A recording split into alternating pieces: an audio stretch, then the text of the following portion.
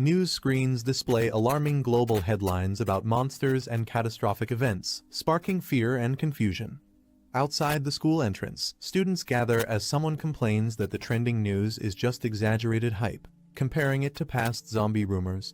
The crowd shifts their attention to the appearance of the popular girl, Shui Kingzi.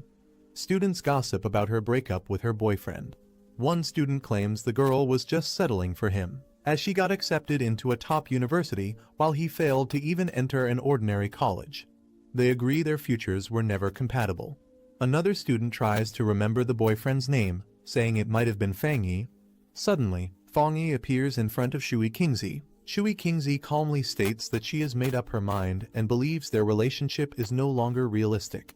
She explains that high school love often ends with a moment of realization, suggesting they were never truly right for each other.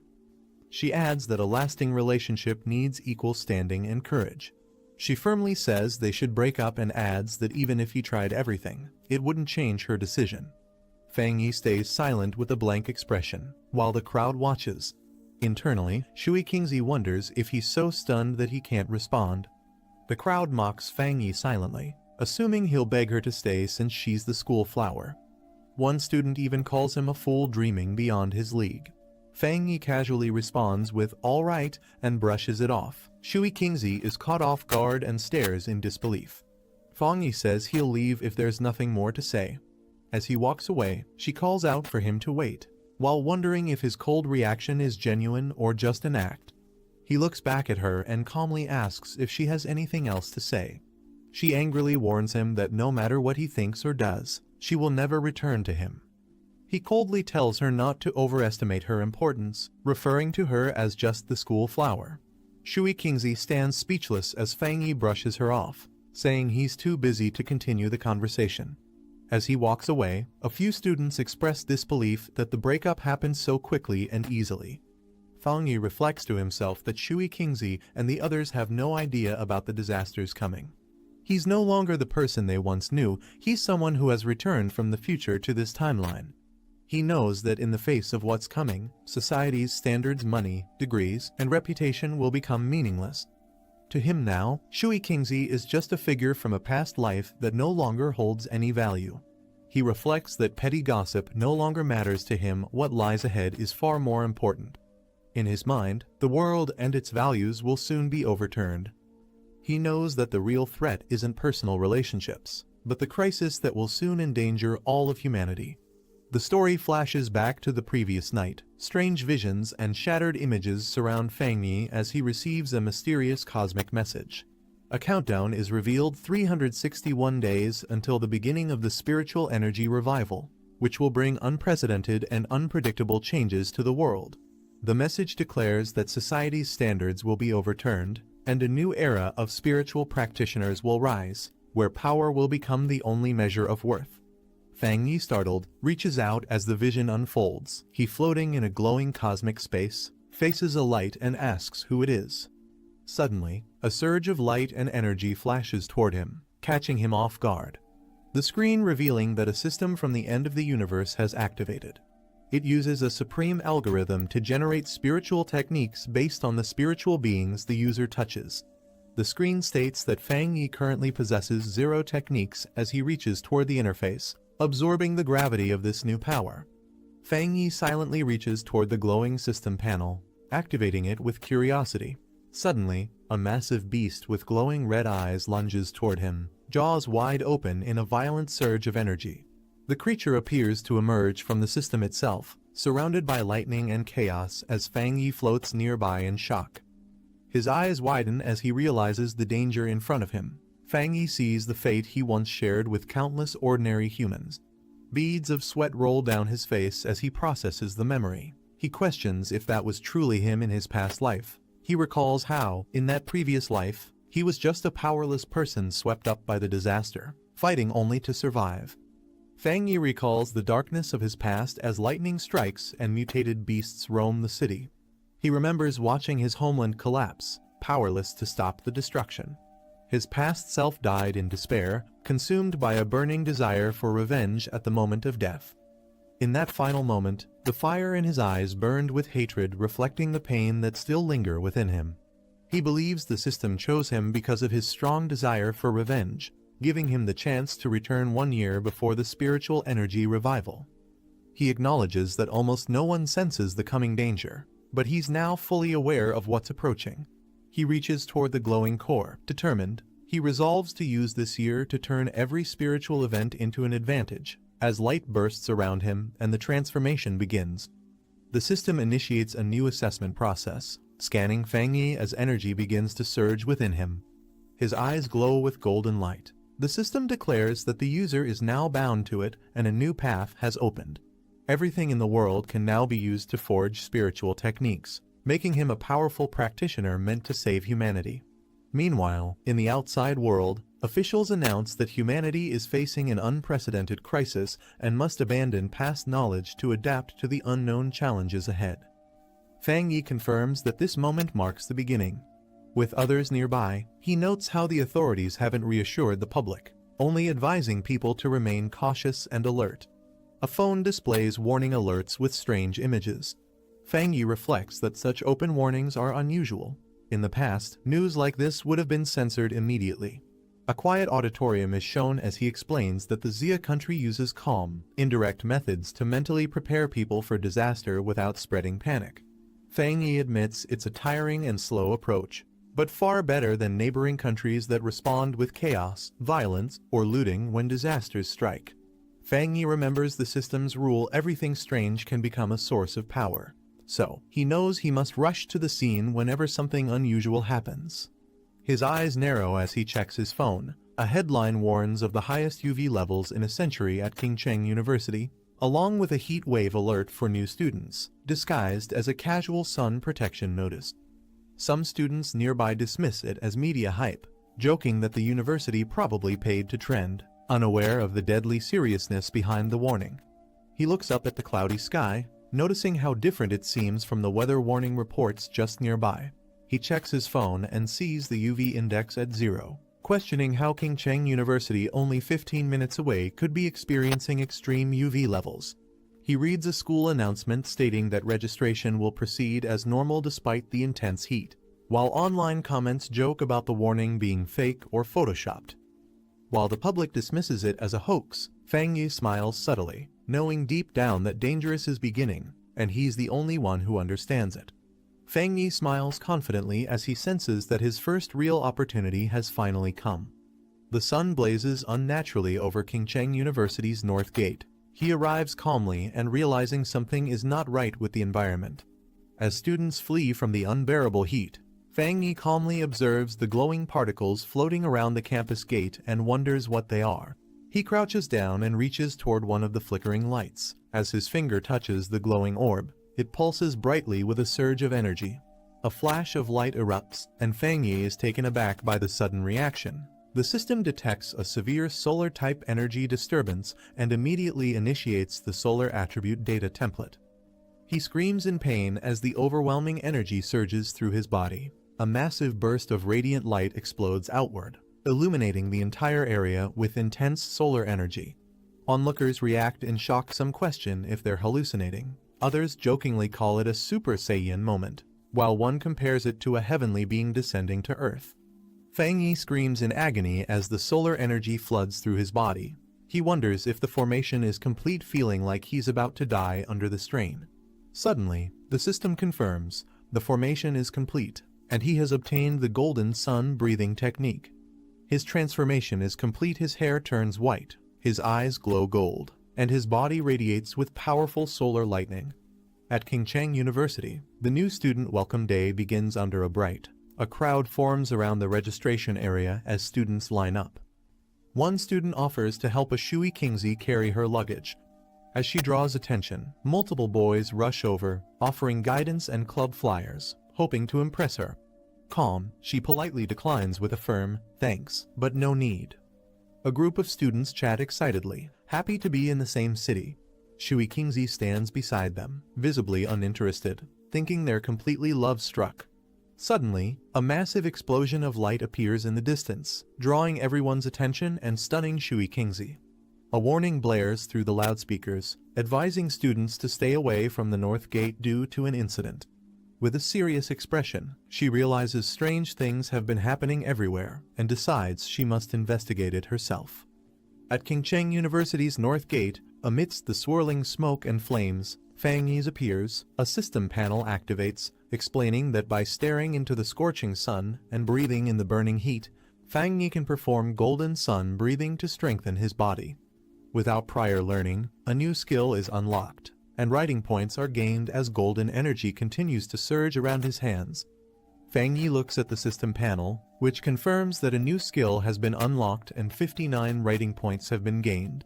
He questions what writing points are. After a brief pause, he decides it doesn't matter, thinking it's obviously something useful, and he'll figure out how to use it later. The sun shines brightly overhead as Fang Yi looks up. Nearby students begin to react to the strange phenomenon. One comments that the sky suddenly went dark, while another says they felt a chill in the air. Someone else calls out that a crowd is forming at the North Gate, and Shui Qingzi is seen among them. A large group of people gathers at the campus entrance. The president of Qingcheng University arrives with security and questions why so many people are present despite a warning message being sent out. He orders everyone to check in immediately, warning that those who don't will lose points. The hooded officer commands the team to re-establish the perimeter and fully seal off the North Gate area. The president acknowledges the order with a nod.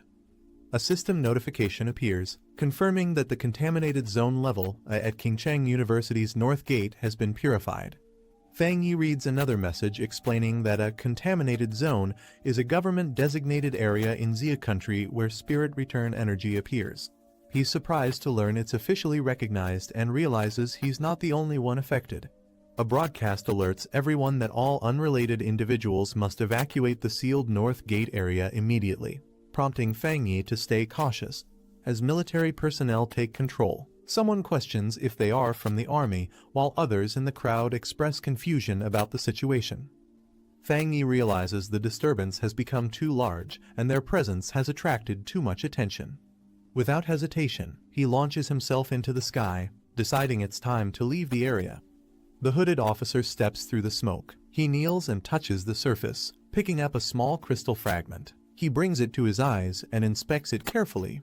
He examines the crystal and states that the event was no accident, suggesting someone may have already begun resonating with spirit energy. As security orders the crowd to clear out, the officer continues observing the area while other staff try to assist with dispersal. Shui Qingzi overhears the mention of spirit energy and questions whether this disaster was truly unnatural, wondering if such terrifying events could really be caused by humans. Watching Fang Yi from a distance, Shui Qingzi recalls the shadow earlier and wonders if it was actually him. She doubts her earlier suspicion, telling herself not to be naive. She thinks there's no way Fang Yi, with his mediocre performance, could have entered Qingcheng University. In Fang Yi's house as the sun sets, lying on his bed, Fang Yi struggles with intense heat radiating from his body and wonders why it won't fade. Despite taking cold showers and using air conditioning, nothing helps. He is drenched in sweat and realizes that if this continues, he won't be able to sleep tonight. While wiping sweat from his face, Fang Yi worries that the chaos earlier might have exposed him. He quickly checks his phone and finds a top trending update from the Spirit Energy Practitioners Association about a new ranking system. Recognizing the name, he recalls the group as an obscure online community that occasionally posted spiritual training content, once thought to be pure fantasy. A flash of the cloaked figure from earlier comes to mind, and Fang Yi begins to suspect that the people he encountered at Qingcheng University may have been part of that same association. Fang Yi taps open on the announcement to view more details from the Spirit Energy Practitioners Association, revealing various ranks of spiritual cultivation. He notes that while the content sounds fantastical, the watermark proves it's genuine and officially released by the Xia Country Agency. He reflects that in his past life, he never encountered such information because he was just an ordinary person focused entirely on survival during the disasters. Realizing this might be an official signal for early awakeners, he sits on his bed and decides to resume practicing golden sun breathing as instructed.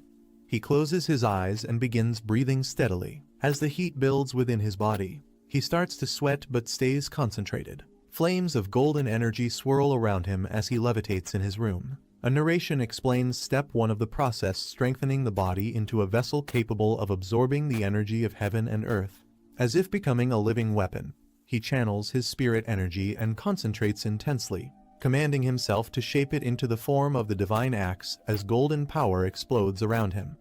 As the energy condenses above him, Fang Yi wonders if this could truly be it. Then the system confirms his breakthrough to Ghost Axe 1-star rank.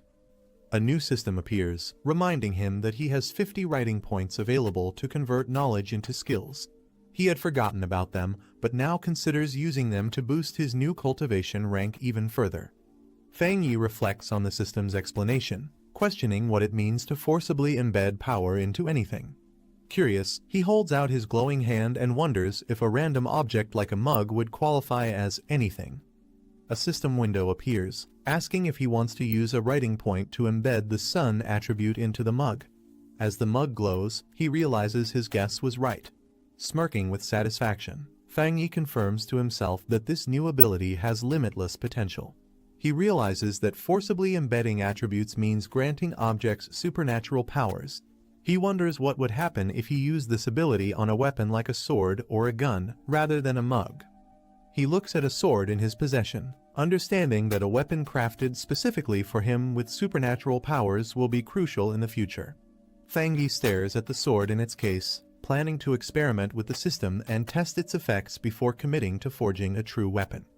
Determined, he resolves to fully prepare for the coming threat of mutated beasts. Under the moonlit night, a large mutated beast approaches the building from the forest. The mutated beast crouches in the darkness, watching intently. Inside the room, the sound of coughing echoes repeatedly and moonlight spills through the window onto the bed. Fang Yi lies in bed, sweating and coughing as he shifts slightly and murmurs. Suddenly, he slowly opens his eyes. He sits at the edge of his bed with his feet touching the floor. He walks into the living room and stops, noticing something while moonlight floods the space. He focuses on a sound, thinking that ever since he entered Ghost Axe, his sense of hearing has become sharper than normal, making it easy to hear noises from nearby houses. Still lying on the couch, he continues hearing repeated coughing sounds and realizes something isn't right. Fang Yi peeks out his apartment door and hears coughing echoing from the corridor. He spots a beast with glowing red eyes and black feathers in the hallway and identifies the sound source. It's there. Recognizing it, he realizes the creature is a mutated rabbit beast affected by the mutation. He recalls that even with distant memories from his previous life, seeing this beast again still sends chills through him. Meanwhile, a helicopter with a spotlight approaches the city. A girl with long hair stands on a rooftop under the moonlight, stating that the rabbit who consumed the dark spirit fruit is still on the loose, and that its speed is shockingly fast. She instructs to stay updated on any new developments while continuing to eat the lollipop. She leaps across rooftops, swiftly moving through the city. While midair, she suddenly senses something and turns her attention toward it. With force, she kicks off the building and accelerates toward the source. The girl reports that she has detected the beast's dark energy again, and that it fled 20 kilometers away to a residential area. She urges for immediate pursuit to protect the residents. She pushes off a building wall with force. While flipping through the sky, she warns others to be cautious. The beast has consumed a spirit fruit, and although its transformation isn't complete, it may still grow stronger. A man on the street looks up in surprise as a blur of light streaks across the night sky. Inside the Central Channel manga department, a man wonders if he's hallucinating from working too much. Another colleague scolds him, asking if he's done with the manga. He points out that they're on the 65th floor, shocked by what he's seeing outside, a figure leaping in front of the full moon. Meanwhile, the mutated beast charges toward Fang Yi, letting out a roar. Fang Yi's eye lights up with intense golden energy in response. He notes that ever since his breakthrough, his body has improved. He can clearly see the beast's slow movements, and his muscles react fast enough to dodge its attacks. Power gathers in his hand as golden energy crackles around it. He wonders if these terrifying mutated beasts are already appearing this early, as he charges forward with his energy ready to strike. He recalls from his past life that the beast hasn't fully transformed yet, but its current stage boosts its power and madness due to the dark energy. He prepares to strike, determined to stop it before the residents fall victim to its rampage. He He grabs the beast firmly, unleashing his power through his glowing hand. A loud crack echoes as he slams the beast down with full force. He pins the beast down and stays focused as golden energy surrounds him. He realizes the beast's weak point is its tail and prepares to strike. He launches himself upward, shattering the ground as the beast is thrown into the air. His eyes glow fiercely as he channels energy into his glowing fist. A powerful golden beam shoots upward, blasting the beast mid-air. The beast screams in pain as it's struck directly by the concentrated energy attack. The mutated beast attempts to absorb a powerful glowing energy ball as it faces Fang Yi. Fang Yi strikes the beast directly with the yang element energy, questioning if it dares absorb it. The intense solar energy floods the beast's body as it begins to lose control. Fang Yi declares that the sun's power is too majestic and that the beast is bringing about its own destruction. A massive explosion erupts from the energy clash. The man in bed reacts to the explosion, wondering if it was thunder. He looks out the window, puzzled, trying to see what caused the noise. Fang Yi lands outside the building surrounded by glowing energy fragments, observing that there's nothing left.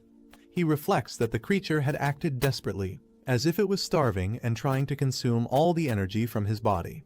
As golden energy fades from his feet, a red eye rolls near Fang Yi. He stomps the ground firmly, cracking it beneath him.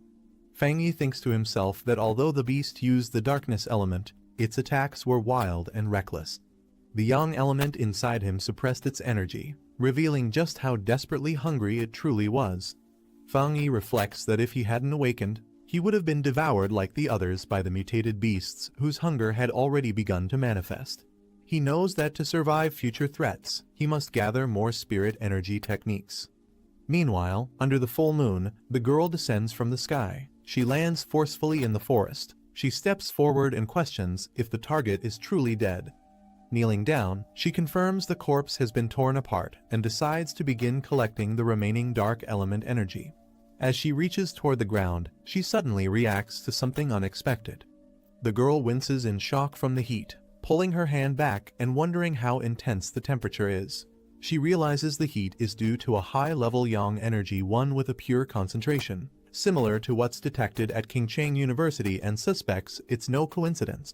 Raising her hand to her earpiece, she contacts HQ, confirming the rabbit is dead and explains she wasn't the one who killed it. A new pioneer did, someone possessing a high-grade elemental affinity.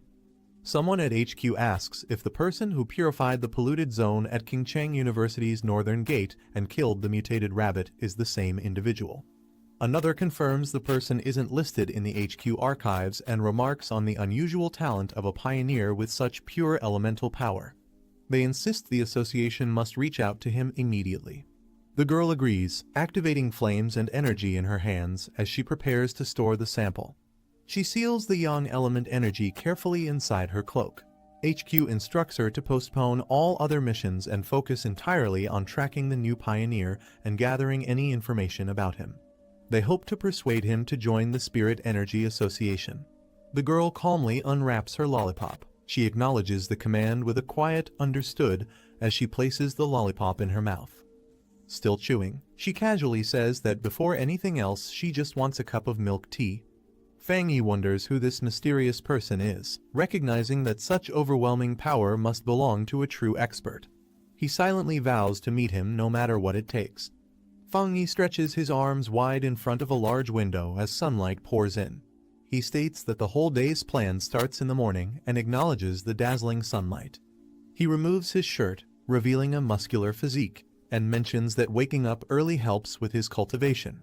As he stands in the sunlight, glowing energy begins swirling around him while he activates the golden sun breathing technique, directing himself to feel the morning sun and operate the technique.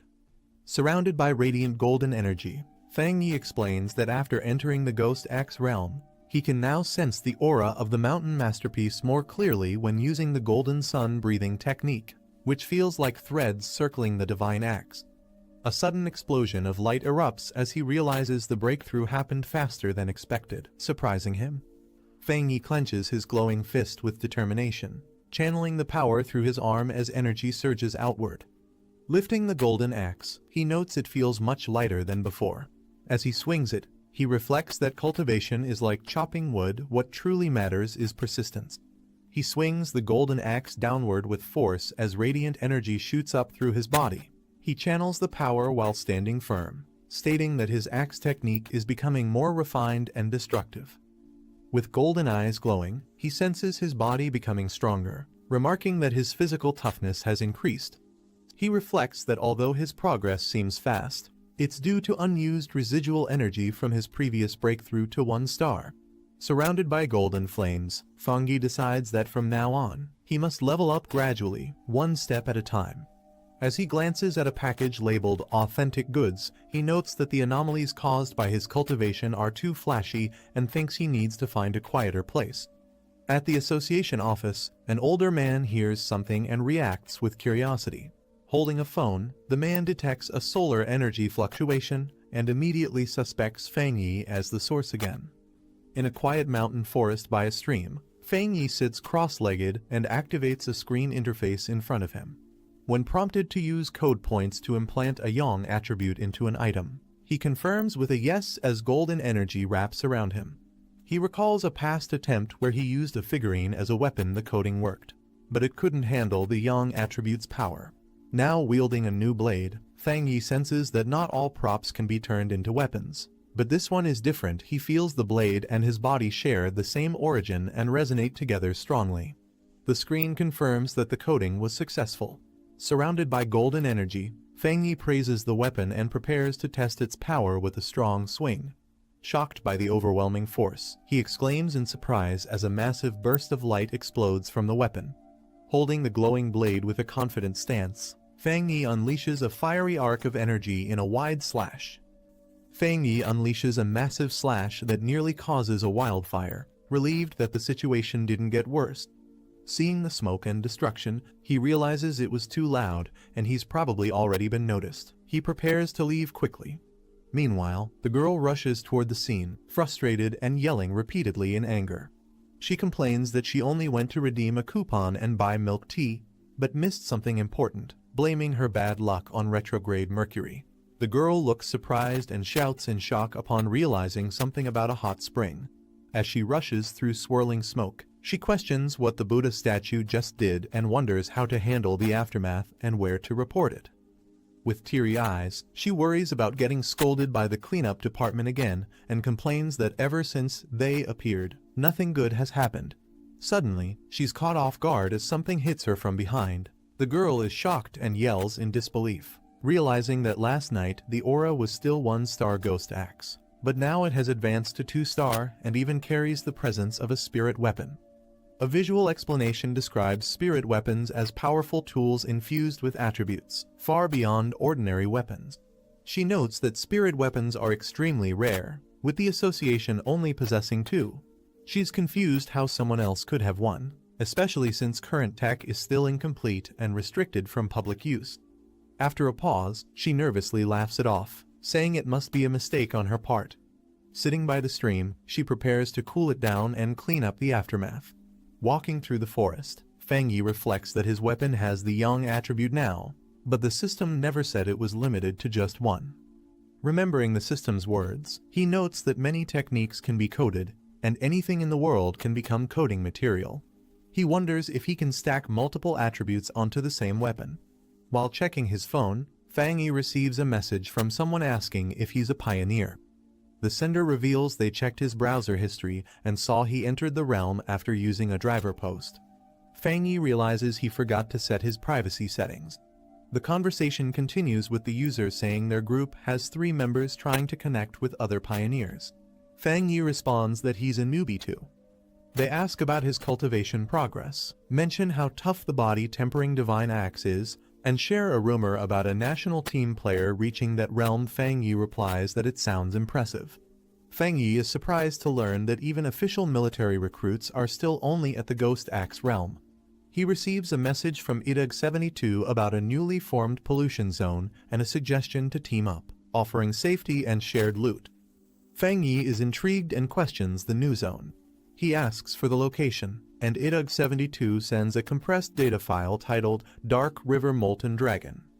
Fang Yi begins extracting the file.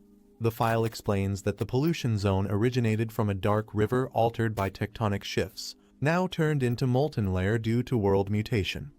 Fang Yi notes its yang-type attribute matches his and considers it a promising opportunity. Fang Yi sends a message confirming his participation in the team-up. In the Anhwa district, someone asks Old Lai when his friend will arrive. A group stands before a massive sealed entrance, with one member thanking Xiaoya for the detailed map and intel that helped him find the location easily.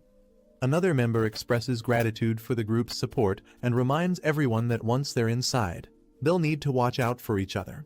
Zhang Xiaoya, a staff member from the Ministry of Culture's Spiritual Energy Cultivation Association, laments that there don't seem to be any standout pioneers to recommend this time. A narration explains that most pioneers don't realize the association is a government agency, and becoming a formal member is extremely difficult, often requiring heavy connections and multiple tests. Zhang Xiaoya sighs, dreading overtime if the group doesn't discover anything. Just then, someone excitedly recognizes Fang Yi approaching. Fang Yi steps forward confidently and introduces himself to the group, saying it's nice to meet them all. She observes Fang Yi and guesses he's at Ghost Axe Realm 2-star. She finds his strong aura unusual, it's warm and not oppressive. The group stands ready at the cave entrance. Someone announces that since everyone's gathered, it's time to move out. Another responds with an okay. Inside the cave, Fang Yi takes the lead and tells Zhang Xiaoya to handle the light. She agrees, and the group begins their cautious descent. As they explore, one member warns Fang Yi to be careful of loose rocks. Another comments the heat isn't as intense as expected. They guess it's because they haven't reached the core of the pollution zone yet, and Fang Yi reminds everyone to prioritize safety and speak up if tired. Fang Yi reflects that although he arrived last, the group has already welcomed him warmly. He senses their friendliness is genuine, whether out of kindness or survival instinct. The team reaches a cavern filled with glowing molten lava. One of them exclaims in awe, realizing it really is lava. Fang Yi suddenly steps forward toward the lava without hesitation, alarming the group. Zhang Xiaoya warns him not to act recklessly with danger ahead. Ignoring their shouts, Fang Yi plunges a weapon into the lava. The others panic, yelling at him for being reckless and shouting to pull him back immediately. Flames erupt violently from the lava pit as Fang Yi makes contact, shocking the rest of the team. The system detects a world anomaly called Inner Flame and begins analyzing it while activating ultimate computing power to code the phenomenon. The analysis reveals that the Inner Flame has an extremely high internal temperature and explosive traits, making it incredibly destructive. The system then describes the Crimson Flame Blade technique when the blade is drawn. Each strike is surrounded by blazing flames and lightning, unleashing its full might. Fang Yi prepares his hand to activate the technique, surrounded by swirling fire energy. He declares that it perfectly complements his Tang blade and chooses to spend a serial point to embed the Inner Flame attribute into the weapon. The team watches in awe from a distance as Fang Yi rises safely from the lava. They notice his weapon is absorbing the layer's energy and confirm he's unharmed. As flames swirl around his newly enhanced blade, Fang Yi stands confidently. One of the team members praises his discovery, deciding to absorb energy during training too. Fang Yi notes that the spiritual energy has stabilized, and it's time to cultivate. Another teammate raises his arms, excitedly saying he can now absorb energy smoothly. A second person shares the same experience, saying with a bit more training, they'll officially enter the cultivation path. Zhang Xiaoya smiles and assures them not to worry about safety. She's only there to gather intel and will keep watch while they focus on their training. Everyone expresses gratitude to her. Suddenly, Zhang Xiaoya turns toward the cave entrance and notices new figures approaching. She warns the group that more pioneers are coming. A group of aggressive newcomers arrives. The red-haired leader mocks the others, calling them small fries, and declares the area his. Zhang Xiaoya looks back at her cultivating teammates and realizes all three enemies are at 1-star Ghost Axe Realm, concluding they can't risk provoking them. She politely responds that they found the location first and her friends have already started absorbing energy. She offers to share the space if they're willing to cultivate peacefully. The man mocking her strength and yelling at her to get lost. He threatens violence if they don't leave immediately. Zhang Xiaoya silently reflects that in this era of spiritual energy revival, The rule is survival of the fittest and the weak are left behind. Despite that, she reminds herself that as a member of the Xia Countries Association, she can't let this continue and must intervene. Just then, Fang Yi steps forward with a confident "heh," surprising her. Standing tall, Fang Yi confronts the red-haired man, accusing him of only knowing how to bully a girl. The man reacts with shock, shouting, "What?" Fang Yi unsheathes his flaming blade and strikes, sending out a powerful shockwave that pushes back the enemies, stunning everyone around. The man shouts for his group to fall back as Fang Yi's flaming attack blasts them into the air, overwhelming their defense. One of Fang Yi's teammates is startled by the sudden energy shockwave and asks what just happened. Fang Yi reflects that the tragedies in this world began because cultivators started worshipping the idea of the strong preying on the weak. But he concludes that such people aren't swayed by words or moral teachings, only power can stop them. Fang Yi unleashes another fiery slash, telling the enemy to get lost as the attack erupts with explosive force. The leader is stunned by the second explosion, panicking and questioning what kind of monster he's facing. Overwhelmed, the enemy group turns and flees in terror as Fang Yi calmly holds his sword. Fang Yi's teammates rush over in excitement, praising his insane power and saying that his sword slash looked incredibly cool. Fang Yi smiles and says the enemies crossed the line, but they've absorbed enough spiritual energy, so it's time to leave. As the group agrees and prepares to exit the spirit zone, they reflect on how destructive Fang Yi's attack could have been if it had fully landed. Watching him walk away, Zhang Xiaoya observes that he's clearly a top-tier pioneer with elite talent and a powerful attribute. Clenching her fist, she firmly decides that this event must be reported to the organization. At the Spiritual Energy Cultivation Association office, a woman reacts to a report and asks if another high-tier attribute pioneer has appeared.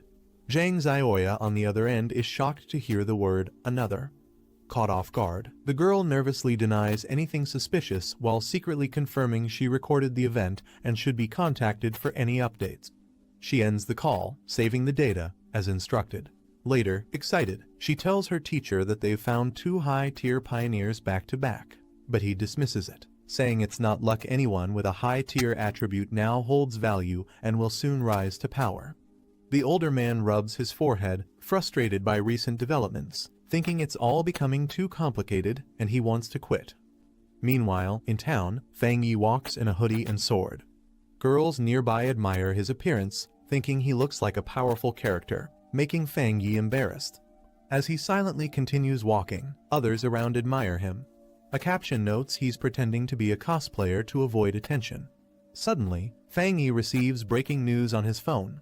The events from cultivation novels are starting to come true. Golden light in the east, a purple aura, and even a dragon sighting. Fang Yi realizes the anomaly was caused by his inner flame's power, which he underestimated at 2 degrees Celsius. He rules out Old Lai or Zhang Xiaoya leaking his traits. He thinks absorbing yang-type energy might let him break through if he uses the golden sun breathing technique again. Deciding not to delay, he heads toward the back mountain to continue cultivating. 5 minutes later, at the back mountain, Bai King stretches and celebrates completing her task. She's startled by a sudden powerful energy surge glowing in the distance and quickly senses it's coming from the mountain. The overwhelming aura spirals upward, signaling someone is breaking through to the 3-star Ghost Axe realm. Shocked by the scale of the energy, Bai King realizes this breakthrough is beyond monstrous and questions who could be behind it. Bai King slams her foot down, deciding she must immediately investigate the source of the massive energy surge. As she rushes forward with determination, she wonders if the one behind it could be that guy, though it seems too unlikely. Fang Yi raises his hands as spiritual energy begins forming above him, spinning rapidly in a spiral while lightning crackles in the background. He sits cross-legged, surrounded by intense golden flames, eyes glowing. His body is enveloped in a complex aura, and he maintains a focused hand seal. The golden energy condenses further, mixing with blue currents as it takes the shape of a glowing axe. Bai King watches from above, realizing that Fang Yi is trying to control a divine axe. She notes the difficulty of manipulating spiritual power so precisely and wonders if he secretly trained for several years without anyone knowing. Bai King recalls how she previously failed while breaking through, vomiting blood and collapsing under pressure. She stares at Fang Yi from her bed and questions if he's truly a monster born from thunder. She observes how the divine axe is filled with spiritual energy, and how Fang Yi controls it precisely. She notes that every movement of the aura looks like it could strike with immense force, and recognizes that someone like him isn't just a genius, he's a being summoned by the heavens. Meanwhile, how most cultivators would rush to finish after forming a core, but Fang Yi maintains sharp focus and sword-like intent. He compares Fang Yi's calm to that of a high-ranking cultivator. Bai King chases the divine axe's aura as it begins to move again. She yells that the divine axe has shifted toward the east. Fang Yi's eyes glow intensely with golden light. He rises into the air, fully wrapped in golden lightning as energy erupts around him. He successfully breaks through to the second star of the Ghost Axe realm. Bai King braces herself amid the crashing energy blasts, breathing heavily while standing within the storm of golden lightning. She is flung back by a massive energy surge as Fang Yi's divine axe unleashes a shockwave, engulfing the area in golden force. Catching her breath, Bai King wonders why she still can't get close even though only 30 seconds have passed. She realizes he may have already detected her presence and worries he might act against her next. Her eyes narrow with sudden realization. Looking up at a large, glowing tree bathed in sunlight, Bai King notes that the divine axe seems to have stopped and hasn't yet fully awakened.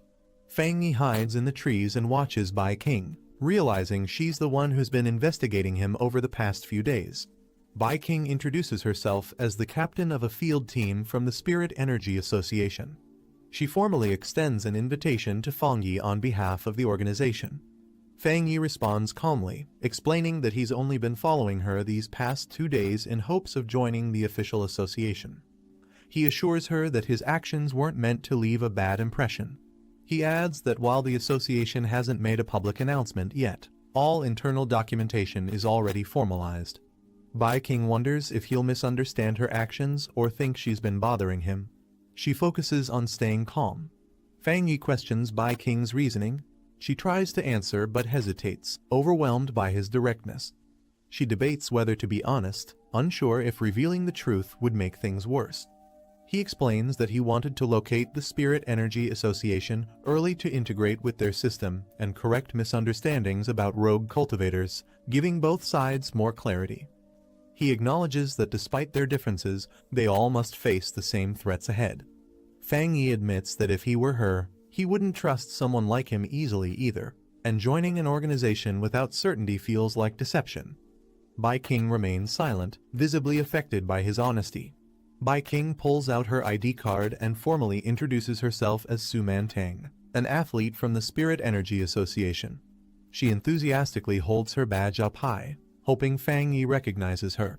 She asks him to believe her, treating it like proof of her sincerity. Fang Yi examines her and mutters that her name does seem a bit familiar to him. Fang Yi realizes she had better conditions and training, which likely helped her become an elite runner. He acknowledges it explains her speed, but something still bothers him. Fang Yi looks serious, remembering that in his previous life, Su Mantang failed to fulfill her mission and humanity was ultimately wiped out.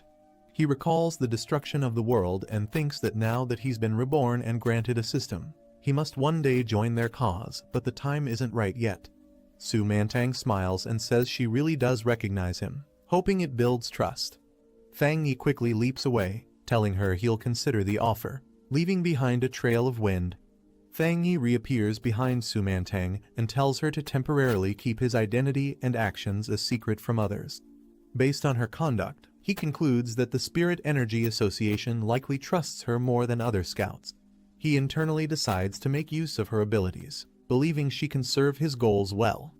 Su Mantang agrees to cooperate but says the association has already noticed the disturbance from his breakthrough and she must still report it eventually, perhaps in half a year. Fang Yi accepts the condition and calmly agrees.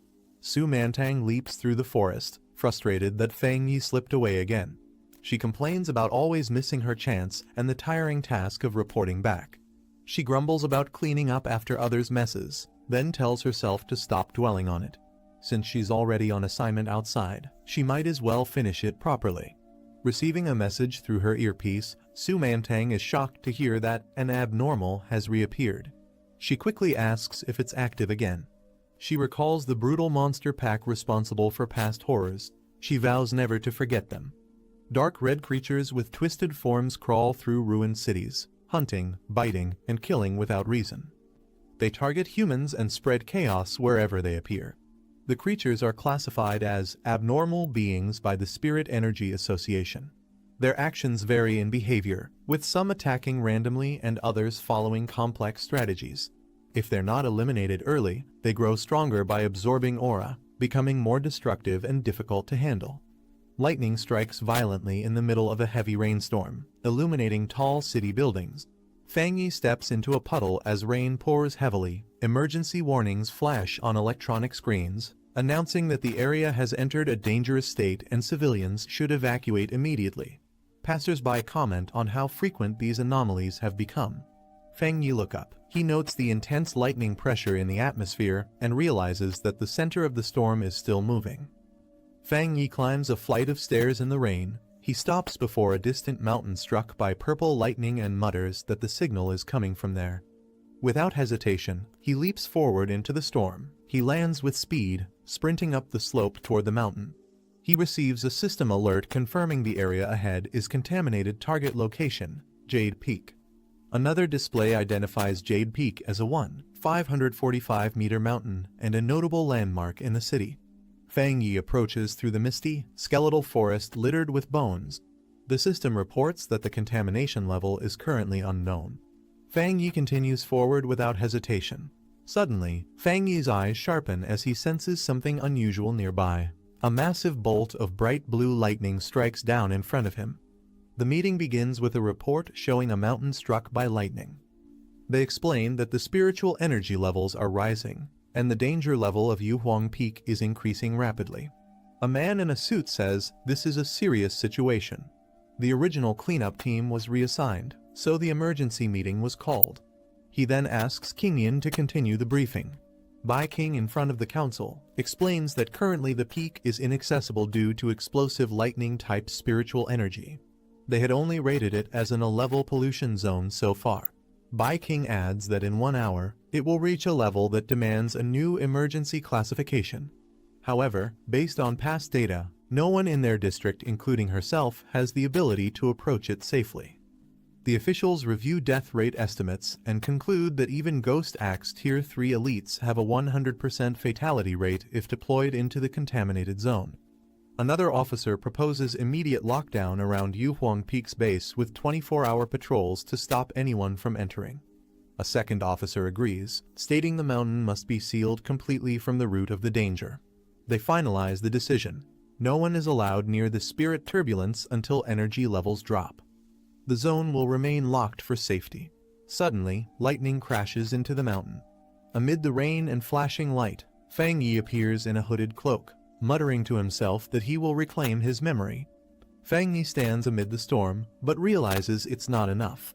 To absorb the powerful spiritual energy, he must move deeper into the mountain's core. He reflects on the deadly nature of this energy and its origins. Even ordinary monsters are now strengthened, and the danger level is rising with distortions in space and time. Although he now controls Golden Sun breathing technique and Flame Blade, Fang Yi knows he still lacks the strength to fully wield these powers. Future enemies will be far more terrifying, and even cultivators might struggle against them. He prepares his weapons carefully, combining fire and blade traits to increase his attack power. However, he notes that overuse may also cause severe damage to his body. Only by pushing his limits can he survive what lies ahead. Fang Yi senses the immense lightning energy surrounding him and sees it as the perfect chance to further strengthen his body. He reflects that constant growth requires opportunities hidden within nature's extremes, and he must seize those moments no matter how dangerous. He understands that if he misses this chance, he can only wait for death under the heavens.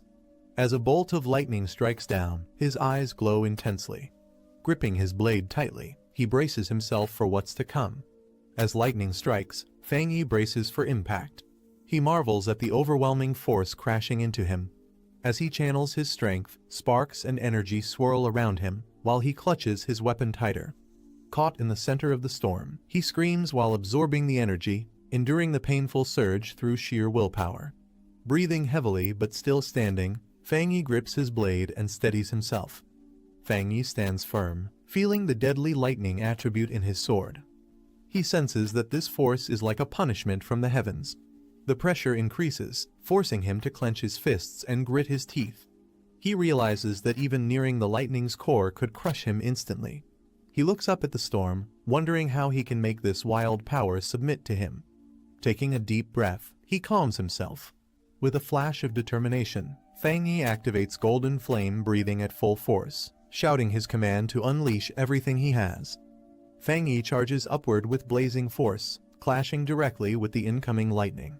Flames burst from his body as he strikes, combining fire and lightning in a single explosive leap toward the sky. Despite blood dripping from his mouth, Fang Yi doesn't falter. With full strength, he pushes forward into the heart of the storm, declaring that he will survive through death itself. He feels the powerful spiritual energy stir through his body, shaking his core and electrifying every cell with intense force. With glowing eyes, he declares that the storm wants him dead, but he refuses to yield. The lightning energy rages forward, expanding wildly as Fang Yi braces for the final clash. A notification appears. A massive surge of lightning energy is being detected and recorded. Meanwhile, people in the city watch the storm from a tower, shocked by the scale of the lightning strike. Fang Yi is engulfed in a massive explosion of lightning and fire. A system message confirms he has obtained Divine Thunder Tempering. Another system prompt appears. Heavenly Thunder drawn, body refined into divinity awarded 50 system points. Surrounded by radiant energy, Fang Yi floats above the mountain. As the inheritor of Divine Thunder, he now carries both lightning and fire attributes, and his presence begins to reshape the weather itself. Fang Yi declares that lightning is both his fangs and his shield. He feels its power flowing through him, enhancing both his offense and defense. He channels the lightning energy into his body and notes that even as it tests him, it does not cause pain. It offers both danger and opportunity. A system prompt appears, offering him the Pure Judgment Lightning ability, capable of delivering 300% damage to evil beings. It asks if he wants to spend system points to acquire it. Fang Yi wonders if he should embed this lightning energy into his blade. Though doing so could damage its structure, it may also break through its limits. Fang Yi considers the risk. If he injects too much lightning attribute, the weapon might not be able to withstand it. A system prompt asks if he wants to embed the lightning attribute into the object. He makes his decision, stating the energy should go into his right hand. Smiling slightly, Fang Yi confirms the command with a firm yes, ready to proceed. Lightning gathers in his hand as he prepares to absorb the power directly. In the next day, at the Yuhuang Peak, military personnel observe the aftermath of the spiritual storm. One officer reports that, unlike expected, someone had already entered the mountain before them. The officer, addressed as Major Han Lai, confirms that the person was a pioneer. Bai King is surprised to hear this and rushes forward to ask if the person survived. Kneeling on the ground, Bai King remains silent as the wind blows around her. She explains she can't sense his attributes or how long he's been gone. The violent lightning from yesterday has made it difficult to track him. Bai King learns the incident occurred around 6 or 7 a.m., with the person entering the mountain just before the team arrived. She's surprised and asks why they didn't detect him. The officer explains that the spiritual burst time matched their association's earlier predictions exactly 7 a.m., and the person might have entered before the data was finalized.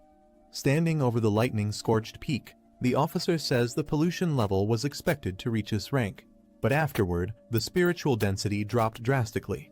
He suspects the intruder may have lightning-based powers, which helped him absorb the energy. He concludes that the person not only survived, but possibly used this event as a rare opportunity. The outcome was too precise to be a coincidence, and the person acted faster than their entire team. Bai King and the officer agree that someone capable of such power is dangerous. They question where this person truly stands, friend or threat. If he's a danger to society, they say, he must be found quickly, as his presence could lead to disaster greater than any anomaly. Meanwhile, Fang Yi wakes up casually in his home, rubbing his head while his sword rests beside him.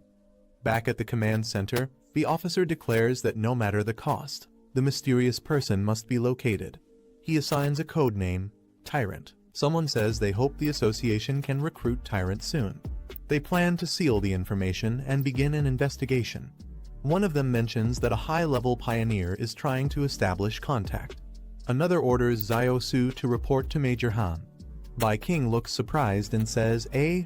The commander explains that the pioneer is the one who purified the anomaly at the A-rank pollution zone near Qingshan University. Bai King silently panics, thinking she can't let anything slip. She says she has tried to make contact recently, but the person's whereabouts are strange. She recalls finding a mutated rabbit beast's corpse and suspects the person has a Yang Flame attribute. She plans to get close to investigate how he purified the north gate of Qingshan University. In her thoughts, Bai King panics, thinking she has already done her best by mixing truth with lies to make it believable and worries that saying nothing would backfire. The commander mutters Yang Flame attribute while thinking seriously. The commander thanks Xiao Su for her hard work and says they need young talents. Bai King salutes and replies that it's her duty and she will continue doing her best. The commander says they'll release false signals disguised as natural disasters and ends the discussion. He adds that he doesn't support posting spiritual energy info online due to risks. Bai King stays silent, and the older man beside the commander chuckles awkwardly. Bai King thinks it's finally over. In Fang Yi's home on a rainy night. Inside, Fang Yi activates the golden sun breathing technique while holding a glowing coat. The coat sparkles as Fang Yi lifts it, now completely dried and clean. Fang Yi puts on his coat and says he can clearly feel the difference after infusing it with the thunder attribute. He observes that his right hand has physically transformed, becoming the strongest part of his body with a muscle buff due to the thunder attribute. As his body glows with blue energy, Fang Yi feels he's on the verge of another upgrade. He notes that the thunder attribute, despite its domineering nature, has become tame and controllable after merging with him. He recalls the pain he felt when he first unlocked the Yang attribute while using the golden sun breathing technique. He wonders if the energy weakens after being absorbed. With both the Yang and thunder attributes coexisting, he becomes eager to test the results. He turns as his phone lights up, his hands still glowing with thunder energy. Looking at the alert, he wonders what happened again. He recalls setting notifications to special alerts after the last incident. The screen displays major news, and a message states that during times of upheaval, Xia country will issue immediate danger warnings to protect civilians. Fang Yi reflects that while these warnings are for safety, the opportunities within them are extremely tempting for pioneers like him, even if it means risking death and annihilation. He feels compelled to act. Fang Yi notices news about an explosion at a chemical plant with no reported casualties. He reads further that it caused pollution in the city and suspects there might be something more behind such a large event. He scrolls through online comments. Some describe a cold, evil aura near the site, others dismiss it, while a few mention it felt eerie, oppressive, and apocalyptic. Fang Yi thinks the cold and evil aura feels oddly familiar. Suddenly, he recalls a terrifying evil presence from his previous life and realizes it might be related to this incident. A creature with glowing red eyes tells someone not to move. More creature beings appear with glowing red eyes. Fang Yi wonders if these creatures are the same ones he remembers. He recalls that those things tend to appear during dark and shadowy hours. Originally, he thought it was just his imagination, but now he realizes they possess terrifying powers that surpass human perception, strength, and threat level. Fang Yi looks at his electrified hand and states this threat is far more dangerous than the mutated rabbit beast. He decides he must act tonight to stop them from spreading. Power surging around him, Fang Yi declares it's time to test his 300% critical hit in real combat. Meanwhile, agents are seen leaping through the city as they track the anomaly. One of the agents reports that the destroyer squad is tracking anomaly file No.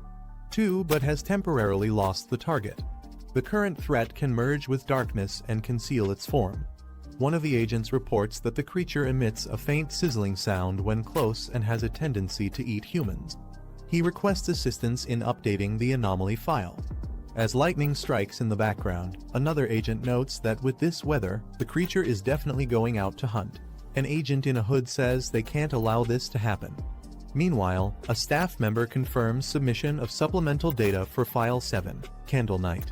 Inside the control room, an officer announces that the extermination request has been submitted as Priority B, with a resolution expected within 12 hours. A command is given to the destroyer squad to continue pursuit but prioritize their safety above all else. One squad member acknowledges the order, responding with "understood" as they descend through the rain. Observing the situation, another member reflects that 12 hours isn't fast, but it's the best headquarters can do. He notes that with anomalies reviving everywhere across Xia country, even headquarters struggles to keep up. A warning comes from the control room stating that the area being approached contains Spiritual Energy Cultivation Association agents. King system confirms that team leader Dong Su Qingying is conducting pioneer observation there and can be temporarily notified for support. As the agents fly through the rain, one requests Su Qingying's quick assistance, saying he's heard of her achievements. She wonders when she became so famous. Su Qingying arrives on a rooftop and confidently asks if they're the ones calling her in for overtime. A member of the squad informs Su Qingying that the Candle Night anomaly eats people, saying this mission isn't just about overtime. She questions if that's really the tone they use when asking for help. Su Qingying sarcastically notes that the destroyer squad seems so elite that they don't need help, and says her Ying squad will leave. One of her members nervously wonders what will happen if someone gets eaten, to which another replies that it's their problem, as their missions are also dangerous. A man from the destroyer squad urgently calls out, asking them to wait. He admits his earlier tone was too harsh and politely asks for help in tracking the anomaly. He explains that without their tracking and locating skills, the dangerous Candle Night anomaly could wipe out the entire city. Even if the squad gets eaten, civilians would still be at risk. Cloak's squad stands on a rooftop overlooking the city in the rain. One of them detects something and announces they've found it. The portal unleashes a strange force, spiraling down into the city. A creature with red eyes emerges in the shadows. File number 7 Candle Night likes darkness, dampness, eating people. The squad receives the command. The man confirms, Destruction Squad, begin operation. As they prepare to engage, the monster Candle Night stirs, its glowing red eyes fixate on the squad's direction. Candle Night leaps from its position with explosive speed. One of the squad members shouts that the target has detected them and commands the squad to deploy formation. The monster Candle Night lunges forward, but members of the squad dash in from multiple directions. One shouts east, others respond in unison, surrounding the target from all sides with precise coordination. The squad yells in unison, as they close in on the monster with intensity. As the team positions themselves, Candle Night lets out a roar, and one squad member rises from the shadows to kill it. The strike hit hard at the monster, as he lets out a sharp squeal and pounces in response. Then, the monster swipes through debris, showing its physical power. Its eyes glow red as it snarls in rage. With a furious roar, Candle Night spins into a vortex of energy, launching into a terrifying spiral attack. King warns the squad to dodge quickly, shouting that a soundwave attack is incoming. A spiraling shockwave tears through the battlefield, sending squad members flying as the vortex smashes the surroundings. King checks on their leader, asking if he's okay. The captain, bleeding from his arm, admits that if he hadn't backed off in time, the impact would have shattered his bones. He warns that with its dark attributes and destructive force, Candle Night will cause catastrophe if it stays in the city. Candle Night's body glows green as it channels corrosive dark energy. A massive green shockwave erupts beneath the creature as it unleashes its power into the ground. The monster starts digging rapidly, melting through the earth with corrosive breath in an attempt to escape. King shouts that it's trying to burrow underground. Another warns that its dark attribute corrodes anything it touches instantly, and they lack a high tier counter attribute to stop it. A squad member explains that while Candle Night can corrode the ground, it can't tunnel out instantly. He urges the team not to break formation, reminding them their role is intel and tactical support. Another soldier shouts for everyone to stay alert. Suddenly, glowing red eyes emerge from the darkness. Candle Night bursts out violently and strikes, knocking a squad member into the air with a fierce blow. The leader yells for everyone to chase the monster before it escapes. As they follow the green energy trail, a surge in spiritual energy is detected. Reaching a rooftop, one member notices the spike and commands the others to wait outside, while they follow the target in. Inside an abandoned factory, the lead scout prepares to scan for spiritual energy readings before proceeding. The leader asks if the device on the Bi-King wrist is the new auxiliary tool from the association. She confirms and explains that the average squad can handle anomaly levels up to 50. The creature they chased was just below that at 48. Suddenly, the watch spikes to 80 and continues rising, shocking them. She realizes there's more than one anomaly present. As the group enters the factory, a dark serpent looms above. They both turn in alarm as a loud crash behind them confirms they're not alone. Another threat has arrived. Bi-King realizes they were tricked. Candle Knight lured them in to trap them with another anomaly. She tells the group they must retreat immediately. The leader suggests heading to the door. If the anomaly wants to stop them, it will have to reveal itself. Together, they fire an attack to force the door open. As they run, Bi-King is struck by something and collapses, gasping in pain.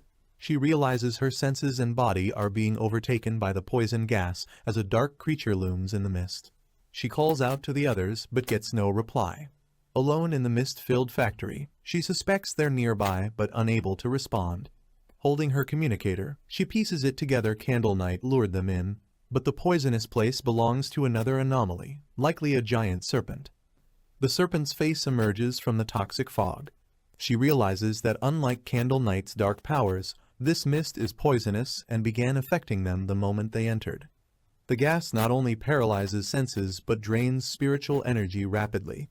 She knows if she tries to attack now, her energy will run out. She's already close to collapse.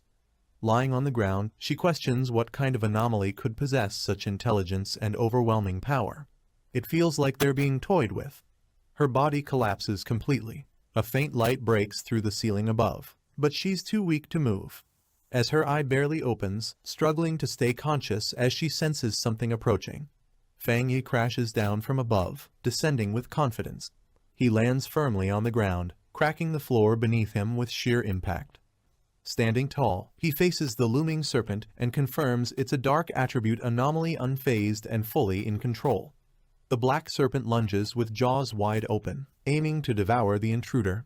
He dodges swiftly, but a second creature, Candle Knight, crashes into him from above. He's forced back, growling in frustration as both enemies close in. Realizing the truth mid-battle, he confirms there are two anomalies working together. He smirks, realizing one anomaly lures while the other harvests. He mocks Candle Knight, biting him, saying it must enjoy it too much. Power surges through him as he activates thunder energy. He slashes through the serpent, burning its body with a blazing attack enhanced by thunder. With lightning crackling, he turns to the next enemy and challenges it to handle fire next. The black serpent opens its mouth wide, revealing sharp fangs as green liquid drips from its eye. Fang Yi swings his glowing golden weapon in a fast motion toward the black serpent. He tells the serpent to focus on the blade. The black serpent coils its massive body, facing the glowing attack ahead. Fang Yi strikes down the black serpent's head with his glowing blade. He lands and faces the black serpent as it looms forward. Fang Yi notices something unusual, then sees the black serpent's mouth glowing green. Observing the serpent's attack, Fang Yi notes that it had a follow-up move as expected. The black serpent's head is struck by a surge of blue lightning, causing it to react in shock. The serpent roars as the lightning spreads violently through its body. Fang Yi notes that sensing the attack in advance was fortunate, as the serpent's dark aura is more dangerous than Candle Knight's. He explains that while wielding the Tang sword and using the power of infernal flame, he controlled and retracted the force, then used the sword to channel thunderbolt power into the serpent's body. He explains that while Candle Knight is fierce, its power is weak and can only harm a few humans, but the black serpent is different. He notices purple marks on his arm and identifies them as snake scales. Fang Yi realizes the black serpent is a cunning mutated species with improved intelligence, capable of deadly sneak attacks. He notes its poison has a built-in paralyzing effect that kills silently without leaving a trace. He looks at the mark closely, revealing a cut on his skin. Fang Yi feels a sharp pain, but notes it must be due to the circulating golden sun breathing technique in his body. He explains that the yang flame attribute can dissolve poison, while the golden sun breathing technique protects, heals, and purifies, giving him a clear pain response to warn of incoming poison attacks. Fang Yi thinks that for others without his defenses, the poison could be incurable, and observes that the serpent likely relies on ambush tactics to grow to its size, being around 3-star ghost axe rank. He adds that with Candle Knight as its partner, it becomes the perfect trap for elite pioneers, and it has likely devoured many people who never reached the association. The black serpent burns away, leaving only its skeleton as Fang Yi notes that no matter how dangerous it was, its end is ash and dust. He reflects that while the infernal flame was strong, the thunder attribute's triple critical hit was the highlight, making his combat ability decent among pioneers. Fang Yi stands silently in front of the blazing flames. He walks away, leaving the fire burning behind him. Fang Yi senses that someone is still present near the flames. He approaches as coughing is heard through the smoke. Bai King appears, staying silent.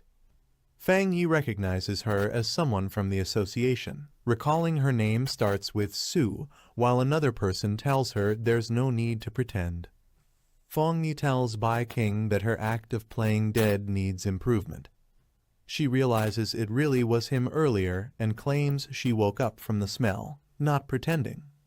Fang Yi points out that she's strong, as she still had enough energy to shield herself when her teammates had passed out, and she wouldn't have noticed the smell of blood or burnt flesh otherwise. She awkwardly thanks him for the compliment. She admits she kept a bit of spiritual energy to protect herself, but wonders how he managed to defeat both Candle Knight and the giant serpent. Fang Yi tells Bai King she doesn't need to keep covering her eyes, only to promise to be honest and not reveal his identity. He notes it's getting late and, since she and her teammates are safe, he'll leave first. She thinks he's more friendly than before. She calls out for him to wait. Fang Yi declines, saying too many words spoil things, and leaves the scene to her. Fang Yi leaps away from the scene. He's relieved the white-haired girl didn't see him trying to absorb the dark attribute earlier, finding the discomfort and eerie coldness disgusting. He considers that the dark spiritual energy might have been disturbed, causing his body to reject it, and notes the system didn't respond, deciding to review it later at home. Bai King laments not getting a good look at his face, realizing he still hasn't let his guard down around the association. She tells Commander to wake up, saying it's over. Commander slowly regains consciousness. He exclaims that they were ambushed, while she remains silent. Both are surprised as they stand near the black serpent's massive burned skeleton. The group sees the serpent's remains and questions the overwhelming yang attribute, as Bai King explains that a pioneer came to help them. She thinks it should be the target of her mission, which was to track a high-level yang attribute pioneer. She admits she hasn't identified him yet and was instead counter-tracked, as others are amazed someone could defeat both Candle Knight and the giant serpent alone.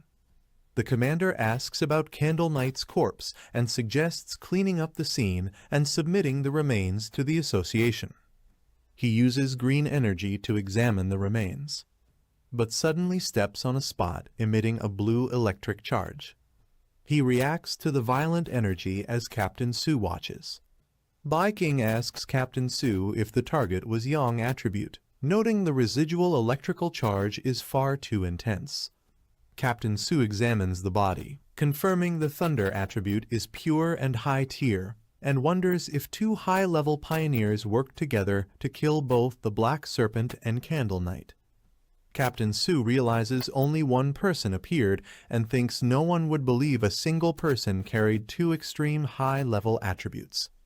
She notes that just having one of them would make someone a top-tier genius. She calls it a dual high-tier attribute pioneer, something nearly unheard of, identifying one as the young Flame Walker. She identifies the other as the Thunder Tyrant. Fang Yi stands surrounded by lightning, holding a fiery weapon, while someone questions what kind of person he is. He thinks about how it was a good decision to have his team stationed outside the factory, knowing they would report to the association if he stayed inside too long. Bai King is hugged by two people who express relief that she is alive and say they thought they had lost her forever, wondering what they would have done if she had died.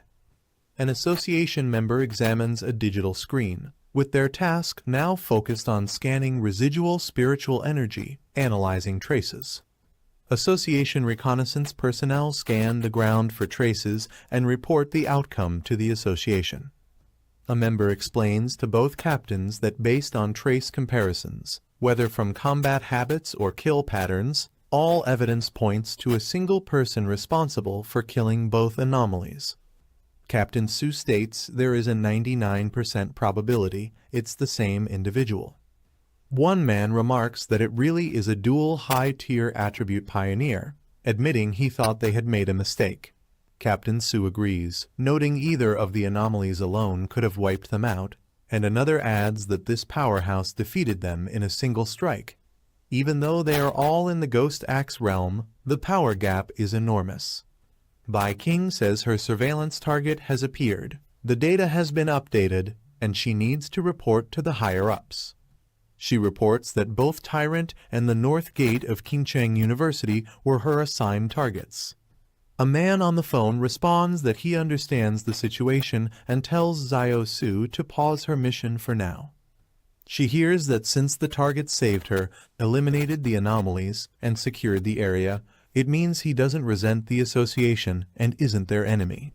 However, for her safety and to make a good impression on him, she should avoid contacting him for now, even though Old Han disagrees with this view. She says she has one theory about something that happened before, when Tyrant was about to advance at the back mountain. The man on the phone asks what it is. Bai King explains that she once sensed an incredibly strong aura in the area where he was active and suspected he might have a spiritual weapon, though she thought it was unlikely.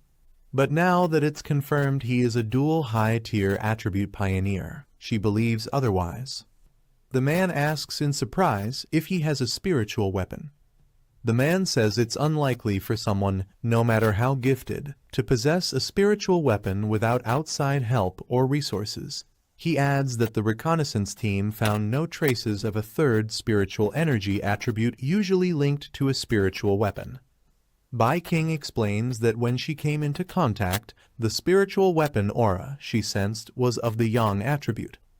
The man understands, saying that if the weapon's attribute comes directly from his own yang energy, then if he is a spirit creation realm cultivator, it is theoretically possible for him to create it on his own.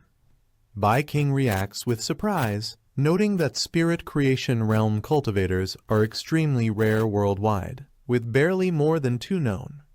She adds that if this person possesses a third attribute, it would completely shift the balance and shake the entire pioneer community.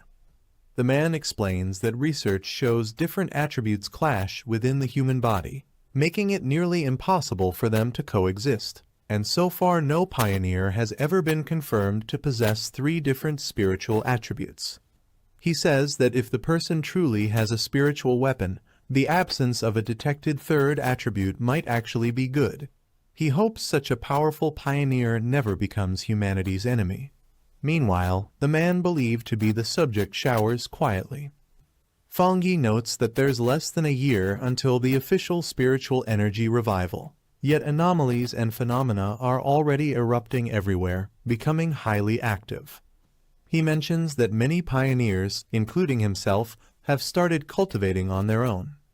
He explains that once the interface between the body and the spiritual world is opened, people become more sensitive to changes in heaven and earth, like those in the underground river before. He adds that even without Xia country's official recognition, self-trained pioneers have generally reached the level of 1-star ghost penetration realm. He notes that with Xia country reaching out to wild pioneers like him, it shows that both official and wild pioneers are in a relatively peaceful phase of mutual exploration. Anomalies remain within controllable limits, and there is no serious conflict among pioneers yet. As he dresses, he reflects that although the government has established the Spiritual Energy Cultivation Association, it has not gone public. People everywhere are discussing local instability and unexplained phenomena, showing the government's attempt to both protect humanity and issue early warnings. He points out that the problem lies in the government's lack of confidence in launching a full-scale cultivation era. Fang Yi reflects that with such a large population, if information goes public before full collapse, internal unrest will cause chaos and death. Even recognized pioneers can't yet stabilize societal upheaval, and both internal and external threats will only hasten the collapse. He thinks the government's cautious approach isn't wrong, as human hearts are more dangerous than ghosts or gods. However, what worries him is that anomalies are developing faster than he expected. He recalls that what he encountered today was a typical mutated product of dark attribute contamination. From touching the black mist, he could tell it belonged to a sub-branch of the dark attribute known as the shadow attribute, a natural enemy to pioneers. These anomalies are more intelligent than typical exotic beasts, do not rely solely on instincts, and see pioneer bodies as valuable resources. They may even work together to trap and kill pioneers. Fang Yi notes that while these anomalies are not yet at the same level as the true dark-type anomalies he has seen before, a single one of those could destroy a country or even a continent. Fang Yi notes that if he hadn't tracked them today, the squad and the one trying to recruit him might not have survived. He reflects that even as a sub-attribute, dark attribute powers are extremely dangerous. If it's labeled temporarily unabsorbable, it means he might eventually be able to absorb it once conditions are met, possibly turning the tide. He now possesses the Golden Sun burning technique of the Yang attribute, the Divine Thunder technique of the Thunder attribute, and the Crimson Flame Blade technique, a sub-attribute of Yang. These high-tier attributes are paired with techniques that perfectly suit him, and with his current strength as a 3-star Ghost Axe realm, there are very few pioneers who can rival him. However, he admits it is still not enough. Fang Yi's phone rings, and he notices the caller ID. Surprised, he answers, realizing it's his aunt, and wonders why she called so suddenly. His aunt asks how his health has been lately and explains that his cousin will be studying near him. She says she doesn't feel safe letting her stay alone in a hotel and asks if she can stay at his place for a few days. Fang Yi reacts with surprise, repeating the word cousin as he visualizes her. Fang Yi recalls that the only thing he remembers about his cousin is that she was a student obsessed with studying, and he doesn't even remember what she looks like.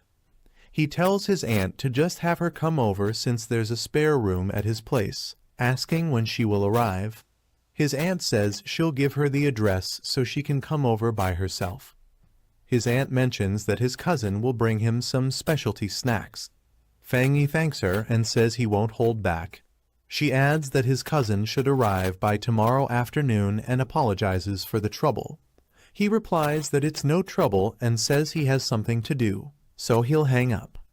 Somewhere else, a person in a hooded outfit is at a computer, reading and replying to messages about the Spiritual Energy Revival Martial Arts Vanguard team. The person in the hood ends a conversation with a message telling their aunt to take care and visit next time. They look at an online article with the headline, Rumor Alert, Internet Famous Town Renamed Death Town, 3 more vanish, still accepting Pork Beast Challenge. They read the location name Yonghuo Town aloud. Someone at the door asks if they have finished packing, surprising the person at the computer. The girl says she's packed but doesn't want to bother her cousin, preferring to stay at a hotel. Her guardian insists it's safer to stay with her cousin and says she trusts him. The guardian reminds her not to cause trouble while staying there and to help out around the house when possible. The girl agrees. Wearing her hood and mask, the girl leaves through the door. She thinks to herself that she will handle one hurdle at a time and that no matter what her cousin is like, he won't be harder to deal with than an anomaly. The sun shines over the city as people walk through the streets. The girl walks with her suitcase towards her destination. She checks her phone, which shows she has arrived at her destination. Looking up, she confirms to herself that this should be the place. This is the end of the video. If you guys want to see the next part, then don't forget to subscribe and like the video.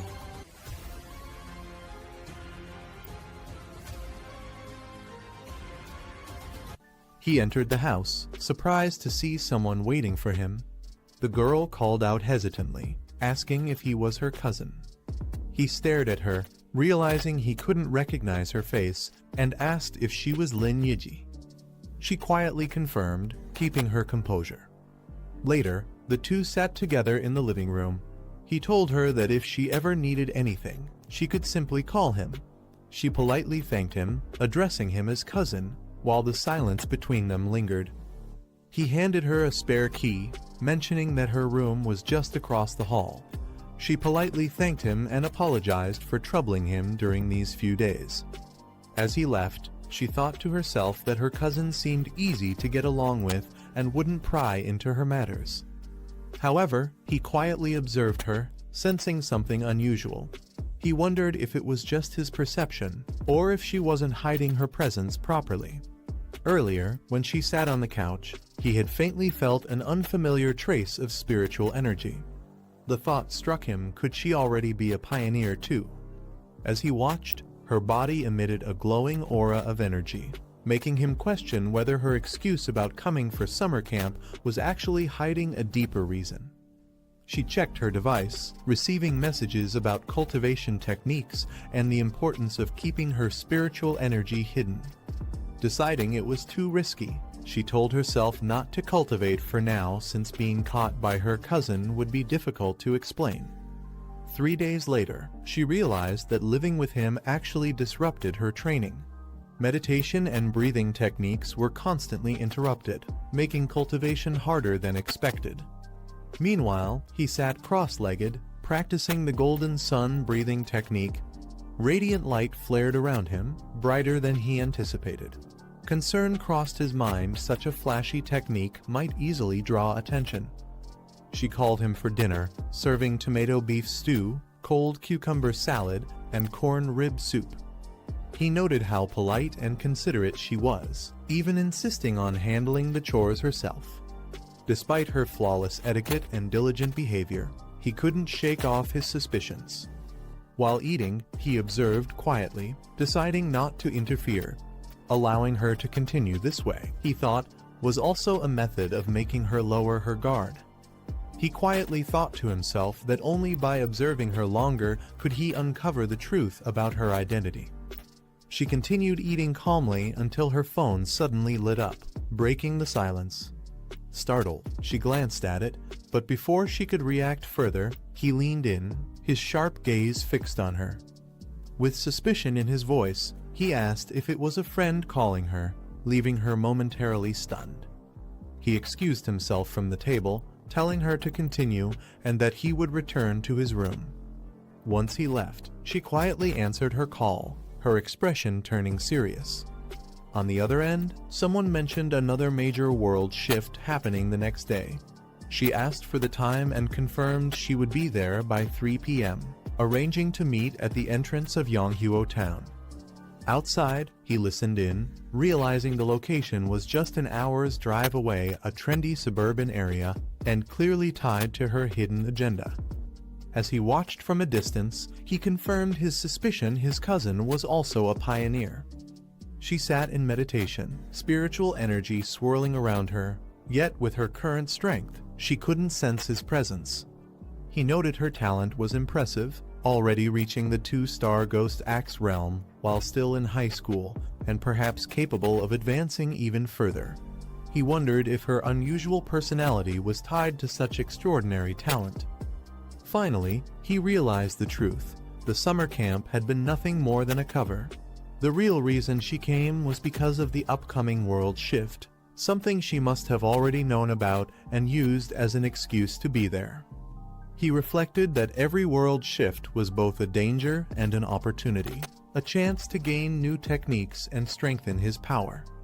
This time, he wondered what kind of attribute would emerge in Yonghuo Town. Determined, he decided it didn't matter what it was, whatever appeared would belong to him. With resolve, he launched forward at full speed, heading straight for the town. Meanwhile, his cousin continued her meditation, but something felt off. A faint sense of strangeness lingered in her heart, as though she had overlooked something important. That night, she wondered if it was only her imagination or if someone had truly been watching her. The next day, the scene shifted to Yonghuo Town, a bustling place beneath the mountains. As she walked through the entrance, she was greeted by a cheerful friend calling out her name. Her friend teased her about staying at her cousin's house, asking if he was attractive. She brushed it off, her calm expression showing little reaction, even as the teasing continued. When her friend pressed further about her cousin's looks, she simply replied that he was a nice guy, but looked plain and average, definitely not the flashy influencer type. Her friend sighed in disappointment, while another woman chuckled at the exchange. The red-haired woman reminded them that Yi herself once claimed to be just an ordinary person among the masses, though her presence suggested otherwise. Soon after, as the group gathered together, one of them spoke up, saying that since everyone had arrived, it was time to get to the main point. The group gathered in town, noting that one member hadn't shown up again. With only 6 of them present, they decided to move forward, commenting that her mysterious behavior was nothing new. Watching from a distance, he observed them carefully from a balcony. Dressed in a new outfit, he thought to himself that his cousin's team seemed rather low-key compared to what he had expected. He assessed the group carefully, noting that even the weakest among them had already reached the 2-star Ghost Axe realm, while the man who spoke earlier was at 3-star. From their words, it seemed there was also another powerful member who rarely appeared. Sitting calmly with his drink, he shifted his gaze toward the mountain above Yonghuo Town.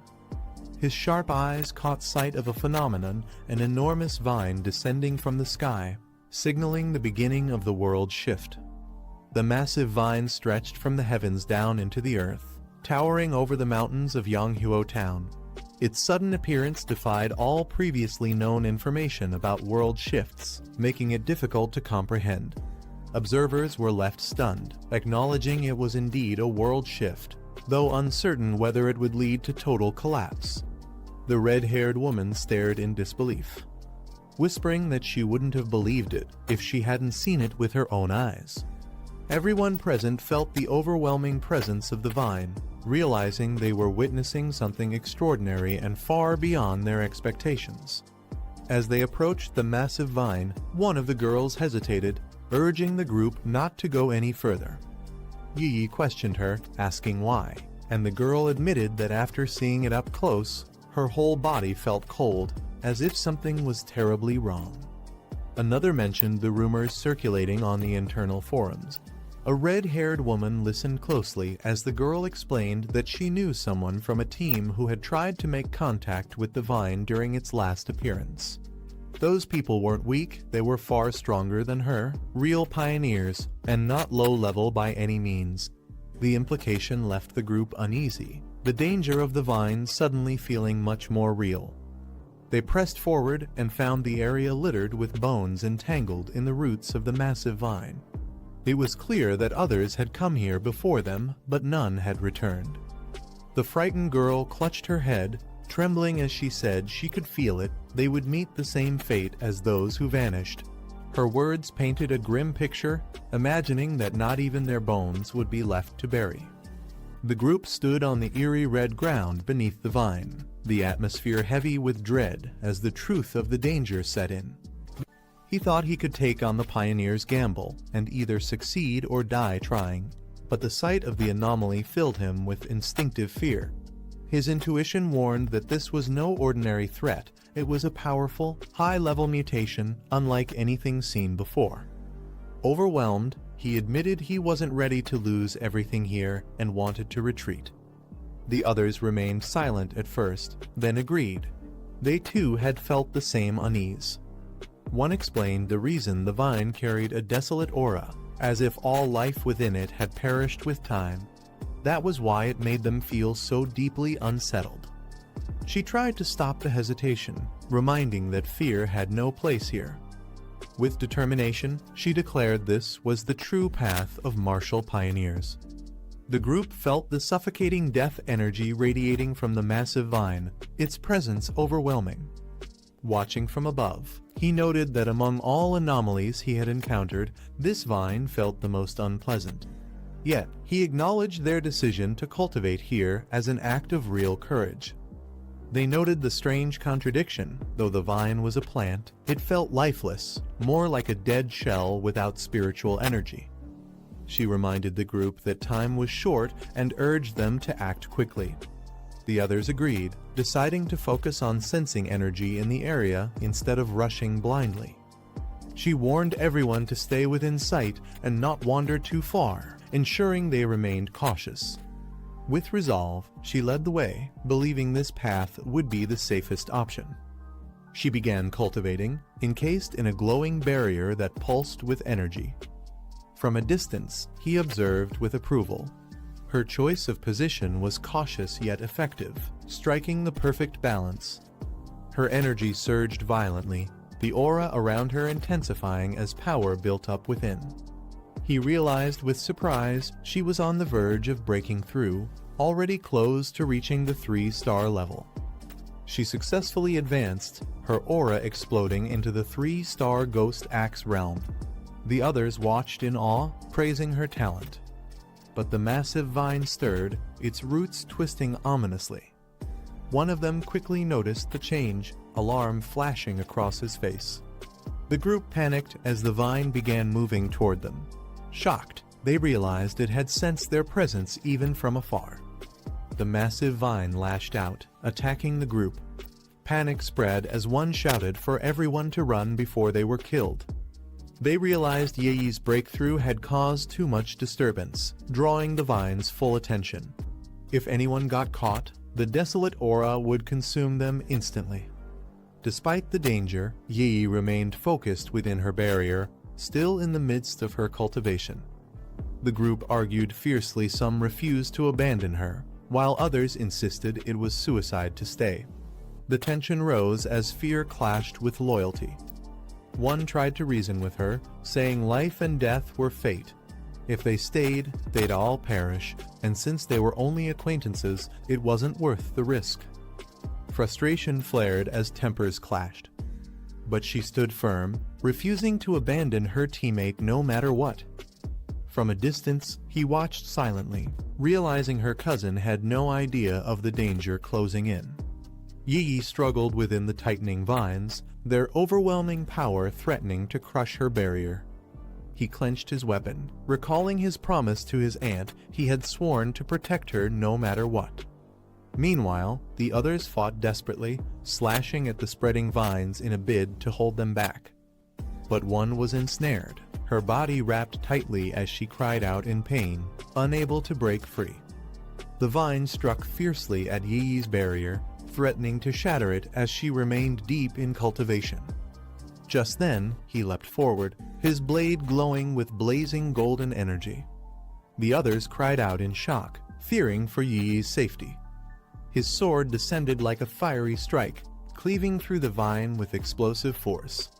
His golden strike landed with explosive force, shaking the ground beneath the vine. The monstrous roots recoiled from the impact, retreating under the blazing energy. The others watched in disbelief, realizing the attack had forced it back. The golden aura continued to tear through the vine, burning away its strength.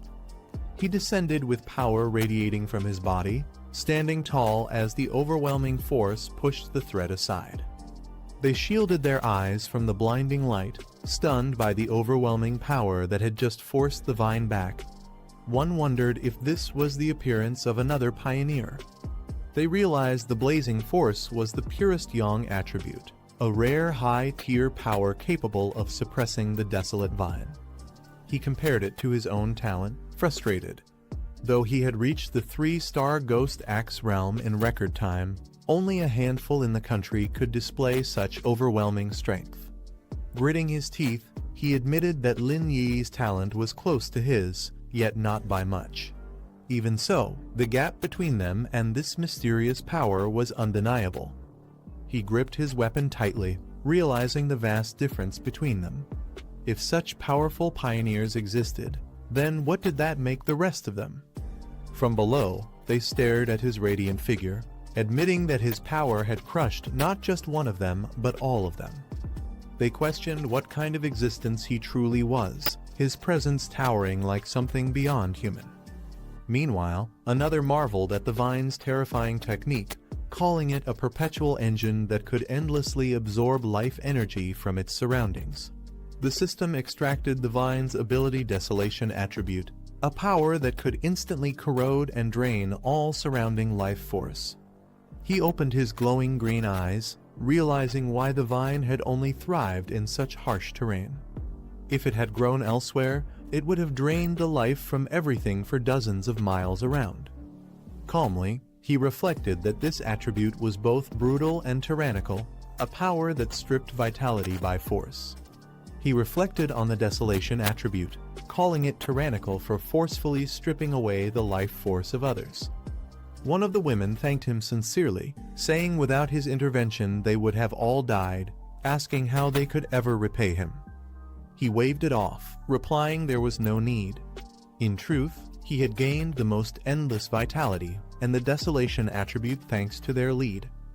Meanwhile, the others decided it was wiser to focus on watching his cousin's movements more carefully from now on, especially after the earlier conflict. He departed swiftly, thinking to himself that when danger strikes, people reveal their true nature. A scattered and disorganized team would never survive the major shifts to come. The others stood in silence. One wondered aloud what they should do now. Another teased, asking if he regretted not helping earlier. They concluded that with the threat gone and Lin Yi having advanced to the third level, their best option was to stick with this team for as long as possible. Meanwhile, Yi slowly opened her eyes, her gaze now glowing with a new and powerful brilliance.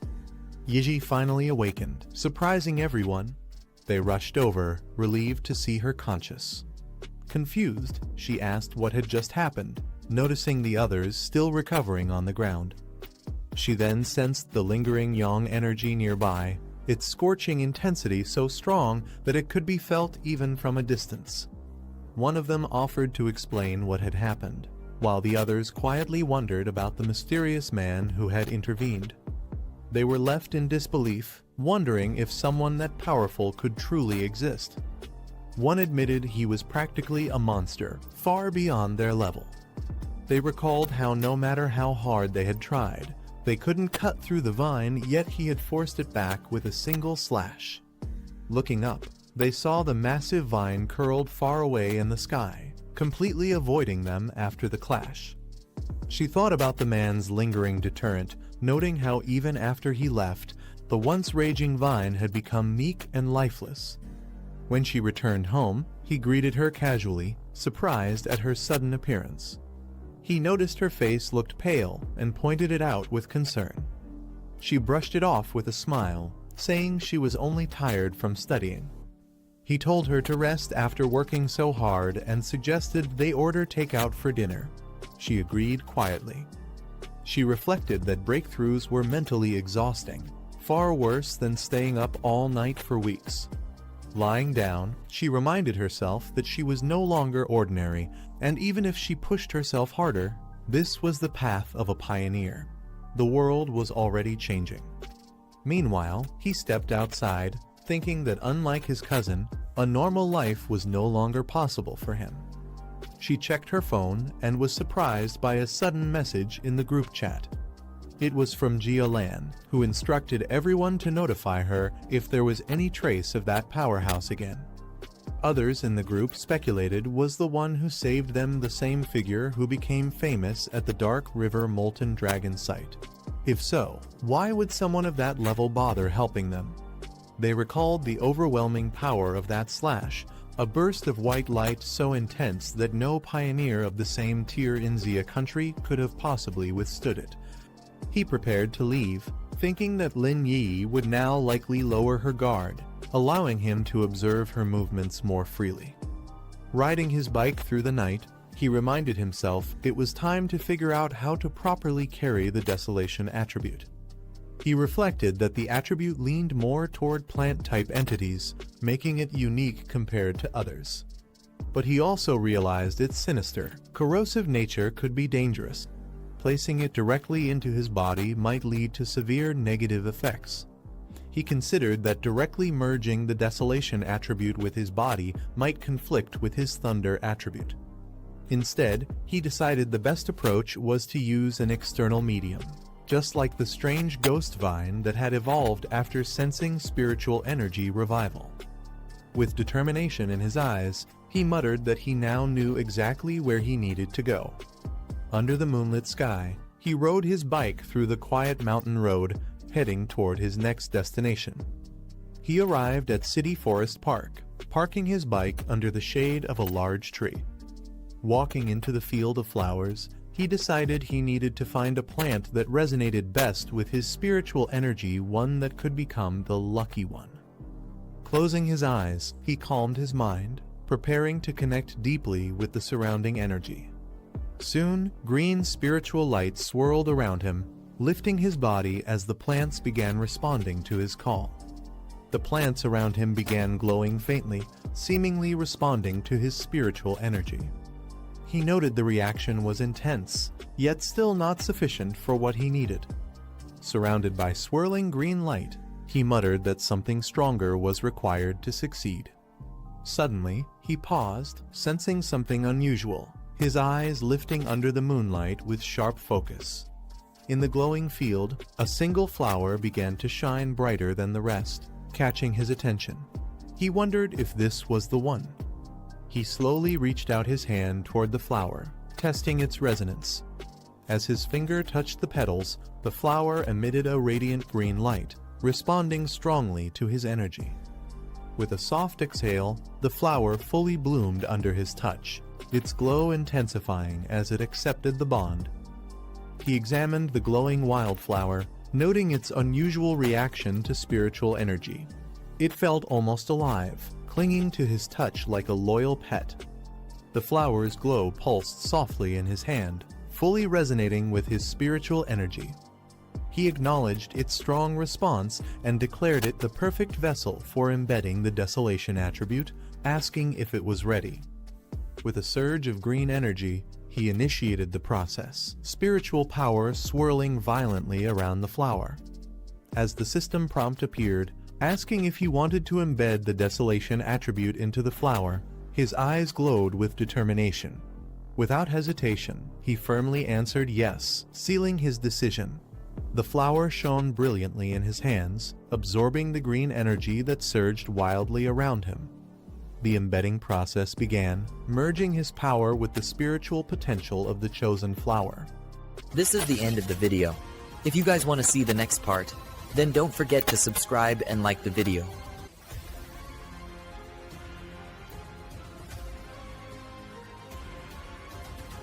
A powerful green light strikes down from the sky, shaking the ground. The man looks up, startled by the sudden flash. A glowing lotus begins to bloom in the forest. The flower fully opens, radiating a strange, luminous energy. Green energy surges from the flower, wrapping around the man as he observes its power. He senses the overwhelming force, comparing it to the hand of a demon. In just seconds, the energy spreads across the forest, draining everything in its path. The glowing lotus begins to shrink, its light slowly fading. He decides to stop, worried the spiritual energy association might notice, and uproots the glowing flower. Walking away, he recalls seeing many surveillance cameras and realizes the area is being closely monitored. The flower continues to absorb energy even without its roots, leaving him surprised. He notes that its power hasn't weakened and finds it remarkable that such an ordinary-looking wildflower could hold this much strength. A warning alarm blares as abnormal energy levels are detected, making him realize he may have triggered surveillance. Without hesitation, he takes off with the glowing flower in hand. At the monitoring center, staff panic as the energy levels spike beyond control. Authorities quickly mobilize, ordering the park to be quarantined and secured. A soldier's device shows the anomaly level hitting 30, far beyond normal limits. The unit enters the forest, noting that the military steps in whenever readings exceed 10. They scan the surroundings, puzzled by the unusually high spike. Despite normal conditions, they observe that all the plants seem to have been drained of life in an instant. Soldiers speculate about the source of the spiritual energy and head deeper into the forest. A commander yells for them to stop, warning them not to go closer. He explains that the power they sensed belongs to the desolation attribute, shocking the troops. He then asks if they know about the mysterious vine hanging from the sky. Soldiers realize the vine has already been classified as an O-rank mutation. Their leader explains that its deadly power comes from the desolation attribute, which drains all surrounding life. One soldier trembles at the thought of what could have happened if he had entered. The commander warns that plants with the desolation attribute create death zones, devouring the vitality of anyone who steps in. They recall data of another desolation plant that turned a forest into a deadly forbidden zone. The commander explains that desolation is the strongest plant attribute, and now a new one has appeared. An officer steps forward, stating he's already aware of the situation. The soldiers recognize him immediately, calling out to Major Hen. Soldiers order all research staff to put on protective suits and join them in the contaminated zone. Researchers quickly gear up, preparing to enter the area. The team advances cautiously through the dead forest.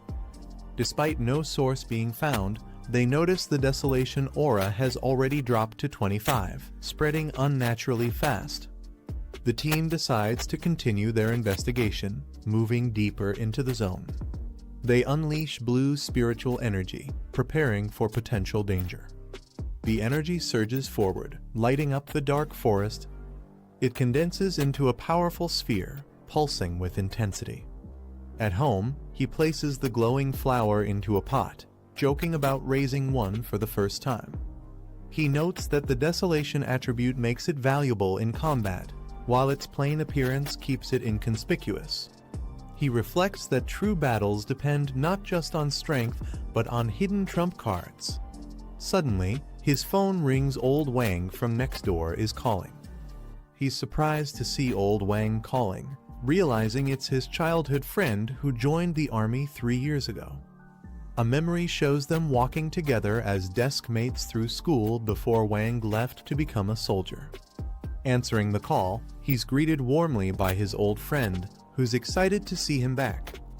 Wang suggests they meet up for a drink at their usual spot. Old Wang excitedly tells him over the phone that he has a huge secret to share. Later, Wang places his phone on the table, meeting with higher authorities. He reports that he has completed the task as instructed, but raises one concern. Wang asks if the person they're targeting turns out to be innocent. Could his safety be guaranteed? The commanding officer coldly orders him to focus only on completing the mission.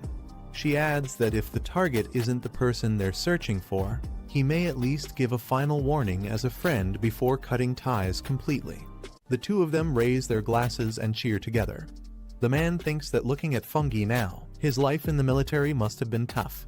He also notices that Fengyi seems much more mature compared to before. The man says these past 3 years have left a deep impression on him, and life in the military was harsh. He then asks how Fengyi has been. Fengyi replies that he managed to pass the college entrance exam, which wasn't bad. Fengyi takes a sip, smiling faintly. He recalls that in his previous life, he never had the chance to meet this person again. In chaotic times like these, it's better not to mention certain things. He might have died in an unknown time and place during a mission. This time, could the future of his old comrade be changed? The man asks if Fengyi has recently encountered anything strange, for example, things like in movies, zombies, or monsters. Fengyi thinks to himself that this man, well, in the military, it's rare to know about the revival of spiritual energy. But still, is he trying to probe something with this question? Feng Yi looks at him and directly asks what exactly he wants to say. The man wipes his face and explains that he isn't here to accuse Feng Yi, but to warn him. He says in the near future, maybe a few months, or at most a year, their country will likely face turmoil again. Feng Yi stays silent, watching him carefully. He explains that ordinary citizens must cooperate with the authorities to keep this matter secret, not allowing any information about spiritual energy revival to spread.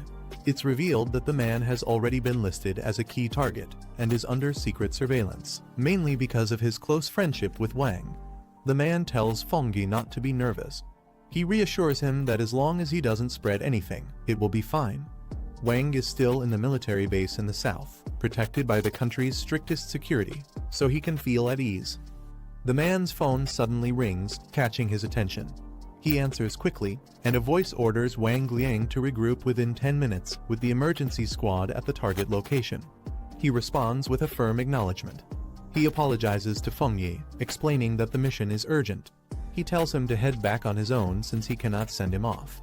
Feng Yi looks at him and asks if the matter is related to the revival of spiritual energy. Then he firmly says to let him go along as well. The man looks surprised and tense at Feng Yi's sudden words. Feng Yi grabs him by the collar and tells him to bring him along, asking if this mission is also connected to their superior's orders. The man tries to respond, but Feng Yi assures him that even if his superiors didn't give instructions, he knows they wouldn't blame him for taking Feng Yi along.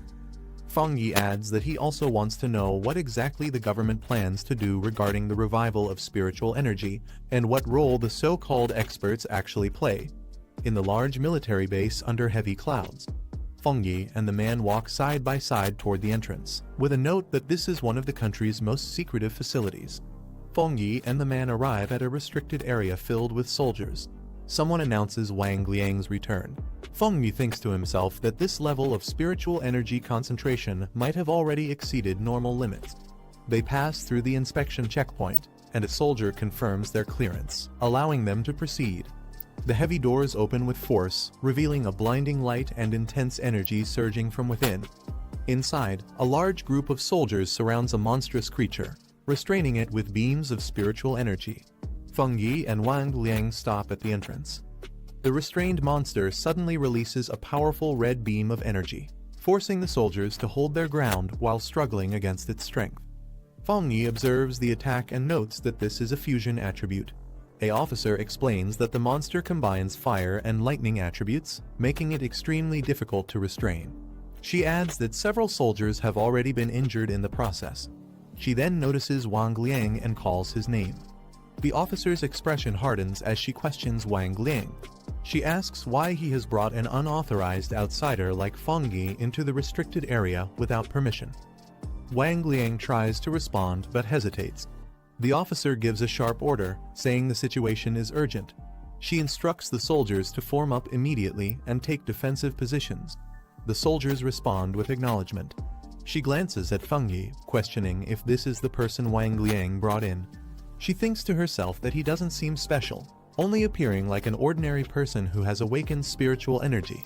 The officer states that since Feng Yi is Wang Liang's friend, she won't press further, but she reminds him this is a restricted zone. Entering here is dangerous, and he must keep everything he sees a secret. Feng Yi calmly replies that he understands. She raises her weapon and shouts an order to Lai Yu, commanding him to tighten the defense. The restrained monster erupts with violent energy as soldiers leap into action, surrounding it from above. The officer fires her weapon, unleashing a powerful blast directly at the creature. The combined assault from the soldiers and the officer's attack strikes the monster head-on, filling the area with explosions. The monster roars fiercely, its entire body glowing red as it releases an even more terrifying surge of power. The monster's energy suddenly intensifies again, and it lets out a terrifying roar. Someone warns Lai Yu to be careful. Lai Yu engages the beast directly, blocking its fierce attacks with quick counterstrikes. The officer orders everyone to stay alert and keep their distance from the monster. She instructs them to eliminate it before it completes its evolution. The soldiers acknowledge her command. Feng Yi watches from the back and thinks that the squad's coordination and combat efficiency are impressive. He reflects that even the strongest individuals must work together to unleash their full potential. Feng Yi's eyes widen in shock. he urgently shouts to the soldiers that they are not the monster's match. Dark purple energy erupts violently from the beast, spreading across the battlefield and forcing the soldiers to brace themselves. The officer quickly raises her weapon and shouts orders to raise the alert level, declaring a state of emergency in the restricted zone. She commands everyone not to retreat. The soldiers answer her command. The monster grows even more terrifying, its body now fully merged with the power of the black crystal. A warning is given that it has completed its evolution, and the danger level has drastically increased. The monster's eye glows ominously red, terrifying those who face it.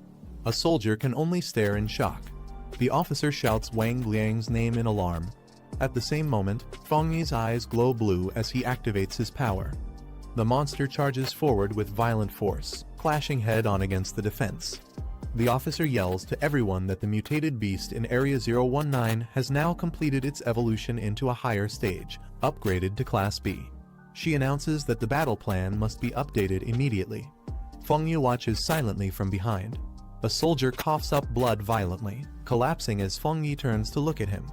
Feng Yi rushes to his side and asks if he's alright.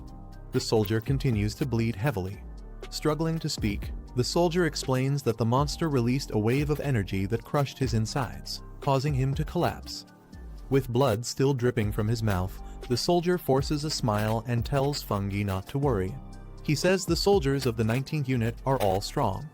Feng Yi silently steps forward. The officer shouts to everyone, ordering them to use any means necessary. She declares that no matter the cost, they must not allow the Class B mutated beast to escape the restricted zone, even if it means sacrificing their lives. Feng Yi's body glows with blue energy as he surges forward. The officer turns in shock, demanding to know what he intends to do. This is the end of the video. If you guys want to see the next part, then don't forget to subscribe and like the video.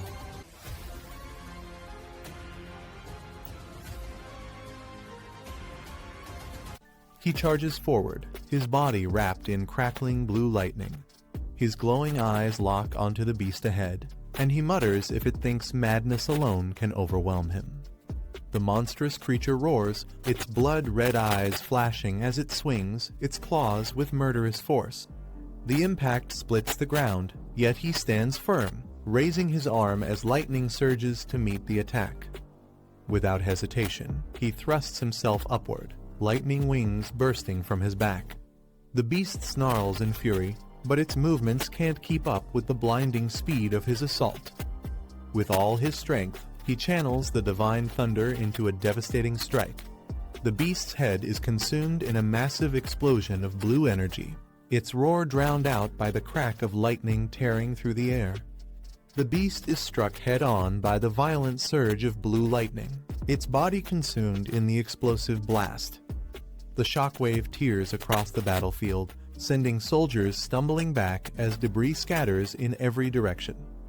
One man stares in disbelief, questioning if he saw it right.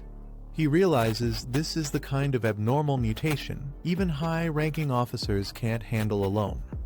Another soldier turns to his superior in shock, asking if his brother could truly be the one behind this power.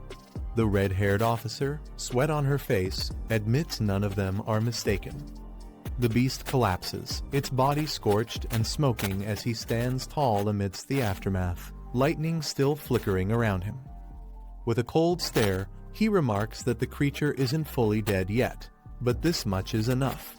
He then orders the officers and others nearby to fall back. The red-haired officer watches in shock, realizing that even with their entire squad working together, they could barely restrain such a monster, yet he has done it alone. Her eyes narrow as she admits the truth. This overwhelming strength isn't ordinary power, it's an extreme attribute at its highest level. He raises his arm, lightning spiraling around him as immense energy gathers, shaking the very air. The crackling current surges through his hand, and the red-haired officer watches tensely, realizing his power is still climbing. The storm above thickens, forming a massive vortex of thunder and clouds. She wonders aloud just how terrifying his evolution will become. With a steady step forward, he advances, his presence alone pressing down like a storm ready to break. A blinding surge of lightning erupts from the ground as he walks forward calmly, his presence embodying the word Overlord. His expression remains cold and steady, electricity flickering across his body like it naturally belongs to him. Two men watch in awe, nervously joking that his thunderous aura is so overwhelming it feels 1,000 times more terrifying than before. Another soldier rushes over, shouting in relief that he's safe. Laughing, he admits the boy nearly scared him to death. A soldier slaps him on the shoulder with a laugh, teasing that he never expected his comrade to be this powerful. He apologizes for keeping his true strength hidden, joking that military orders kept him from revealing it sooner. His friend laughs in disbelief, saying after not seeing him for 3 years, he's shocked to learn who he really is. Turning away, he exchanges a brief glance with the red-haired officer, the battlefield calm after the storm. The officer steps forward with a serious expression, extending her hand as she sincerely thanks him for his help. He smiles faintly, his crimson eyes glowing with calm confidence after the intense battle. When the officer thanks him, he responds modestly, saying it was simply to protect his friends. The red-haired officer formally introduces herself as the guardian of Base 019 and requests his contact information, promising to report everything truthfully. He agrees without hesitation, while those around watch in quiet awe at the respect the officer shows him. The red-haired officer acknowledges his strength, admitting it surpasses even the elite task force members. She expresses her strong desire to have him join the recovery army. Yet, in her thoughts, she notes something even more shocking: his growth and potential far exceed the level of an ordinary awakened soldier. He calmly asks if she's truly willing to invite someone like him into their ranks. He insists there's no need for flattery, since he doesn't see it as anything special. The officer explains that the order to recruit him didn't come from her alone, but from the higher-ups. Whether he accepts or not, they will eventually come for him themselves. He laughs softly, admitting it's not as serious as they think. He explains that he actually admires their determination to risk their lives protecting others, something he hadn't truly witnessed before. The red-haired officer listens in silence, slightly moved by his words. He continues with a calm smile, saying they can rely on him in the future whenever trouble arises, just as past generations once protected humanity. However, he sets one condition: his freedom must never be restricted. The officer is left speechless, her expression tightening as she processes his demand. He announces that time is running short and prepares to take his leave. The officer agrees, saying she and her men will handle the remaining cleanup and escort him back safely.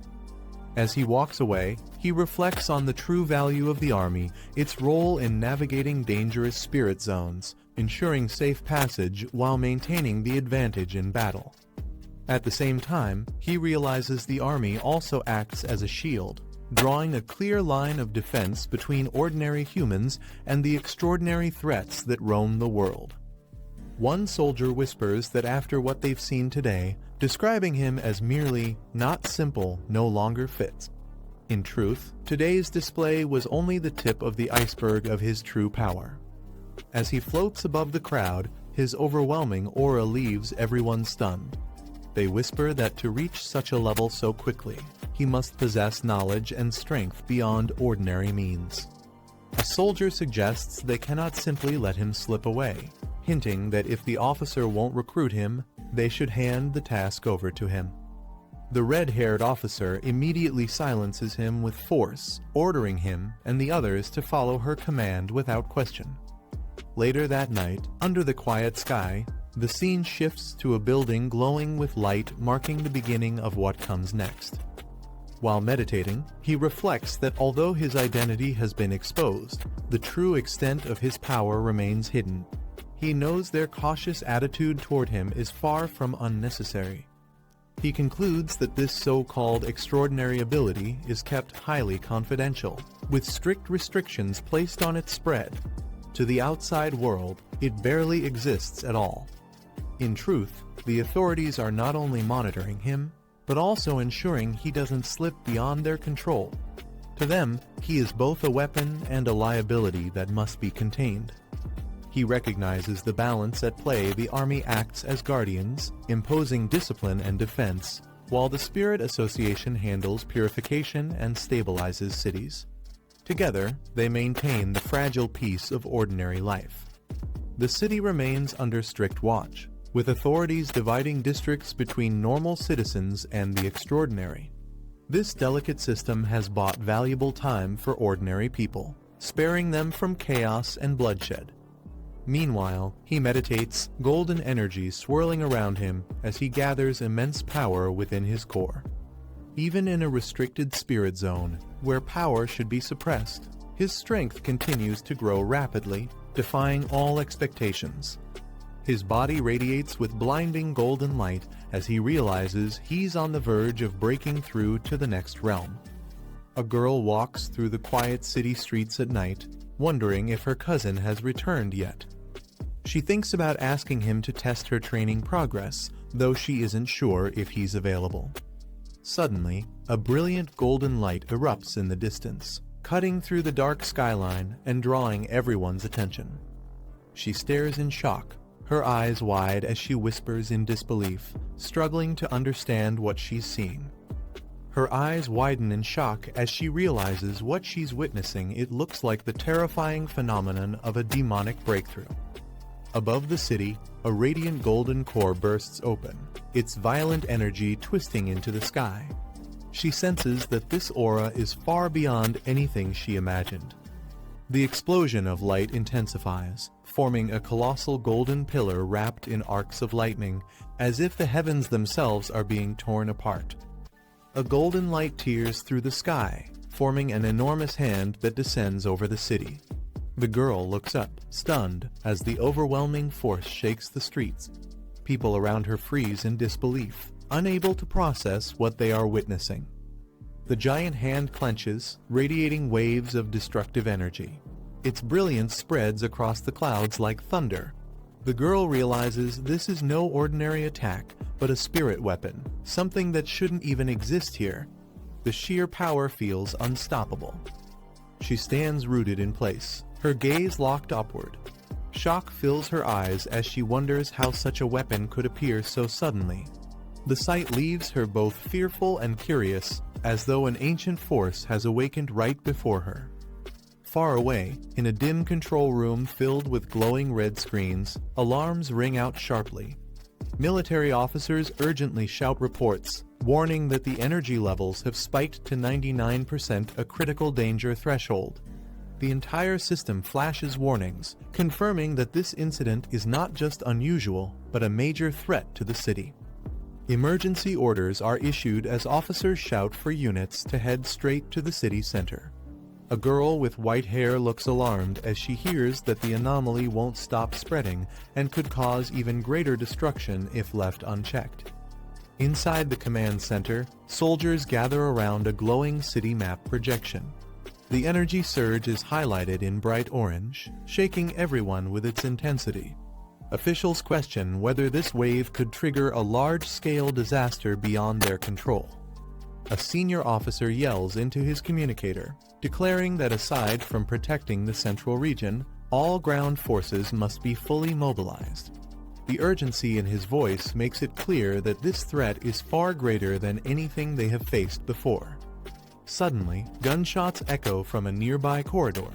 One officer quickly reports that enemy infiltrators have broken through, and he calls for immediate reinforcements. His eyes widen as the situation escalates faster than expected. A man smirks, his sharp gaze showing he already knows more than he reveals. His calm demeanor contrasts with the chaos unfolding outside. He places a hand on his chin, reflecting quietly. Aside from the strange energy disturbance, he suspects there is a much deeper issue behind all this. His phone vibrates with a new message. He checks it immediately, recognizing the sender as someone important. The screen displays a long exchange of texts about the ongoing incident. They discuss the dangerous outbreak and confirm it is not a coincidence. After reading the messages carefully, He sits back on the couch in silence, his expression unreadable as he processes the weight of the information. The man reviews information on his tablet, his eyes glowing with a faint red light. The data confirms that the recent surge is tied to dangerous spirit weapons, capable of overwhelming both defense systems and energy barriers at once. The door creaks open, and the girl steps inside quietly. She states simply that she has returned, her expression serious as if she senses the weight of the situation. She looks around the room and asks if he has also noticed the disturbance shaking the city. He acknowledges her presence and tells her to sit down while he prepares tea, keeping his calm demeanor despite the chaos outside. Her eyes narrow with concern. She admits that what's happening isn't normal and insists that the mysterious wave cannot be ignored. It's the sign of something far more dangerous lurking behind the scenes. The man scrolls through his phone, analyzing the reports. He notes that while the authorities are suppressing news of the anomaly, the situation is escalating too quickly to be contained. If left unchecked, it could turn into a full-scale disaster. The girl listens silently, her face calm but her eyes reflecting unease. In the background, the faint sound of alarms continues as the outside world grows more chaotic. She throws herself onto the bed, muttering that the authorities might already know more than they are revealing. She suspects that certain powerful families or organizations are involved, and whatever their plans are, it won't end well. Meanwhile, the man narrows his eyes at a video playing on his screen. Flames engulf buildings, and the destruction spreads at an alarming rate. He realizes this isn't just another accident. This firestorm is part of something much bigger. On his phone screen, live footage shows the city consumed by raging flames. Reports confirm that the explosion originated from a powerful energy source, and the fire continues to spread uncontrollably. The man lowers his phone, his expression calm yet sharp. He recalls past events involving powerful figures, wondering what role they might play this time. His thoughts hint at a dangerous connection between the current disaster and past schemes. Elsewhere, a large university gate comes into view. Crowds gather outside, whispering anxiously about recent events. Some wonder aloud if this sudden closure has ties to the massive energy surge reported in the city. Two figures walk toward the gate with steady steps.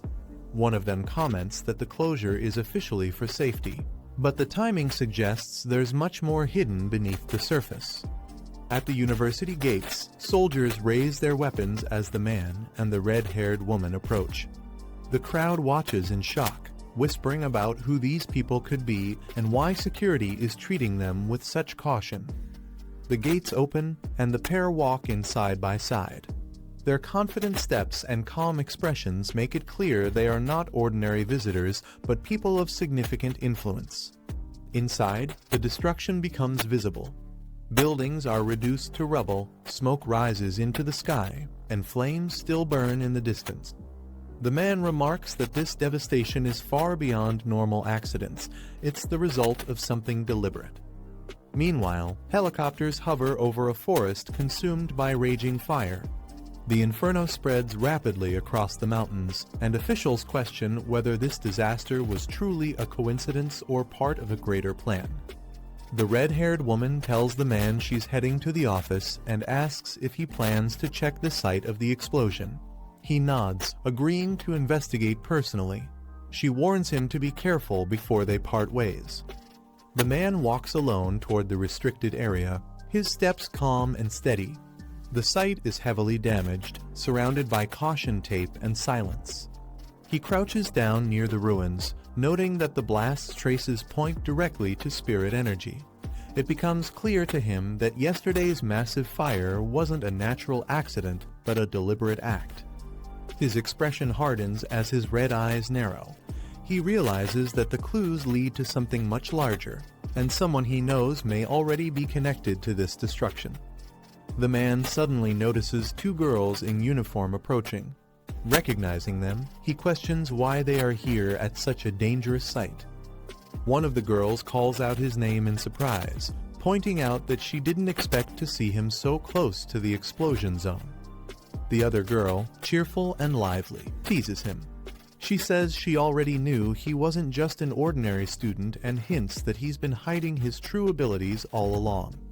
The red-haired woman at her side remains composed, observing the exchange. The man's eyes narrow, glowing faintly red. He mutters the girl's name, realizing she might be connected to something bigger. His voice carries suspicion as he wonders if she has been involved in the recent incident. A group of students notices the man and the red-haired woman. They question whether he belongs to their school, mocking the situation and wondering how an outsider could casually be here after such chaos. One outspoken girl points at him, accusing him of sneaking around. She argues that if the school is under strict security, then he must be breaking the rules by being here.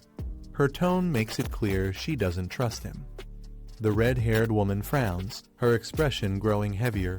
She quietly mutters that this isn't the time for baseless suspicion, as the real issue is far more serious than the students realize. Another woman turns to the man, asking bluntly if this red-haired companion is his friend. Her question hangs in the air, sparking tension between the two groups. The man calmly introduces the red-haired woman, explaining that she is simply a former high school classmate. His casual tone surprises the others, who didn't expect such a connection. The red-haired woman smiles faintly, her sharp gaze hidden behind tinted glasses. Her expression carries a hint of amusement, as though she knows more than she lets on. Two girls look shocked, whispering to each other in disbelief. They wonder why someone like her would be acquainted with him, sensing that this relationship isn't as simple as he makes it sound. The red-haired woman speaks seriously, reminding him that the principal has called for everyone to regroup at the designated area. She stresses the importance of acting cautiously until they understand the full extent of the crisis. The man replies briefly, agreeing with her words, though his eyes remain cold and unreadable. Security guards order the crowd to step back, declaring the area sealed. No one is allowed to approach, and the atmosphere quickly grows tense. The red-haired student steps forward, her tone sharp as she questions why such extreme measures are being taken inside the school. The other students murmur nervously behind her. An elderly man with a cane appears, his presence immediately silencing the crowd. He explains that the school has strict rules and that even the smallest disturbance cannot be ignored. His words carry authority, making it clear that he is a powerful figure in charge. The students whisper among themselves, realizing this elder must be someone important. One girl jokes lightly, suggesting that if even he has come forward, then the situation involving the red-haired woman and the man must be far more serious than they thought. The red-haired student remains silent, her expression unreadable. The man and the red-haired woman are led forward by guards until they stand face-to-face with the elder. The tension in the air is heavy as everyone watches closely. The elder greets him warmly, shaking his hand. He introduces him as the new representative tied to Fang's name, making it clear that his arrival holds special significance. The elder then gestures toward the waiting cars, saying arrangements have already been made. He instructs him to board immediately, signaling that the meeting ahead is of great importance. Nearby, the red-haired student steps forward with a commanding voice, ordering all unrelated bystanders to back away. Her sharp tone leaves no room for argument, and the students quickly retreat in silence. Guards spread their arms to block the crowd, ordering everyone to step back. The students protest loudly, questioning why someone like him deserves such treatment from the school's leaders. Among the crowd, the red-haired student looks uneasy. She wonders aloud what kind of influence the man holds to be recognized so highly, far beyond what any ordinary person could achieve.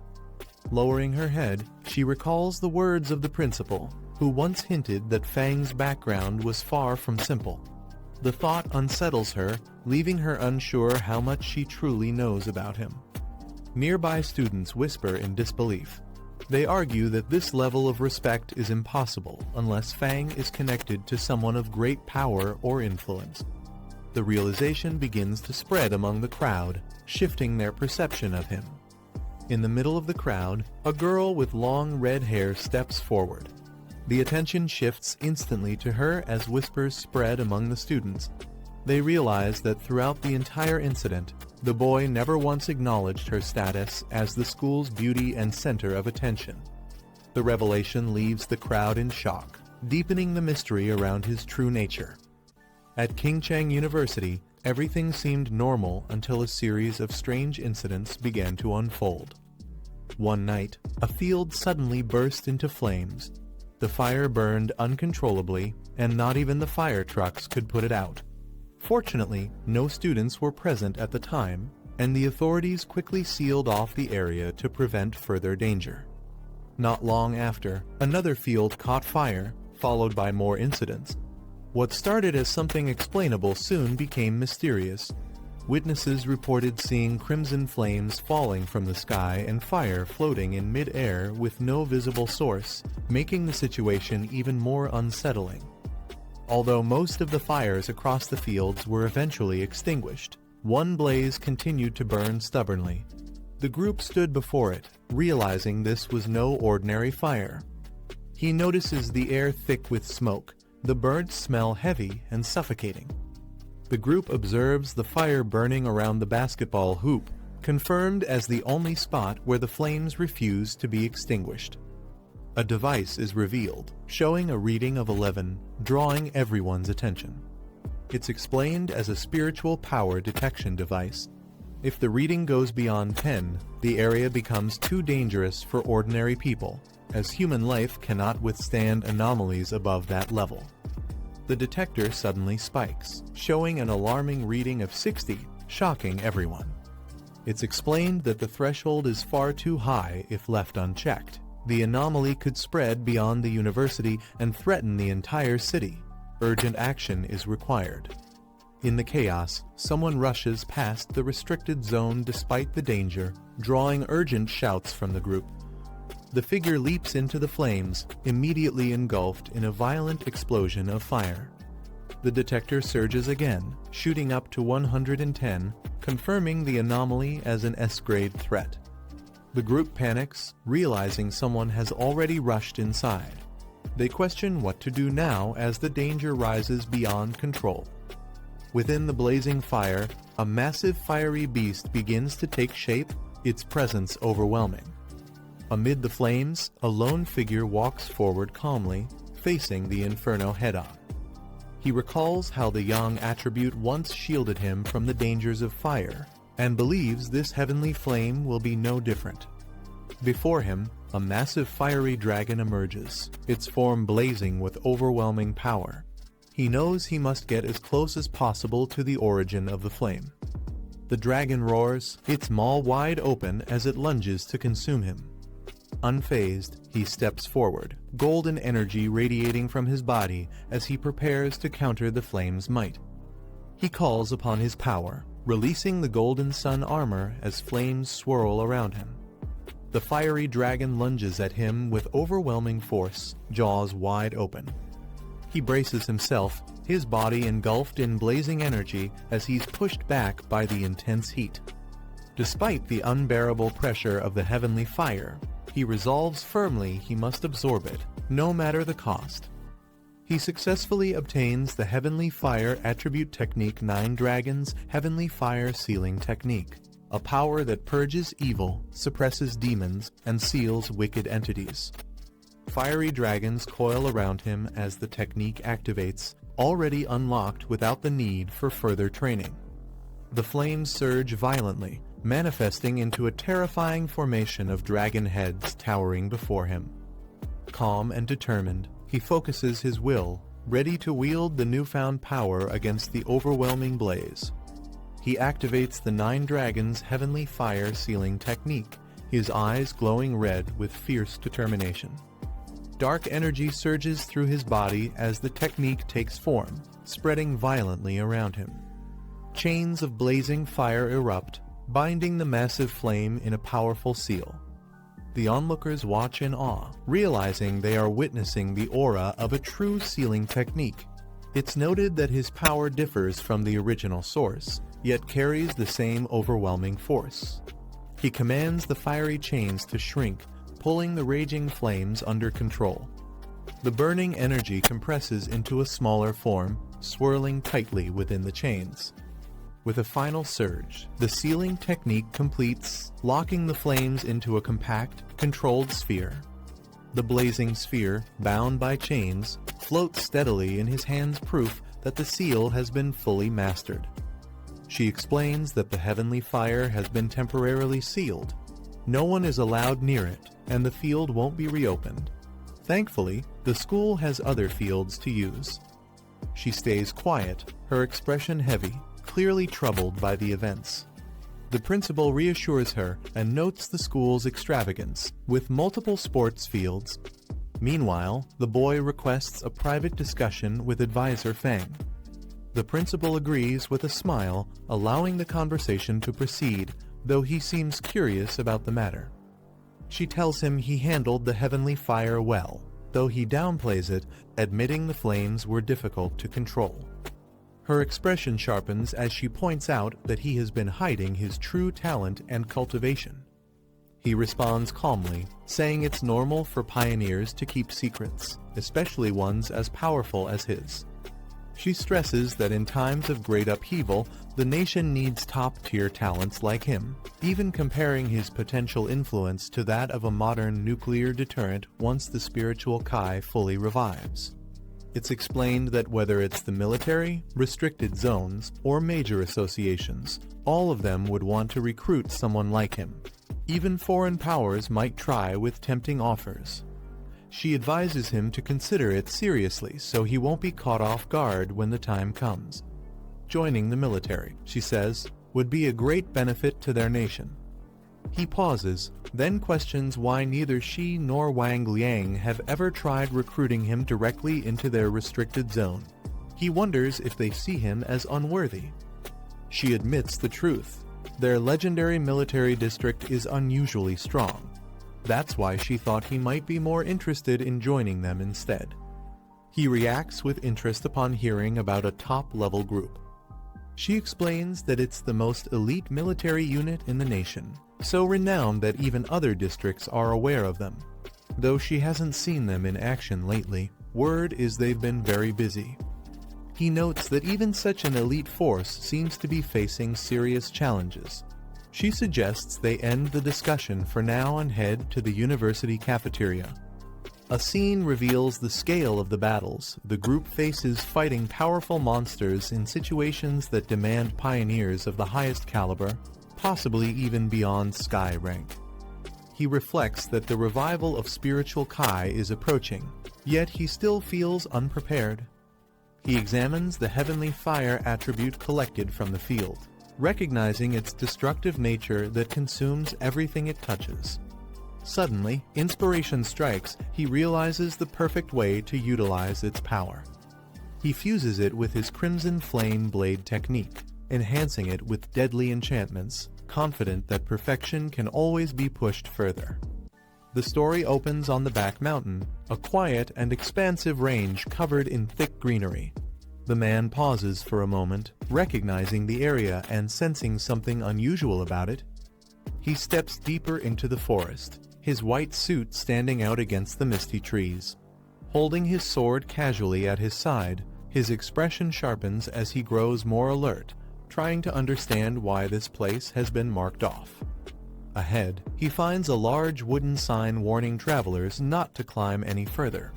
This surprises him, as the mountain shows no abnormal activity. He reasons that only someone with knowledge of his movements like the Spirit Kai Association could have arranged this so quickly. A faint smile spreads across his face as he connects the pieces. Instead of seeing the warning as a barrier, he interprets it as permission. If they want him to treat this mountain as his own ground for experiments, then he's more than willing to accept. His sharp eyes narrow as he suddenly senses something unusual in the forest.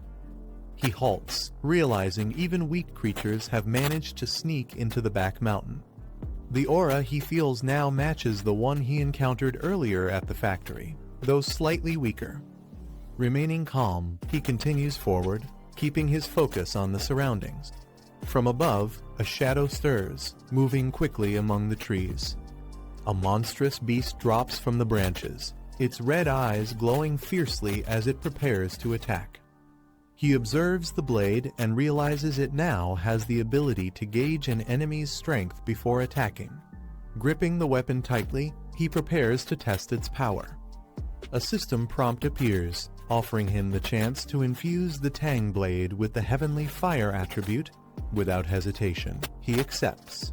The sword erupts in blazing flames, radiating righteous energy. Golden fire courses through his body as he merges with the weapon's newfound strength. With fiery determination, he combines the heavenly fire with his crimson fire blade technique, eager to see what devastating effect the fusion will unleash against his opponent. With flames blazing around him, he unleashes the empowered blade, aiming it directly at the beast. The creature's eyes widen in shock as it senses the overwhelming power descending upon it. The fiery strike engulfs the monster, twisting into a blazing whirlwind that scorches everything in its path. The beast howls in agony. As the flames settle, he calmly observes the destruction. The power is far stronger than his original Crimson Fire blade technique, and the energy itself leaves no effect on him personally. He inspects the blazing blade, running his hand across it calmly. Despite its fierce flames, he remarks that it feels cold to the touch. With a confident look, he decides to continue forward, determined to track down the intruder he sensed earlier. Meanwhile, a live stream begins elsewhere. A phone on a tripod records as a cheerful girl insists to her viewers that she isn't a scammer, claiming she has always been lucky since childhood. She smiles brightly at the camera, explaining that even though it's her first day streaming, exciting content seems to come her way naturally. Comments flood her feed, with some doubting her and others challenging her to prove herself.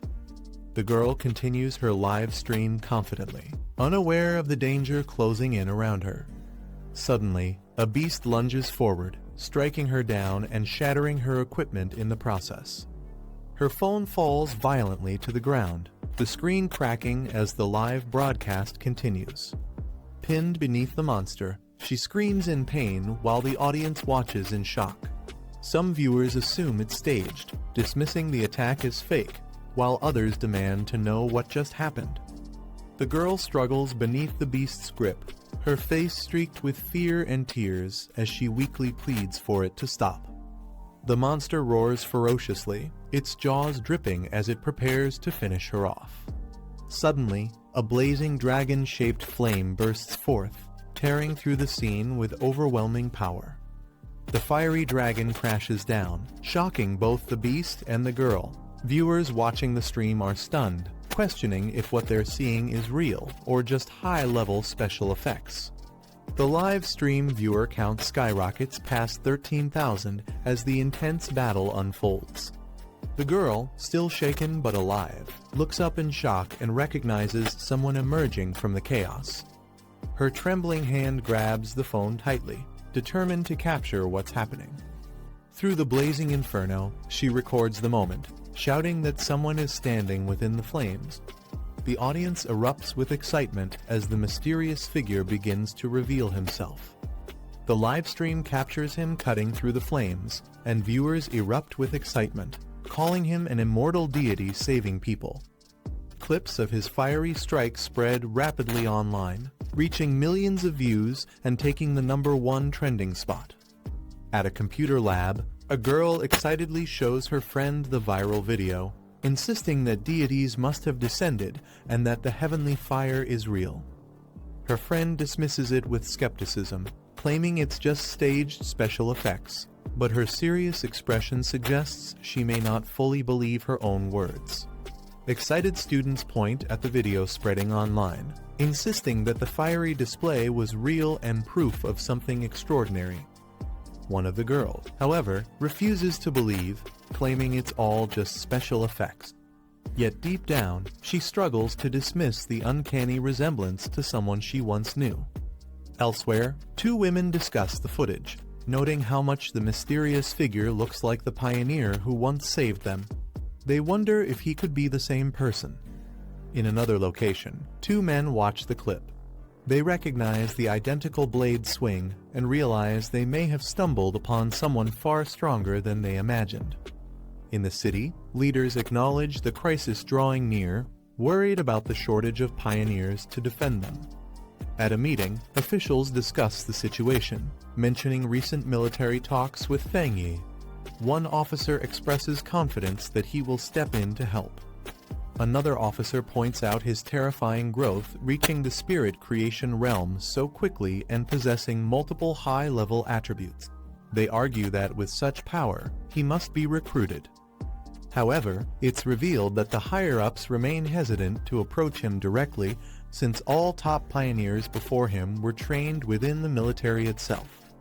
Officials decide to assess what Feng Yi still lacks, planning to provide him with new weapons and training resources. At the same time, they stress the need to control the live stream and circulating videos. They note that the entire Spirit Kai circle of Xia Nation is already focused on him. One commander smiles, admitting the boy has created anticipation for what he might do next. In a quiet hospital room, a heart monitor beeps steadily as someone lies unconscious on a bed. A student sits beside them, speaking softly. She tells her teacher that with someone this powerful appearing, Xia Nation now has new hope, and perhaps, so does their chance of waking up again. The next day, sunlight falls over the city as the chaos from yesterday still lingers in people's minds. The unexpected live stream from the back mountain created a massive stir. Sitting calmly at a table, he reflects on the event, noting how someone risked everything just for attention. As he eats, he considers the aftermath. The live stream and video have now completely vanished from the internet, wiped away without a trace. His sharp eyes narrow. He suspects the removal must be the work of either the military or the Spirit Kai Association. He notices Lin Yi hasn't returned all night and didn't even leave a message, which immediately raises concern. He tries calling her, but the line is unreachable. His expression hardens, realizing something is wrong, she wouldn't act so irresponsibly.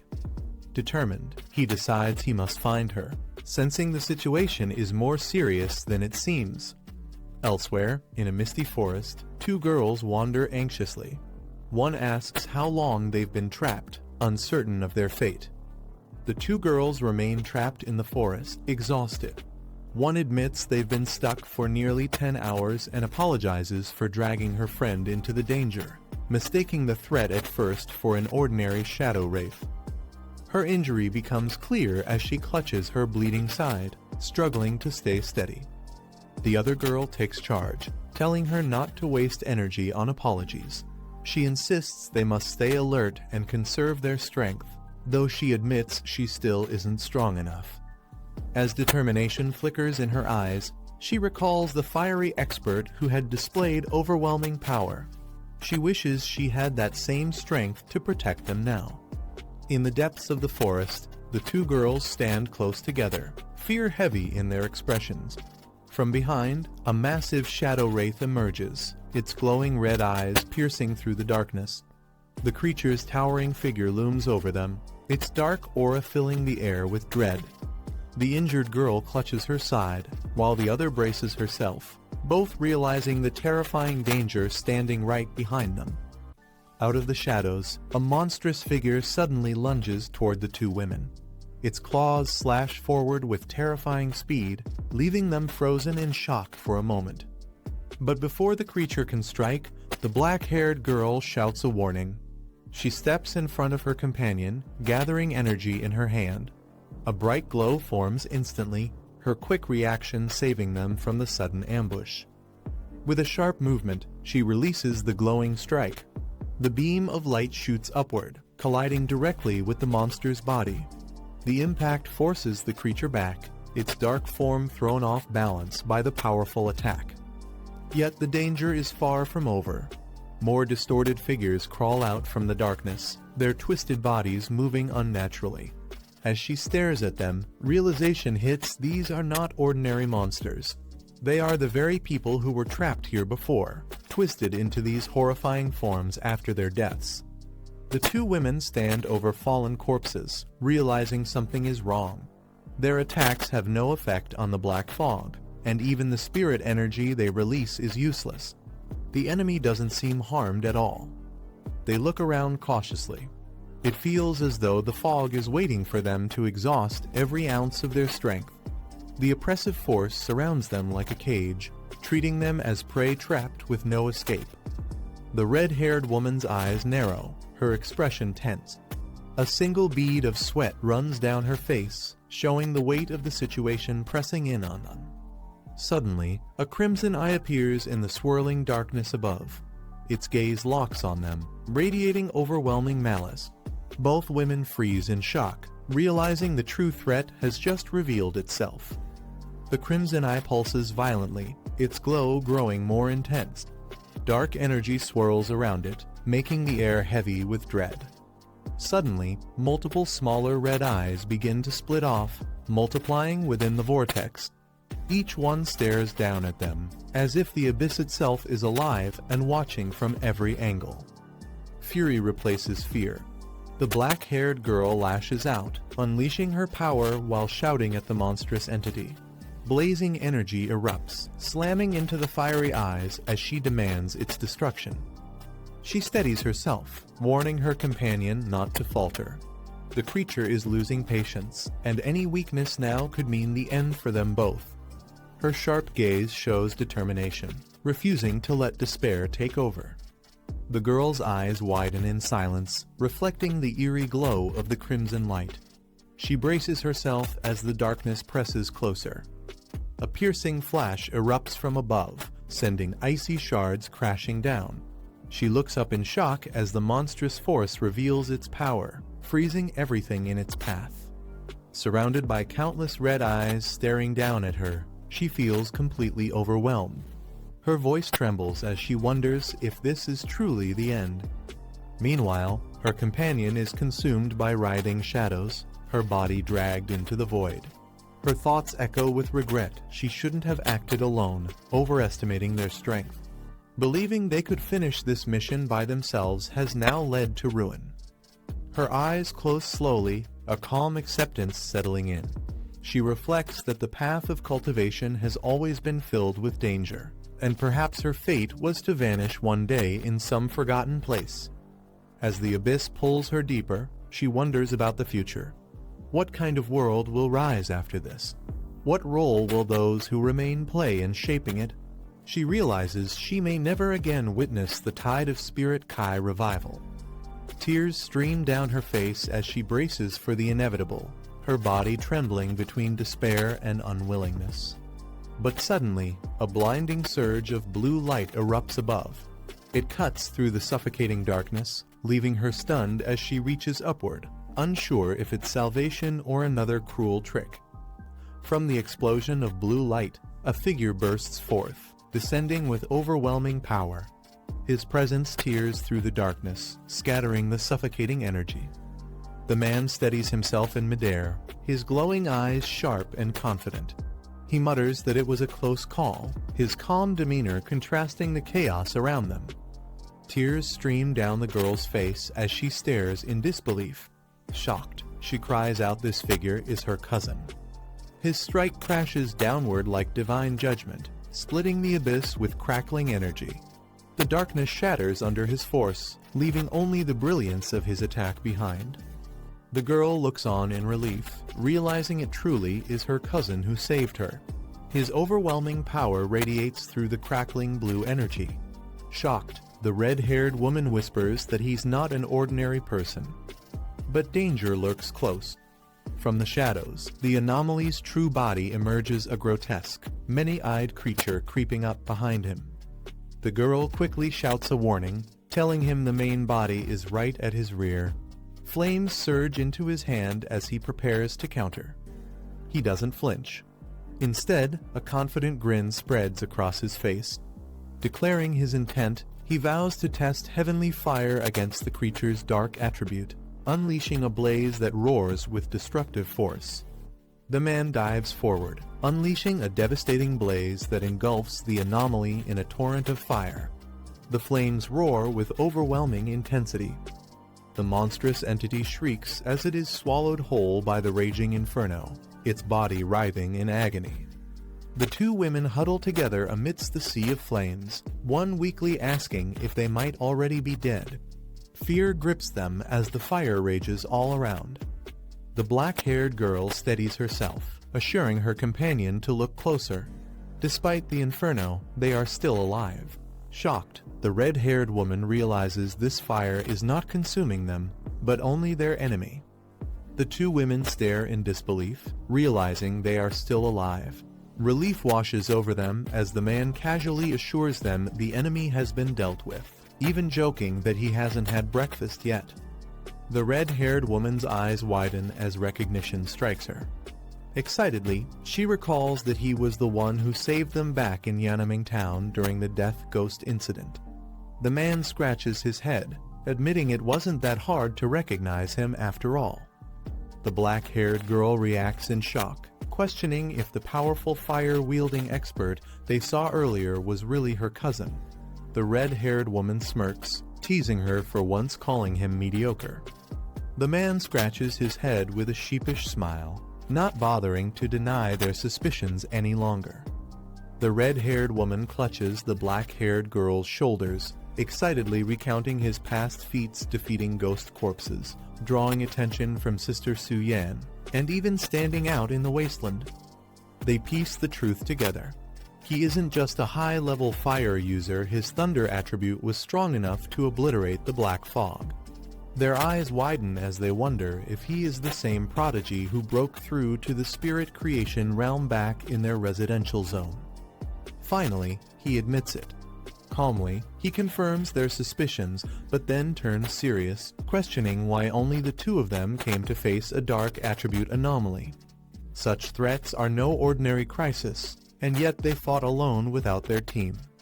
The red-haired woman explains that one teammate is gravely ill and unable to join missions anymore, while another has been assigned elsewhere. Their uncle also had a harder mission, so the group rarely fights together as a whole. The black-haired girl admits her miscalculation, saying she underestimated the anomaly, believing her current strength would be enough. The man listens quietly, recalling how his cousin used to complain about her teammates, but now defends them in front of outsiders. He recognizes her loyalty, noting she has always been clever, and he had sensed this side of her before. Turning serious, he tells them since they already know who he truly is, and because he trusts them both, he has a proposal to make. With a steady gaze, the man extends his hand and proposes that they form a team. But he warns them not to reveal this secret to anyone else. The red-haired woman lights up with excitement, eagerly agreeing and promising to keep quiet. She can't help but think how lucky she is to benefit from this arrangement. The black-haired girl looks at him softly, realizing he must have known from the beginning that she was a pioneer. Silently, he had been protecting her all along. For her, having such a reliable relative by her side on this dangerous path feels like an unexpected blessing. Yet, as relief mixes with gratitude, she bites her lip, a complicated emotion hidden behind her expression. Smiling brightly, the black-haired girl thanks her cousin and jokes that she'll fry him 2 extra eggs for dinner as gratitude. The group walks together, and she suddenly announces that Sister Jailan has just posted a new mission. On her phone, the details of the mission appear.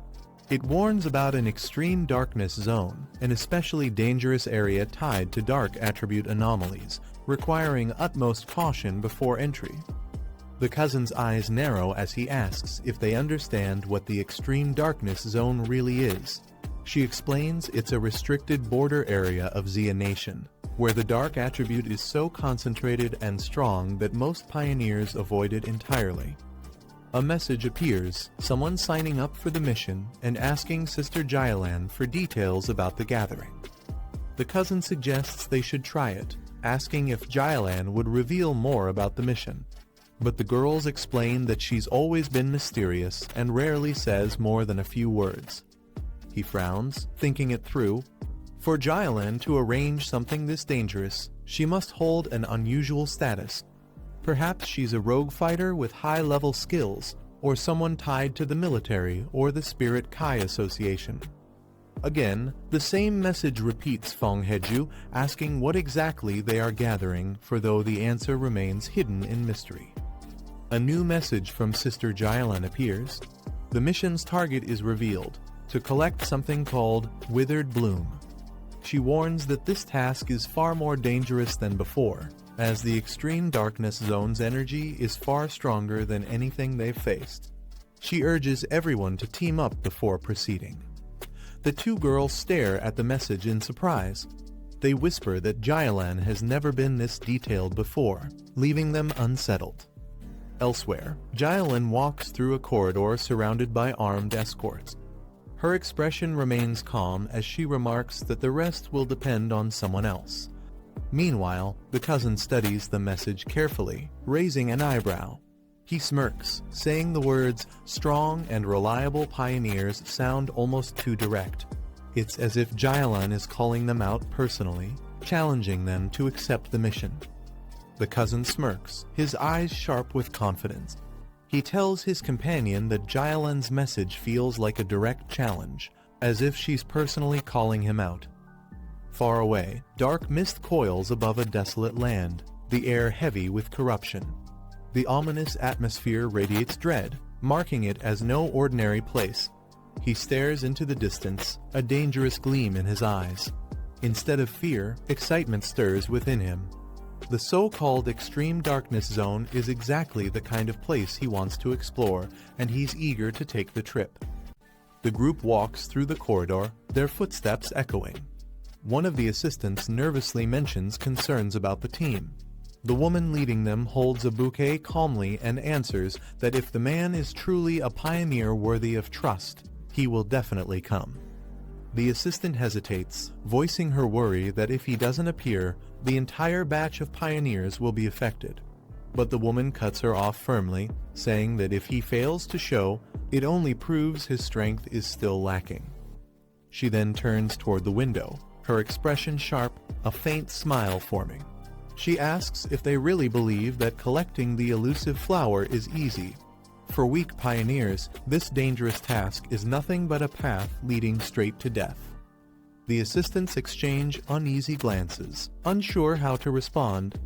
The woman continues, explaining that forcing someone into a life or death mission just to maintain appearances goes against the true purpose.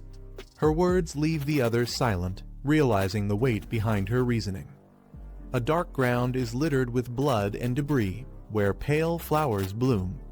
The narration explains that gathering these flowers is the only path to rebuilding national strength.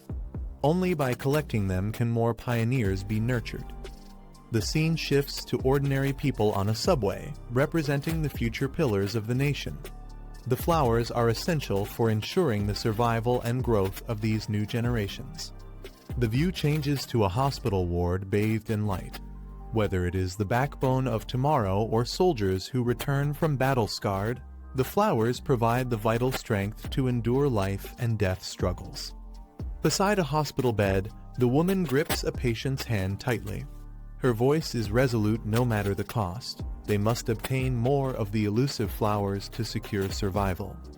An elderly man lies on a hospital bed, covered in scars and connected to a respirator.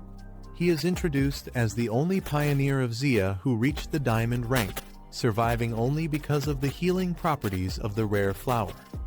A powerful explosion flashes across the scene, symbolizing the might of such warriors. The narration explains that diamond-level powerhouses are invaluable, both as a national defense and as the greatest bargaining chips in negotiations with other nations. One of the assistants speaks with concern, telling the woman that while the mission is important, her health is just as critical. The woman looks down, her expression cold and unreadable, repeating her assistant's words in doubt, "My health is important." The woman bursts out in anger, her eyes blazing. She declares that her life is indeed important because her team risked everything to bring her back alive. Her face shifts to shock as pain suddenly strikes, her body reacting with weakness. She steadies herself near the hospital bed. The assistants rush to her side in concern, apologizing for their words and asking if her illness is acting up again. Holding her head, she brushes it off with a faint smile, saying it's fine and not yet time for medicine. Memories of her old comrades flash in her mind, and she murmurs that it's all in the past now. On a battlefield littered with bodies, a soldier weakly calls for the execution squad to retreat immediately. Another wounded soldier urges the young woman to survive, saying their mission to collect the rare flower is now in her hands. For the sake of their teacher, their homeland, and everyone depending on them, they entrust the future to her. The young woman cries out in refusal, shouting that she will not leave and calling out to her captain.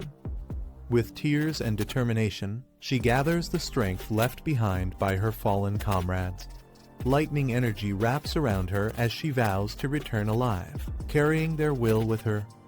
The woman explains coldly that the energy given to her is meaningless if the flower is tainted with blood or not harvested intact. Only a complete specimen holds true value.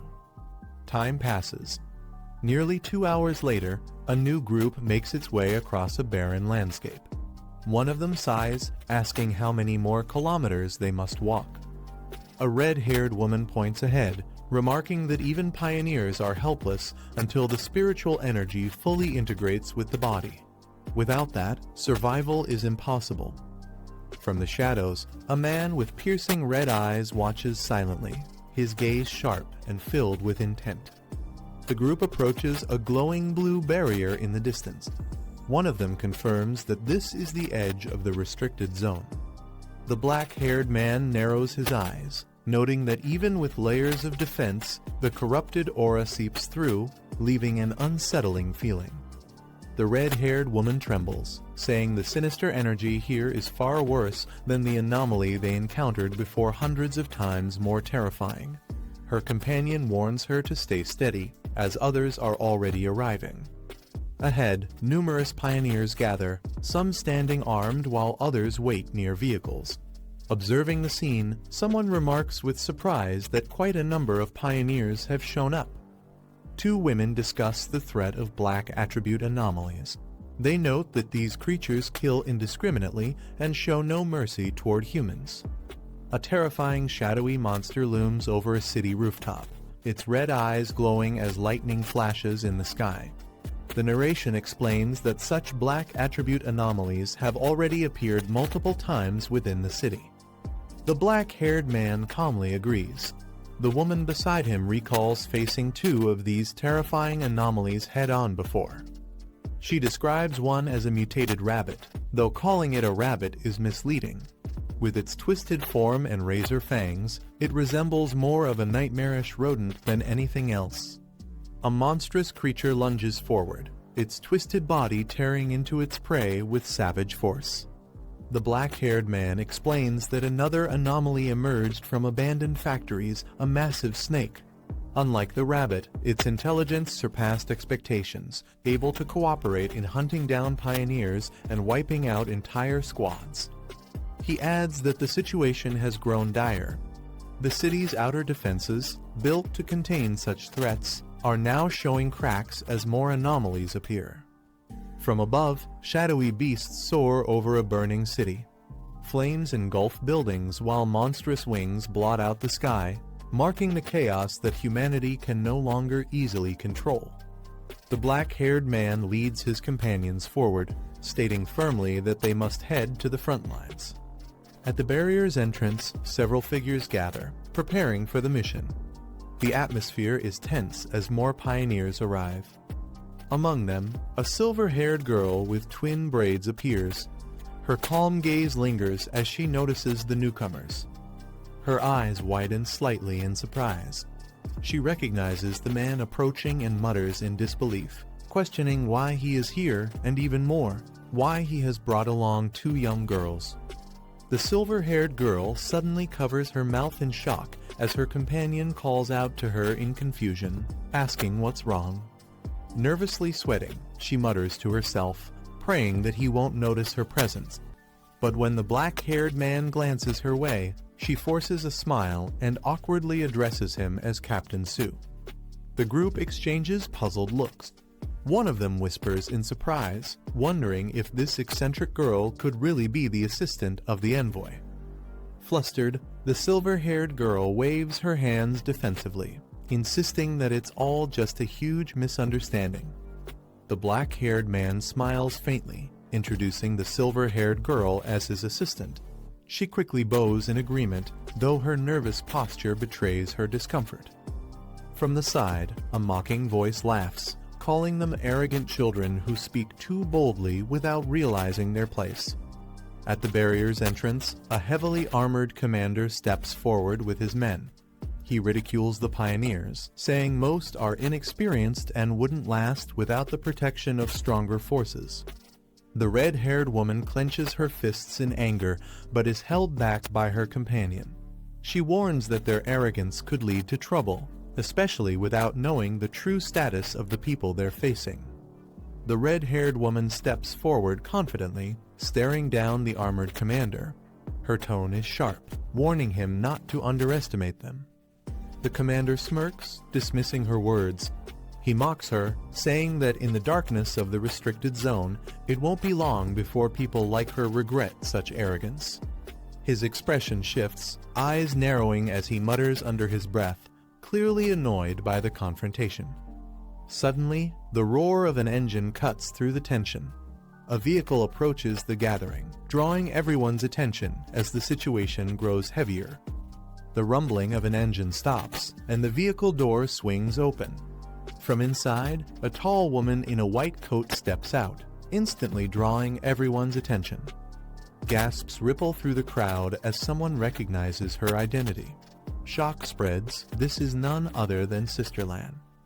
She strides forward with confidence, her long coat flowing behind her. Witnesses confirm in awe that it truly is her, leaving the atmosphere heavy with respect. Whispers spread among the pioneers, marveling at her presence and wondering what her true identity might be. With such authority, she is clearly the one responsible for opening the path ahead. With a determined look, the woman stands before the massive glowing barrier, her eyes reflecting the surge of energy. She steps forward confidently, the blue light of the gate swirling like a storm, illuminating her figure. Raising her hand, she reveals a glowing key-shaped artifact, channeling her power into it. The artifact activates with a blinding flash. Energy cascades down like waterfalls of lightning, and the barrier begins to split open under her command. As the artifact's power reaches its peak, the barrier trembles violently, releasing a surge of blinding red and blue energy. The gate erupts with a thunderous roar, tearing open with overwhelming force. The sky itself seems to split under the pressure. The woman stands firm at the center of it all, her figure illuminated by the chaotic storm of light and energy. With the final burst, the great gate opens completely, marking the beginning of their dangerous mission beyond. The dark portal finally stabilizes, and the group is given permission to enter. The woman in charge stands before the ominous gate, reminding them of one crucial rule: the withered bloom they seek must be whole and free of any human blood. Her cold tone makes it clear there will be no excuses if they fail. The recruits gather nervously, some glancing at the swirling entrance with unease. One man mutters bitterly that they're being sent in to risk their lives without proper pay or protection. To him, it feels less like a mission and more like a death order, and the lack of compensation only fuels his frustration. Another man quickly silences him, warning that complaints are useless. If they die inside, the officials won't acknowledge it as their fault. Instead, they'll simply be reported as missing, leaving no trace of accountability. The grim reality hangs heavy in the air as the group slowly moves toward the gate. Nearby, two men exchange hushed words.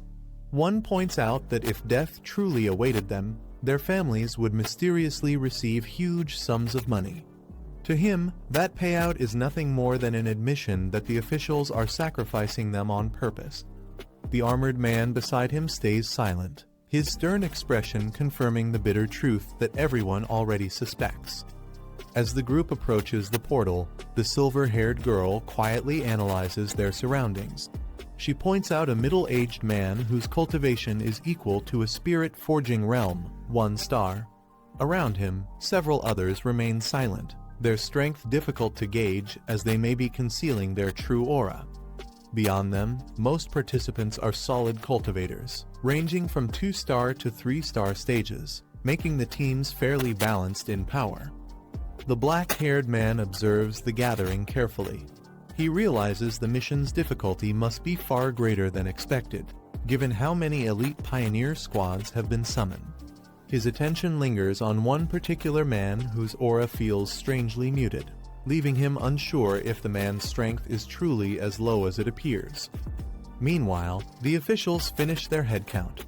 They confirm that the expedition into the extreme dark zone includes 2 2-star teams, 3 3-star teams, and 5 1-star teams.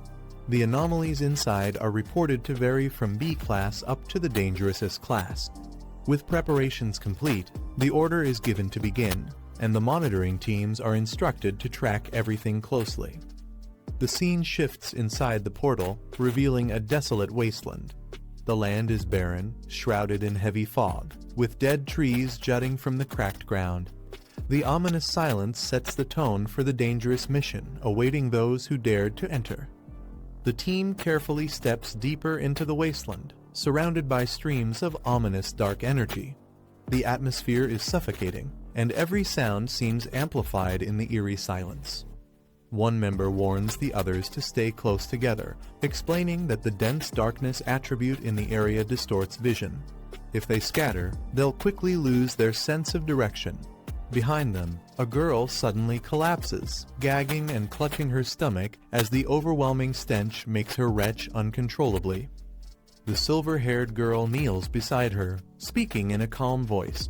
She explains that the nauseating odor comes from rotting corpses mixed with brain fluid, and reassures her that feeling sick is completely normal. Many others are experiencing the same reaction. She gestures toward the distance, where even cultivators at higher levels are visibly struggling, some doubling over and vomiting from the unbearable stench. The grim sight makes it clear that no one is immune to the horrors of the extreme dark zone. The silver-haired girl explains that the darkness attribute naturally restrains pioneers, acting like a form of pollution. Inside the extreme dark zone, the anomalies are especially active, making the environment even more dangerous. The black-haired man recalls the classifications of anomalies. B-class anomalies are roughly equal to X realm pioneers, and while dangerous, their damage is considered controllable. But higher threats exist. A-class anomalies require multiple pioneers of the same level to subdue, often appearing as monstrous beasts.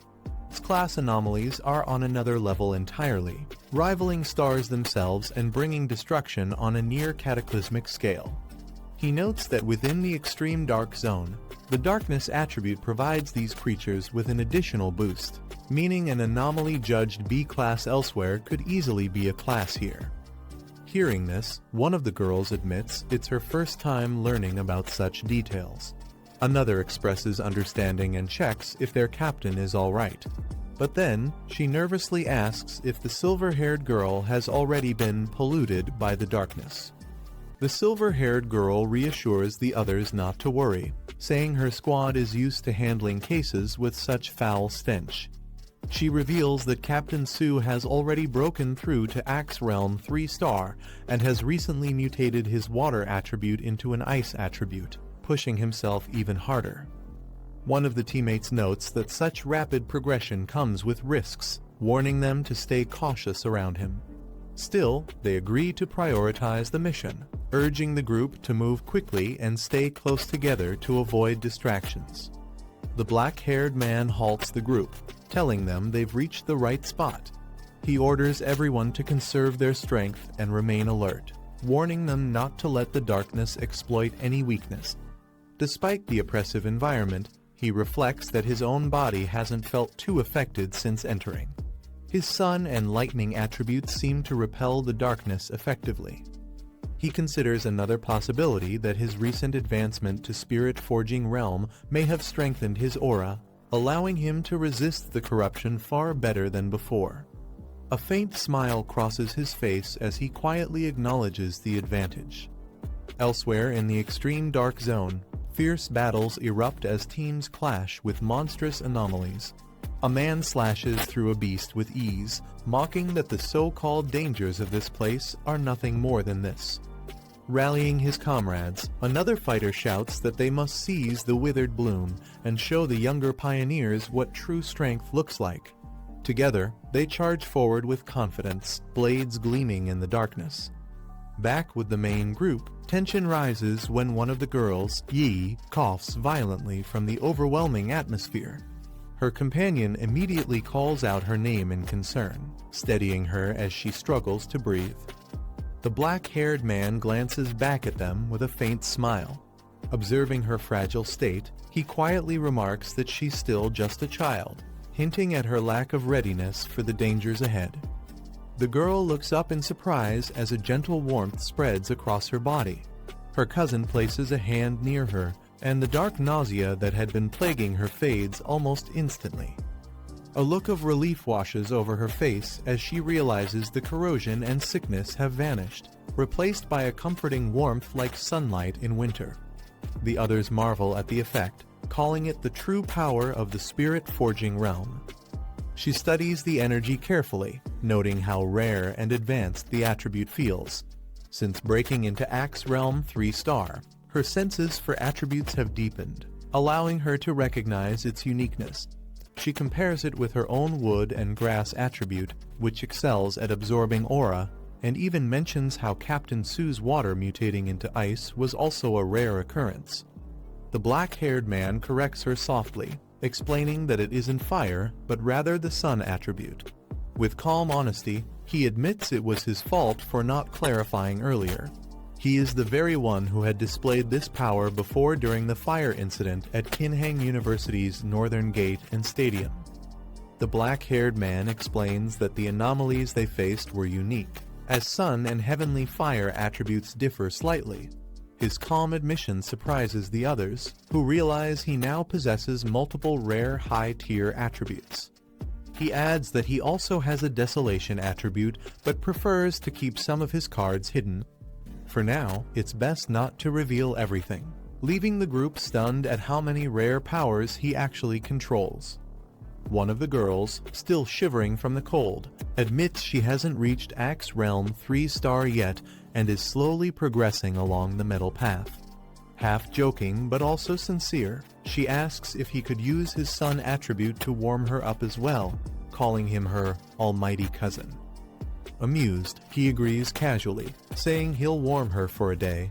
The girl yelps in shock as the sudden burst of warmth surges through her body, overwhelming her senses, while he remains composed and unfazed. Nearby, other members notice the warmth being shared and tease the pair for patting each other like that. Their playful remarks lighten the tense atmosphere, if only briefly. Encouraged, they suggest that Captain Sue's squad should try it as well. With little hesitation, the group agrees, asking him directly for help. Amused, he casually raises his hand, releasing a steady wave of warmth that spreads through the cold air. One by one, the squad members feel the comforting energy wash over them.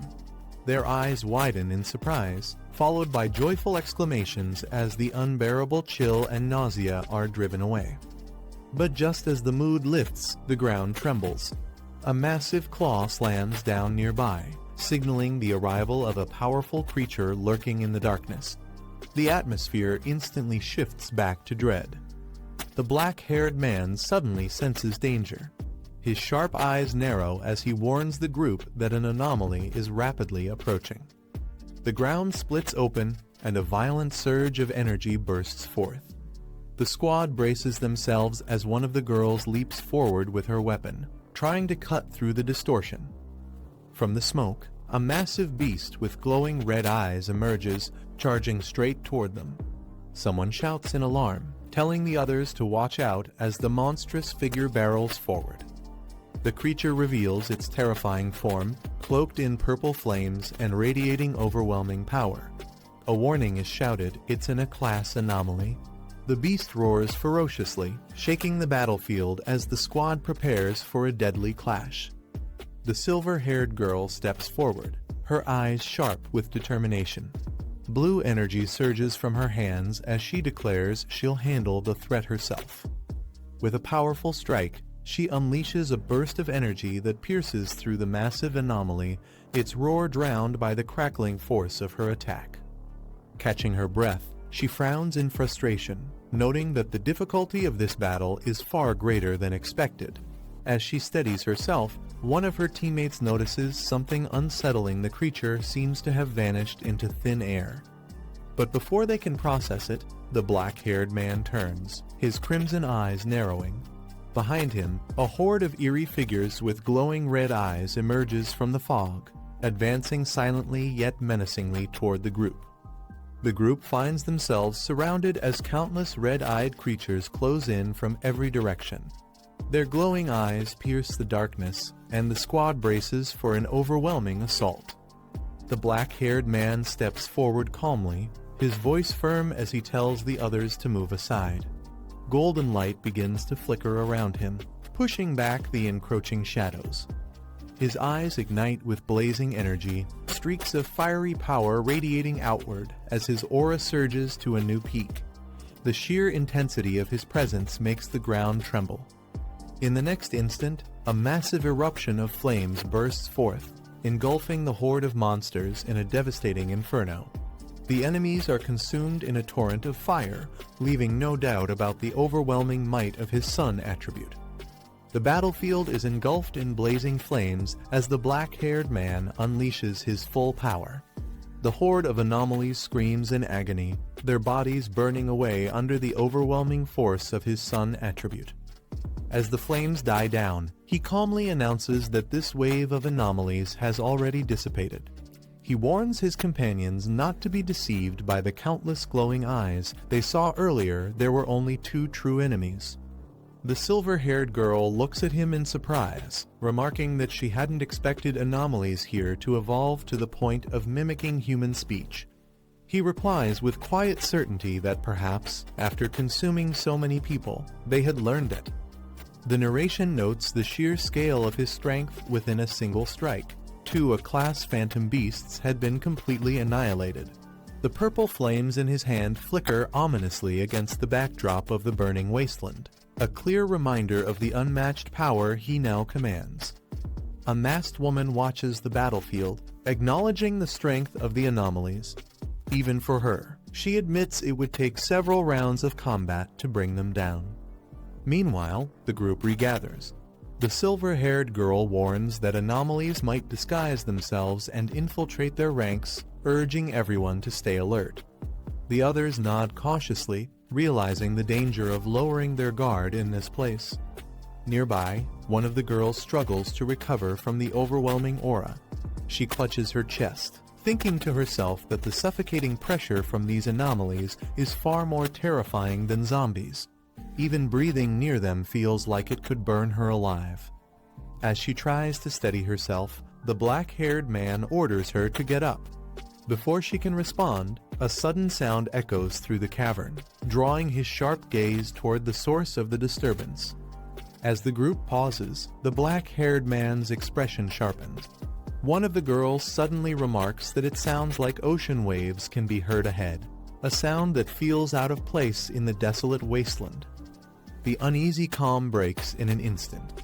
A strange noise erupts, catching everyone off guard.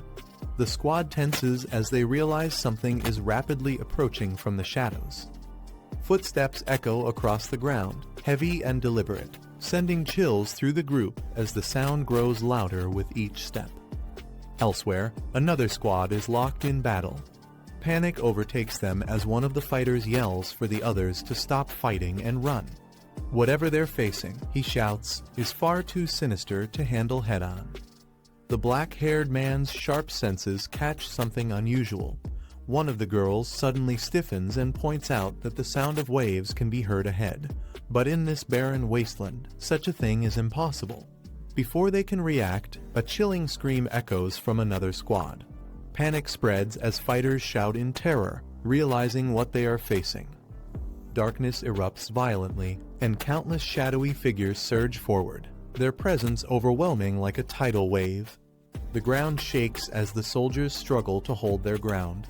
The terrified survivors cry out in despair, identifying the threat. It's the Dark Tide, a calamity so fearsome that even legendary armies once suffered devastating losses against it. A terrifying red tide surges across the battlefield, swallowing everything in its path.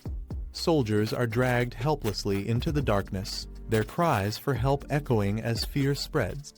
One man trembles, realizing that if the regular army was crushed by this force, then his chances of surviving are slim as well. Amid the chaos, a warrior steps forward with determination. Holding a glowing green sword, he summons his strength and surrounds himself with a radiant barrier of light. With arrogance, he shouts that everything here belongs to him, unwilling to yield to the dark tide. The clash between the two forces shakes the air. His green aura holds strong for a moment, but the overwhelming red tide towers above, pressing against him like an unstoppable wave. The battlefield trembles, showing the vast difference in power. The warrior's confidence begins to falter. His expression shifts as he senses something abnormal. Gritting his teeth, he admits to himself that the anomalies here are far stronger and stranger than he imagined, and his power alone might not be enough to withstand them.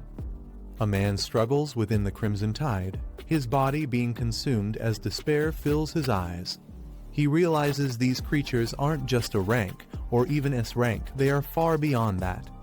Fear grips him as he repeats to himself that he cannot be caught, but the darkness continues to pull him in. Nearby, more soldiers are dragged into the abyss, their screams echoing as they desperately reach for help.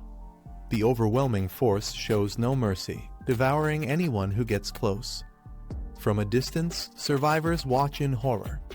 The suffocating darkness spreads endlessly, raising the question of whether there's any hope of escape. Someone asks their leader, Captain Su, about the true nature of this phenomenon. Captain Su explains that the Dark Tide is the pinnacle of dark attribute power, a corrosive force that devours everything, leaving nothing behind.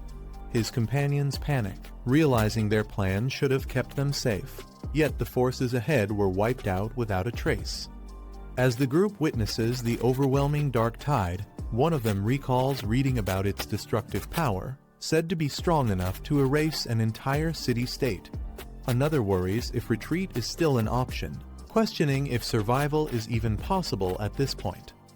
A golden barrier of spirit energy forms around them, offering temporary protection. Their leader instructs them to remain calm, explaining that this shield restrains dark energy. If necessary, they must combine their strength to reinforce it and buy enough time to withstand the surge. Despite the barrier, doubt spreads among them. A blonde woman warns that the Dark Tide is condensed dark attribute itself, a force far beyond what they can resist. She recalls how even a powerful elder at the spirit-shaping realm was swallowed whole without resistance. Amid the fear, the black-haired young man steps forward. Flames and lightning swirl around him as he readies his power. He declares boldly that even if the Dark Tide is condensed, he will destroy it with his own strength. The group watches in shock as the black-haired young man unleashes his power, flames and lightning bursting forward like a blazing spear. Someone exclaims in disbelief, wondering if he truly intends to destroy the Dark Tide itself. The fiery strike pierces through the suffocating darkness, cutting a path into the overwhelming tide. The impact shakes the battlefield, its force echoing across the red abyss. Surrounded by a radiant aura, the young man charges headfirst into the swirling core of the tide. His determination burns brighter than the storm around him, refusing to yield against the overwhelming force. In the shadows, another figure watches closely, a smirk forming as he mutters to himself.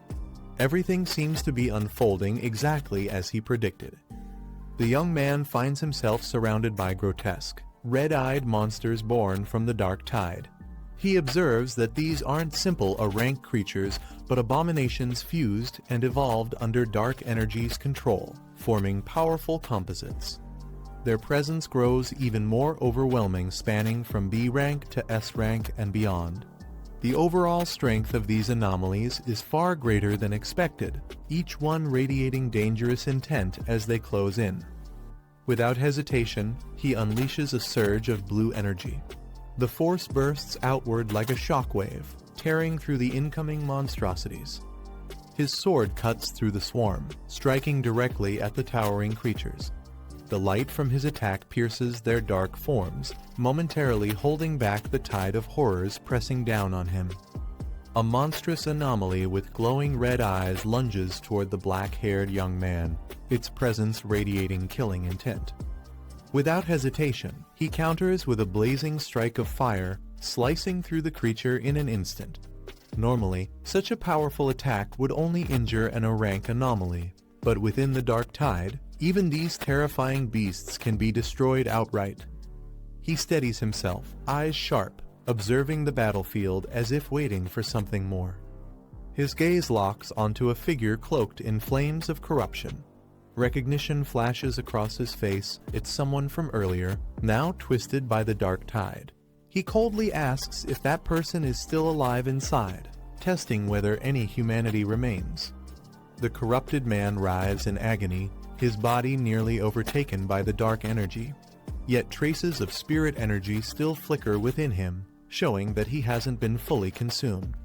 The young fighter notes that while this man's foundation in the spirit-shaping realm isn't as firm, he is still a genuine cultivator, meaning there's a sliver of hope left. With determination, the young man raises his hand, summoning overwhelming power. Lightning surges around him as he prepares to unleash a decisive technique. He roars his attack Divine Thunder, 100 refinements, as a colossal bolt of energy tears downward, shaking the entire battlefield with its force. The attack lands with devastating impact, blasting through the corruption. The once twisted man crashes to the ground, heavily injured but no longer fully consumed by darkness. Standing over the fallen man, the black-haired fighter notes that he can still be saved, though only barely. Flames flicker along his blade, casting light on the wounded cultivator. Darkness stirs again, surging from the corrupted surroundings as he remains vigilant, his fiery sword held ready. A massive figure of corruption rises before him, regenerating without end. He clicks his tongue in irritation, realizing this must be the unique trait of anomalies beyond his rank. Instead of despairing, a confident smile spreads across his face. He decides to test another method, channeling spirit-based power to counter the infinite regeneration. The black-haired fighter releases a surge of energy, golden light clashing against the looming wave of dark anomalies. The battlefield shakes as the two forces collide. Blue lightning crackles in his hand as he examines the situation. Even at the spirit-shaping realm, he realizes he cannot extract dark energy directly. He mutters that, as expected, the dark attribute is far more unusual than any other. A faint smile forms on his face, showing neither panic nor hesitation. Instead, he appears intrigued by the challenge. Surrounded by the howling tide of monstrous abominations, he steadies himself. If he can't erase the darkness completely or absorb it outright, he resolves to find another way forward. Surrounded by monstrous anomalies, the young fighter regrets not having his companion, the little white flower. With its desolation power, he could have fought the darkness on equal footing. Instead, he wonders what else he can rely on. His fiery aura burns brighter as realization dawns. He remembers that the answer has been right in front of him all along. Elsewhere, his allies watch anxiously from within their protective barrier. One of them asks Captain Su if he has ever seen anything like this before. Su admits his knowledge is limited and that he has never witnessed such a phenomenon. Their attention shifts as they notice something shocking. The overwhelming dark tide, which had been raging uncontrollably, suddenly freezes still in place. Inside the protective barrier, the girls watch anxiously. One of them feels uneasy, admitting that not even when facing ghost vines had she felt such dread. She worries about her cousin, who has been inside the tide for too long, fearing something might happen to him. Another girl reassures her, noting that his barrier is still intact, only flickering slightly. She suggests reinforcing it with their spirit power, adding that if someone like him were to fall, the rest of them would be dragged down regardless. With confidence, the blonde girl explains that he is a spirit-shaping realm cultivator wielding multiple insane attributes. His strength could rival a 3-star spirit-shaping expert, making him far beyond what they in the Ghost Axe realm could ever step in to save. Her remark lightens the tension as laughter breaks out. One girl jokes about Captain Sue's humor, while another adds that her teammates often say the same, asking if she's feeling better now. A blazing torrent of fire erupts across the battlefield, illuminating the darkness as the ground trembles under its power. The black-haired fighter unleashes one of his ultimate techniques, 9-Dragon Heavenly Flame Seal. The flames twist and roar like living dragons, filling the sky with overwhelming might. Engulfed in golden fire and blue lightning, he rises above the chaos, commanding the dragons with a single word, "Rise." His aura surges, defying the dark tide's crushing force. From within the protective barrier, his allies stare in awe. One shouts in excitement that it's her cousin, while another recognizes the devastating move, whispering in disbelief about the technique he just used. The battlefield erupts as blazing dragons soar through the sky, their flames coiling with unstoppable force. The sheer might of the 9-Dragon Heavenly Flame Seal leaves everyone stunned, with one ally whispering in awe that it's far too powerful. From a distance, a woman observes closely, recognizing the true nature of the technique. She mutters in disbelief, realizing it's a heavenly flame capable of sealing power itself. Her eyes widen as the flames compress into a glowing sphere. Shocked, she questions if he truly managed to seal the dark tide, something thought to be impossible. Meanwhile, the black-haired fighter lands with determination, his body crackling with lightning. He channels even more energy, preparing for what comes next as the battle is far from over.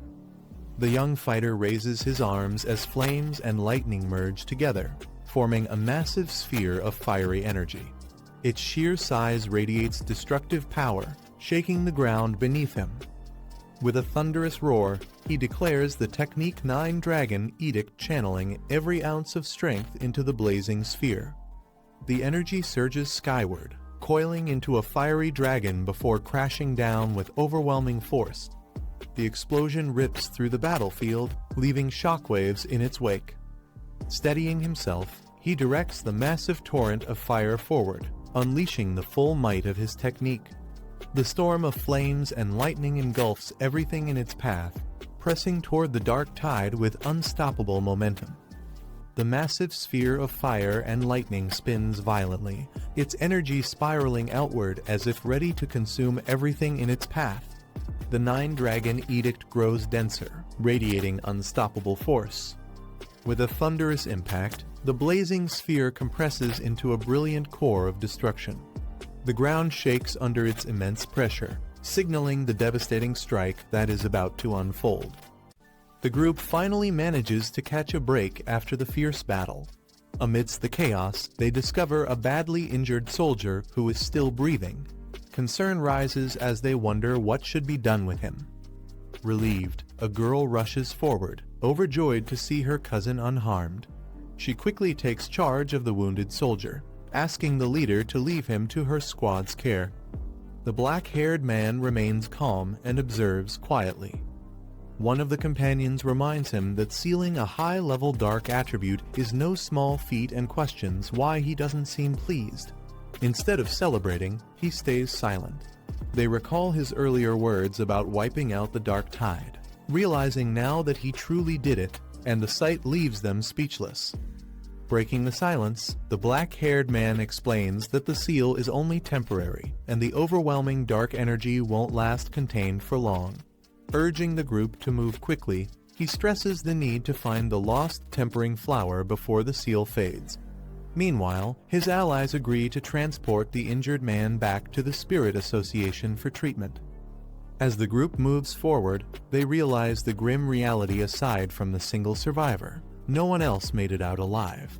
The dark attribute had consumed everything, leaving behind neither bodies nor traces, regardless of cultivation level. One of them laments how the people who were alive just moments ago are now completely gone, admitting relief that they didn't witness their deaths directly. The black-haired man quickly takes charge, instructing Yi and the others to move ahead with Captain Su while he stays behind to guard the rear. The group complies and continues onward, carrying the injured survivor. Now standing alone at the edge of the black pool, he faces the lingering danger. The system registers a surge of dark attribute energy once again, signaling the threat isn't over. He raises his hand, releasing his power as dark energy bursts into the air. The detection process completes, confirming the overwhelming fluctuation of the dark attribute. The system activates once more, initiating an ultimate computational process. Streams of dark energy surge upward as the black-haired man floats in the center, absorbing its power. With his eyes closed, he remains calm as the swirling darkness engulfs him. The process continues to intensify, binding itself to his very core. Moments later, the system confirms the result compilation successful.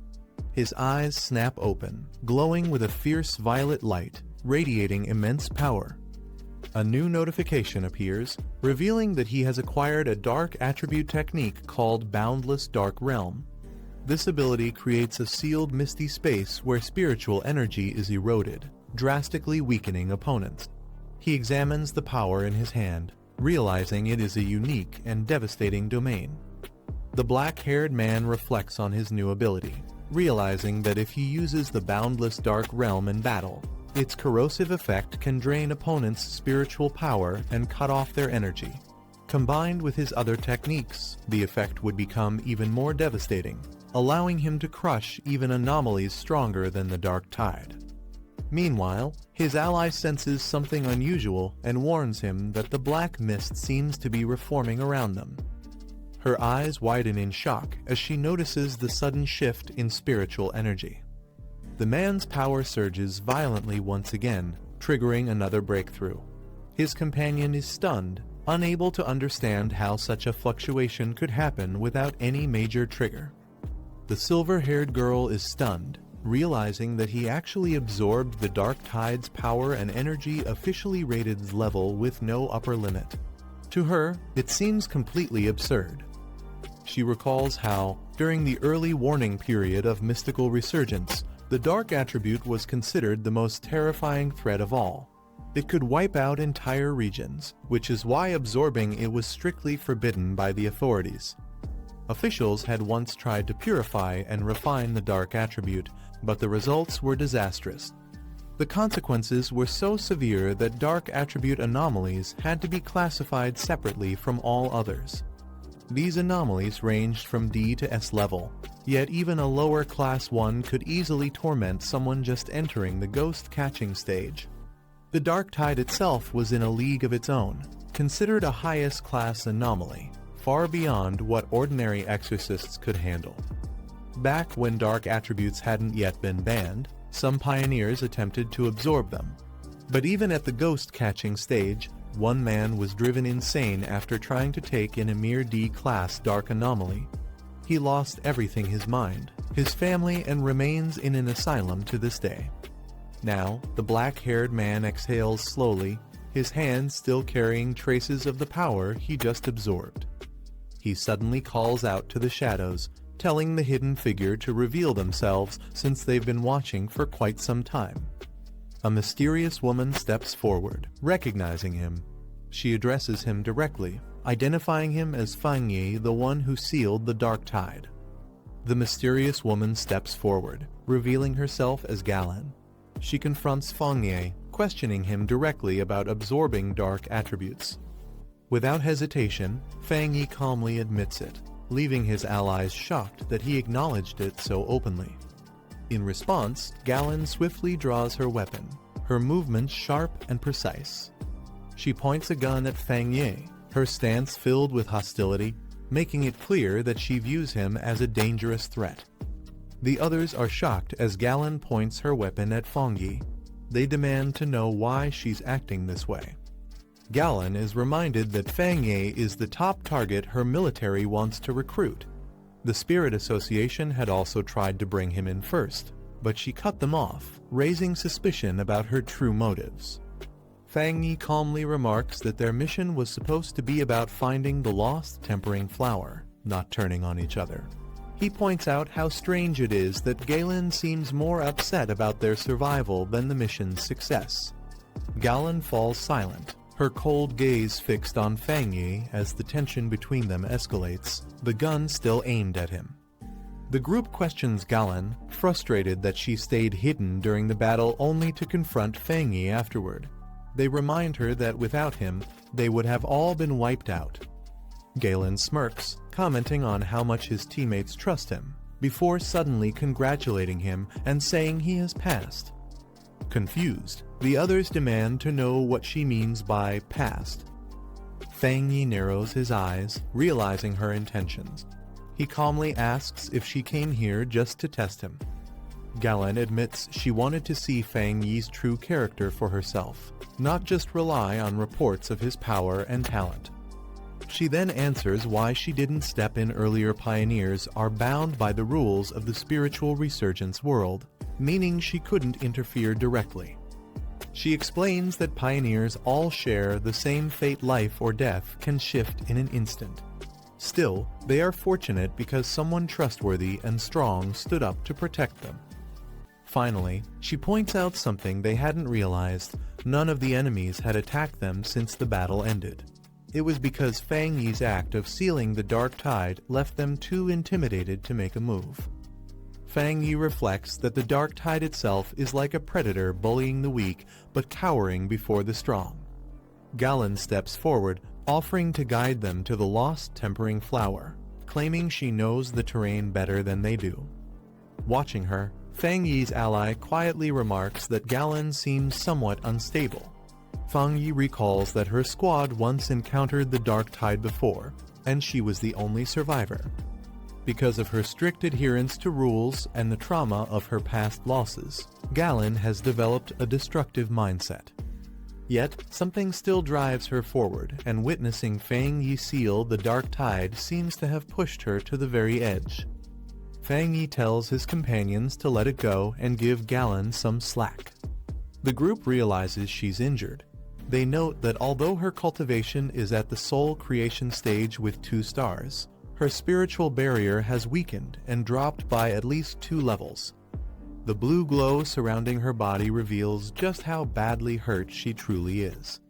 Despite her condition, she continues moving forward, her steps unsteady but determined. Galen quietly thanks them but insists her injury doesn't matter. The narration shifts to describe the ominous surroundings, an extreme dark zone known as the Abyss Graveyard. The group continues onward together, carrying the wounded while pressing deeper into the dangerous area. Fang Yi suddenly reacts, his sharp eyes catching something unusual ahead, his expression turning tense. Fang Yi halts at the grim sight of bones scattered across the ground, realizing the danger of the place they've entered. Galen confirms they've arrived at the mass graveyard, the heart of the dark zone. Amidst the eerie landscape, they spot their objective, the radiant lost tempering flower glowing in the distance. The group remains silent, tension hanging in the air as they prepare for what comes next. The group approaches the lost tempering flower, but shadowy figures rise from the ground, surrounding it ominously. Galen stares at the flower, muttering that she has finally found it again, her expression filled with obsession. Fang Yi immediately senses something is wrong. A burst of fiery energy erupts as one of his companions shouts at Galen to snap out of it, trying to pull her back to her senses. A blazing fireball descends rapidly, aimed directly at Galen. She raises her hand in shock, realizing the sudden threat closing in on her. A massive explosion erupts, shocking the woman. She realizes the man's power carries the extremely rare Yang attribute. Without hesitation, she leaps forward and strikes with full force, the impact shattering the ground. The man stands unfazed, calmly raising his hand while she glares at him in silence. Frustrated, she questions herself, wondering if all her preparations were still not enough. The others rush to Galrin, worried about her condition. They warn her that the dark attribute has already taken hold of her. The man calmly states that when it comes to the lost bloom, he alone is enough. He turns and walks forward, carrying his sword with steady steps. Stopping ahead, he comes face to face with the glowing lost bloom. The man stands calmly with his sword drawn as the ground begins to crack. A monstrous creature with glowing red eyes bursts forward, charging straight at him. The beast roars with its mouth wide open, filled with crimson energy. Unfazed, the man raises his hand, summoning blue energy as he declares his technique Divine Lightning. The man strikes the beast with divine lightning, electricity surging through its massive body. The monster roars in pain but still refuses to fall. He realizes just how many anomalies these dungeons continue to produce. Knowing time is short, he decides to end it quickly. With a cold gaze, he prepares another technique. Unleashing a surge of purple energy, he activates his move Limitless Dark Domain, engulfing the monster in darkness. The Limitless Dark Domain engulfs the monster, trapping it in a sphere of swirling purple energy. The beast writhes violently inside, its body overwhelmed by the crushing darkness. It lets out a distorted cry, struggling as the power tears through it. The narration reveals that the S-rank half-corrupted fox demon has been reduced to B rank. The man notes that it dropped 2 whole ranks, proving its so-called cultivation wasn't that strong after all. The man grips his blazing sword, flames igniting with fierce power. He swings down with a fiery slash, declaring that it's over as the explosion lights up the battlefield. Watching from a distance, the others notice a black energy forming. They wonder if it's the dark attribute but feel that it carries a different aura. They realize the truth, it's Fang Yi's domain. He had mastered the dark attribute and created a domain entirely on his own, without a teacher. One of the women explains that creating a domain with spiritual power is an incredible feat, something only their master could once accomplish. She recalls how their master once unfolded his domain to suppress a calamity threatening the capital, but the result was devastating. As Fang Yi's domain shifts, the others watch in awe, shocked at how quickly it is moving. With a calm smile, Fang Yi waves his hand and remarks that this should be the last of the trouble within the mass grave. The man approaches the glowing flower, its soft light standing out in the desolate land. He carefully reaches down and lifts the flower with both hands. Looking at it closely, he confirms that this must be the one he was searching for. From a distance, the woman watches in silence, her expression tense as she takes in the sight. The group confirms the mission is complete after obtaining the lost bloom, though they note how small it is. They warn that the dark tide could erupt at any moment, so they must withdraw immediately. Meanwhile, others point out they also have an unexpected tag along with them. Holding the flower, the leader thanks Fang Yi, saying the mission would have been impossible without him. She also expresses gratitude to everyone as they prepare to leave. As the group walks away, Galrin quietly tells Fang Yi that she is truly grateful. Galrin explains that Elder Wu from the King Kong realm is in critical condition, and the lost bloom is the only medicine that can save him. She tells Fang Yi that he has saved his life. Fang Yi stays silent, his sharp eyes reflecting the weight of her words. The group finally reaches daylight, relieved to have made it out alive.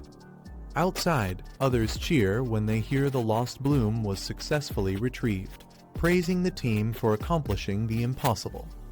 The group emerges from the dungeon to find a massive crowd waiting. People murmur in excitement, asking who actually found the lost bloom. A girl reacts in surprise as she spots something unusual. They notice a vehicle from the Star God War Zone, the elite fighting force of the Xia Nation, arriving on the scene. The narration explains that the Star God War Zone is ranked number 1 among the 10 great war zones. With abundant resources and powerful cultivation grounds, they became the nation's most celebrated elite force. the lost bloom is carefully placed into a secure container for transport.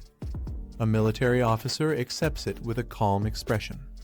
Soldiers stand in formation, saluting Fang Yi with respect. The officer assures Gaoren that the lost bloom will be delivered to the hospital immediately. She nods, saying she will head over shortly. A large vehicle from the Star God War Zone departs as Fang Yi questions Gaoren about her affiliation. She admits that his strength and performance have likely already spread through their war zone. Fang Yi is told that his power alone could easily overwhelm even their most elite squad. Gaoren offers him cultivation resources and doubled bounty rewards if he joins, but Fang Yi politely declines, saying he has his own way of cultivating. Gaoren warns Fang Yi about the rising danger of dark attribute anomalies, explaining that their numbers are rapidly increasing and becoming harder to control. She adds that their influence spreads like a tumor and could cause catastrophe at any moment, which is why the association strictly guards forbidden zones. She clarifies she isn't trying to pressure him, but believes someone as capable as him has the right to understand the situation. Fang Yi responds with a calm smile, assuring her that if he encounters another anomaly, he won't stand by idly, even if strangers are involved. Gaoren looks at Fang Yi with a gentle smile, expressing her gratitude. She tells him it has been a pleasure meeting him and offers him a token. With the token in hand, she explains that it grants him access to freely enter any forbidden zone for cultivation. She adds one more invitation, asking Fang Yi if he would like to go and meet Elder Wu. The woman smiles and says the person she mentioned is her honored teacher. She suggests they meet someday, though she's unsure if he'd agree. Then, she admits she personally wants to be his friend. He quietly slides his hand into his pocket, thinking for a moment before making up his mind. With a faint grin, he agrees that having more friends could be useful and decides to join her. He raises his glowing hand and tells her to accept a small gift as a friend. Blue energy bursts from his hand as he reaches toward her. Shocked, she asks what he's doing, and he calmly explains that he can remove the dark toxins from her body. The light surrounds them as she stands frozen in surprise. Electric currents surge around her as she realizes that lightning energy can actually heal. She feels a gentle tingling through her body. The cold pain she once had is replaced by warmth. Her body begins to glow as the corrupted wounds start to mend.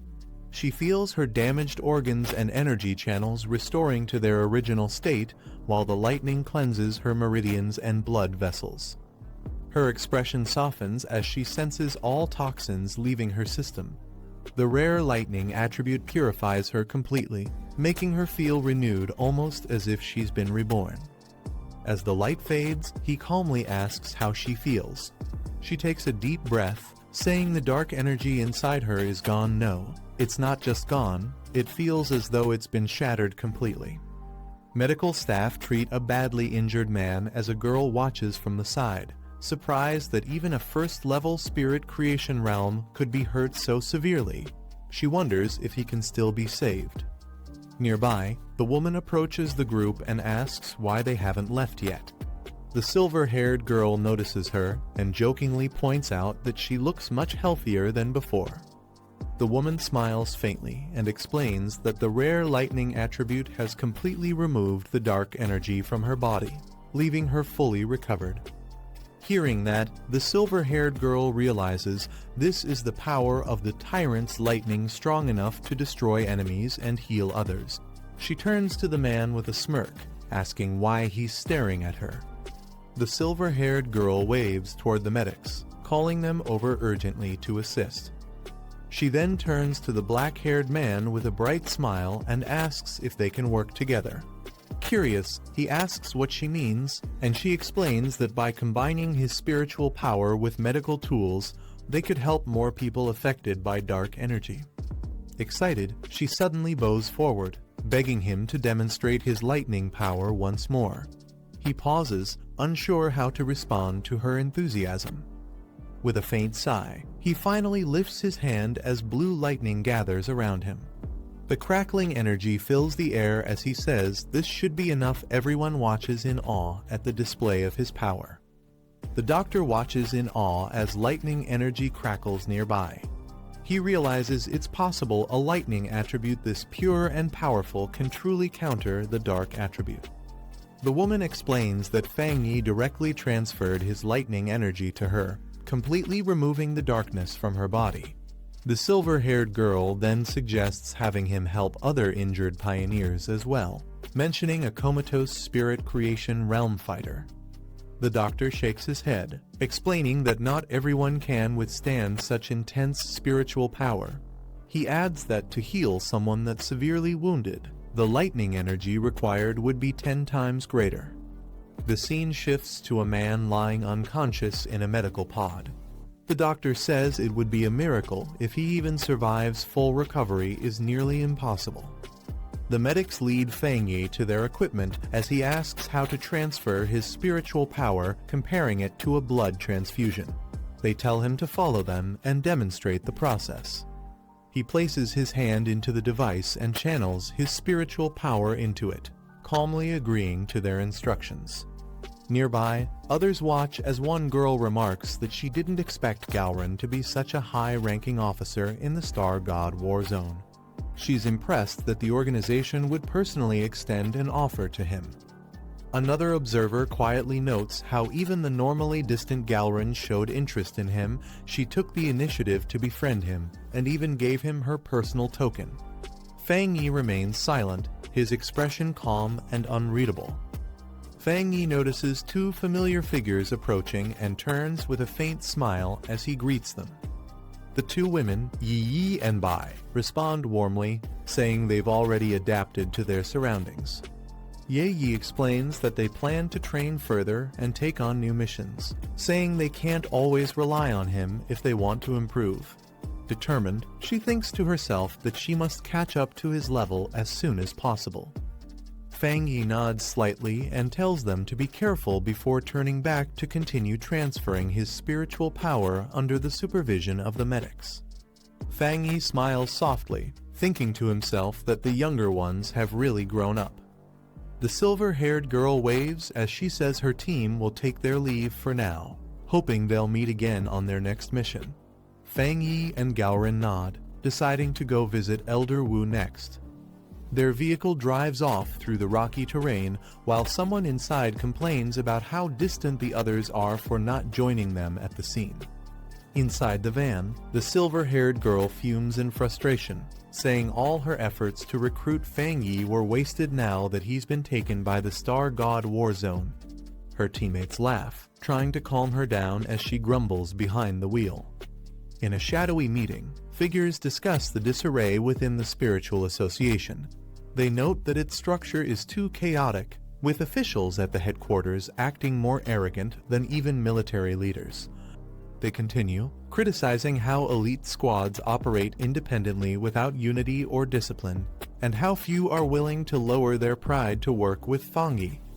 At the Star God War Zone medical base, the narrator reflects that it's fortunate some of these powerhouses at least avoid causing trouble. Fang Yi and Galrin arrive at the facility. Inside a quiet room, they stand beside an unconscious elderly man. Fang Yi asks if this is Elder Wu, and Galrin confirms he's a former powerhouse of the King Kong realm, now reduced to a frail, weakened state. Elder Wu lies motionless in his hospital bed, his body covered in dark veins as machines keep him alive. Galrin explains that he hasn't woken up since using a powerful technique called the Lost Bloom. Before that, he was nearly like a walking corpse.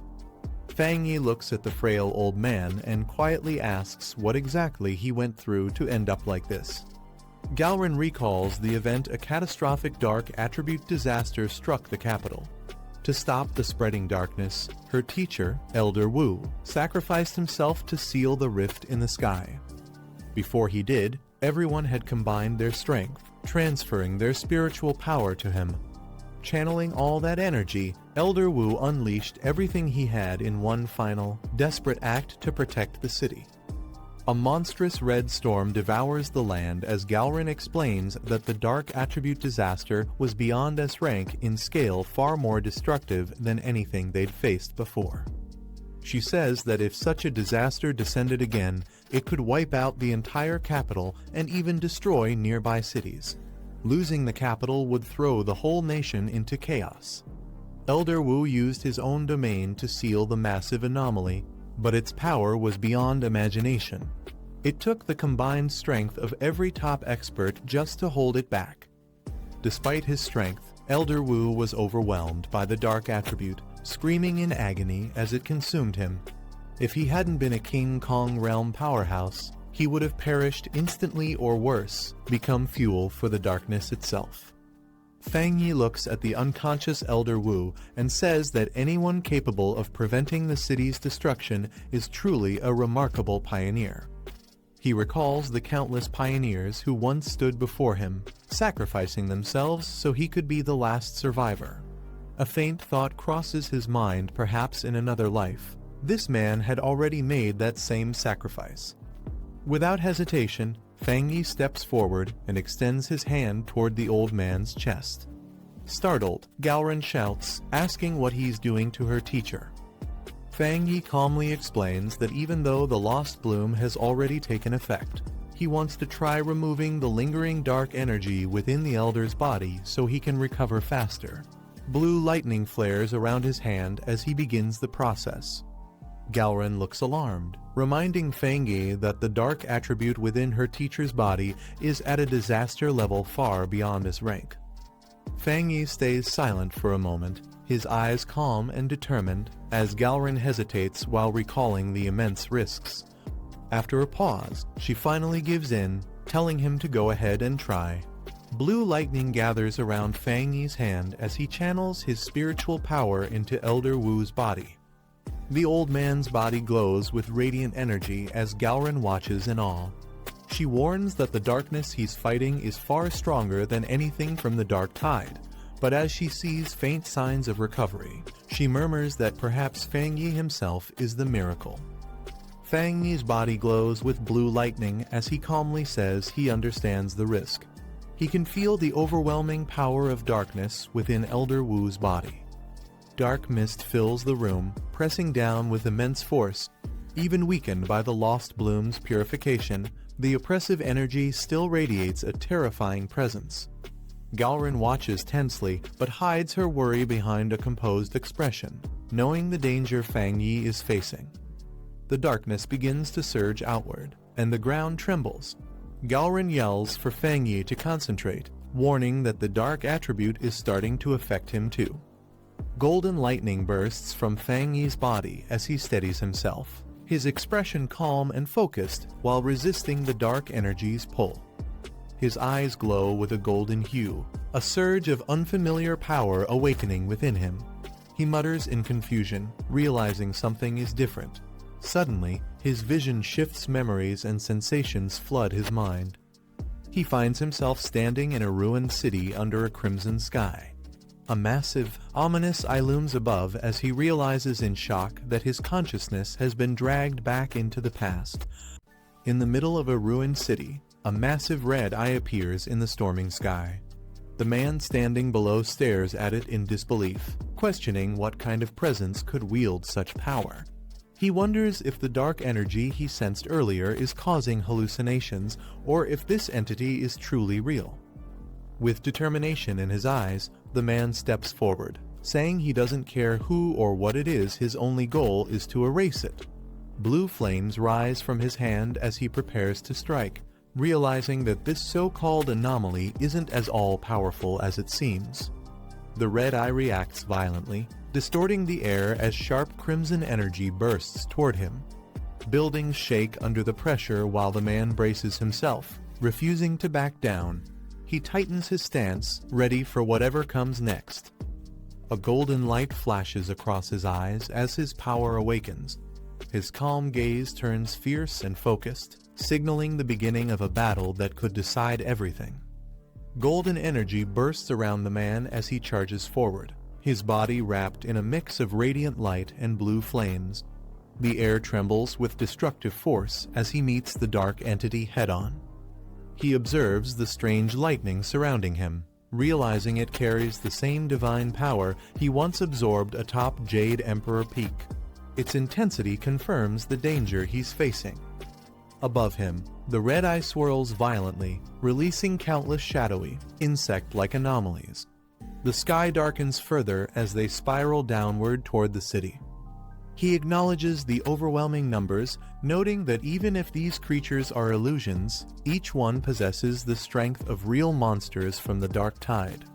Thousands now descend, surrounding him completely. The man's hand ignites in flames, forming a blazing sword that radiates intense heat. His aura burns brighter, fueled by determination and anger. Facing the monstrous red figure in the sky, he declares that there's no other option left. It's time to wipe out every last one of these pests. He leaps into the air, gripping his fiery blade tightly. With eyes glowing crimson, he channels all his power into a single, decisive strike. Shouting fiercely, he brings his sword down, releasing a massive arc of blazing energy that cuts through the darkness, shaking the battlefield with raw, destructive force. The man's blazing sword slashes through the monstrous red eye, causing violent ripples of energy to burst outward. He studies it calmly, realizing this entity is an S-class amalgamation of anomalies, though the illusion might be weakening it. He suspects the lost tempering flower might have reduced its power, giving him a slight advantage.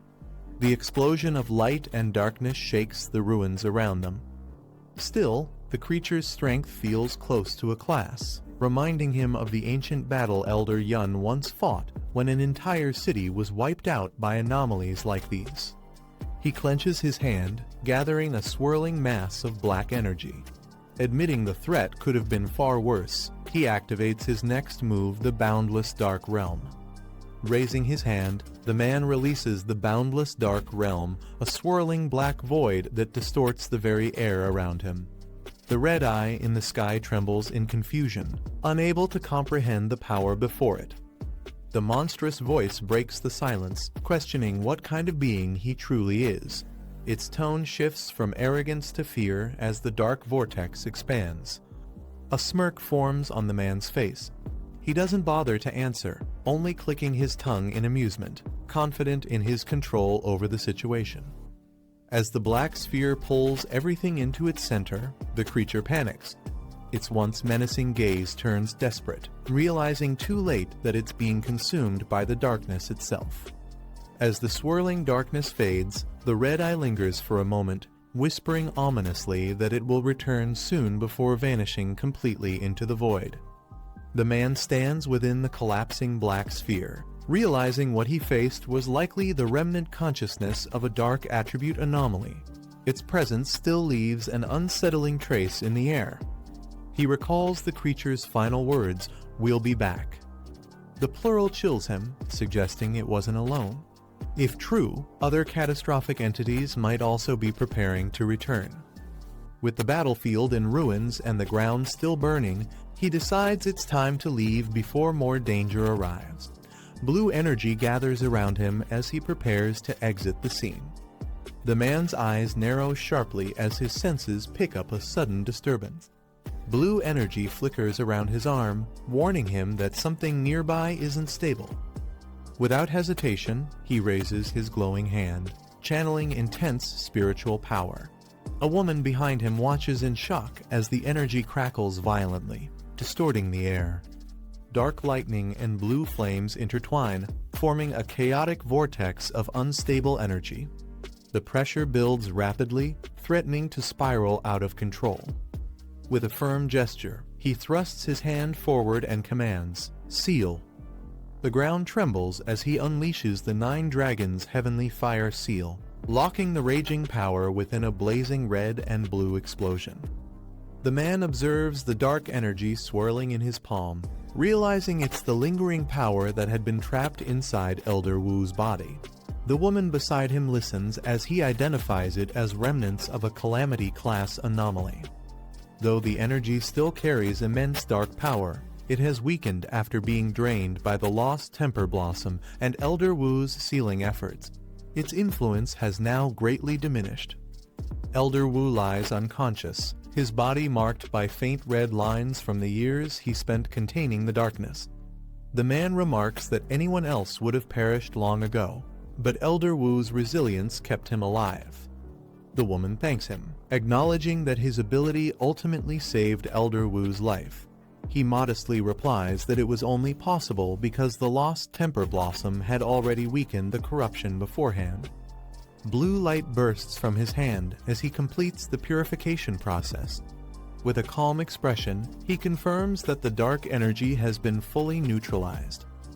However, he adds that there's still something important left to discuss. Traces of black mist fade from his palm, hinting that the darkness might not be gone for good. Standing beside Elder Wu's bed, he explains that during the psychic illusion, the remnant calamity seemed to stir as if it was waiting to awaken again. They must stay alert, for the next attack could come any time. The woman acknowledges his warning, saying she's heard the same rumor before. Her tone shifts calm but uneasy, realizing that the threat might truly return.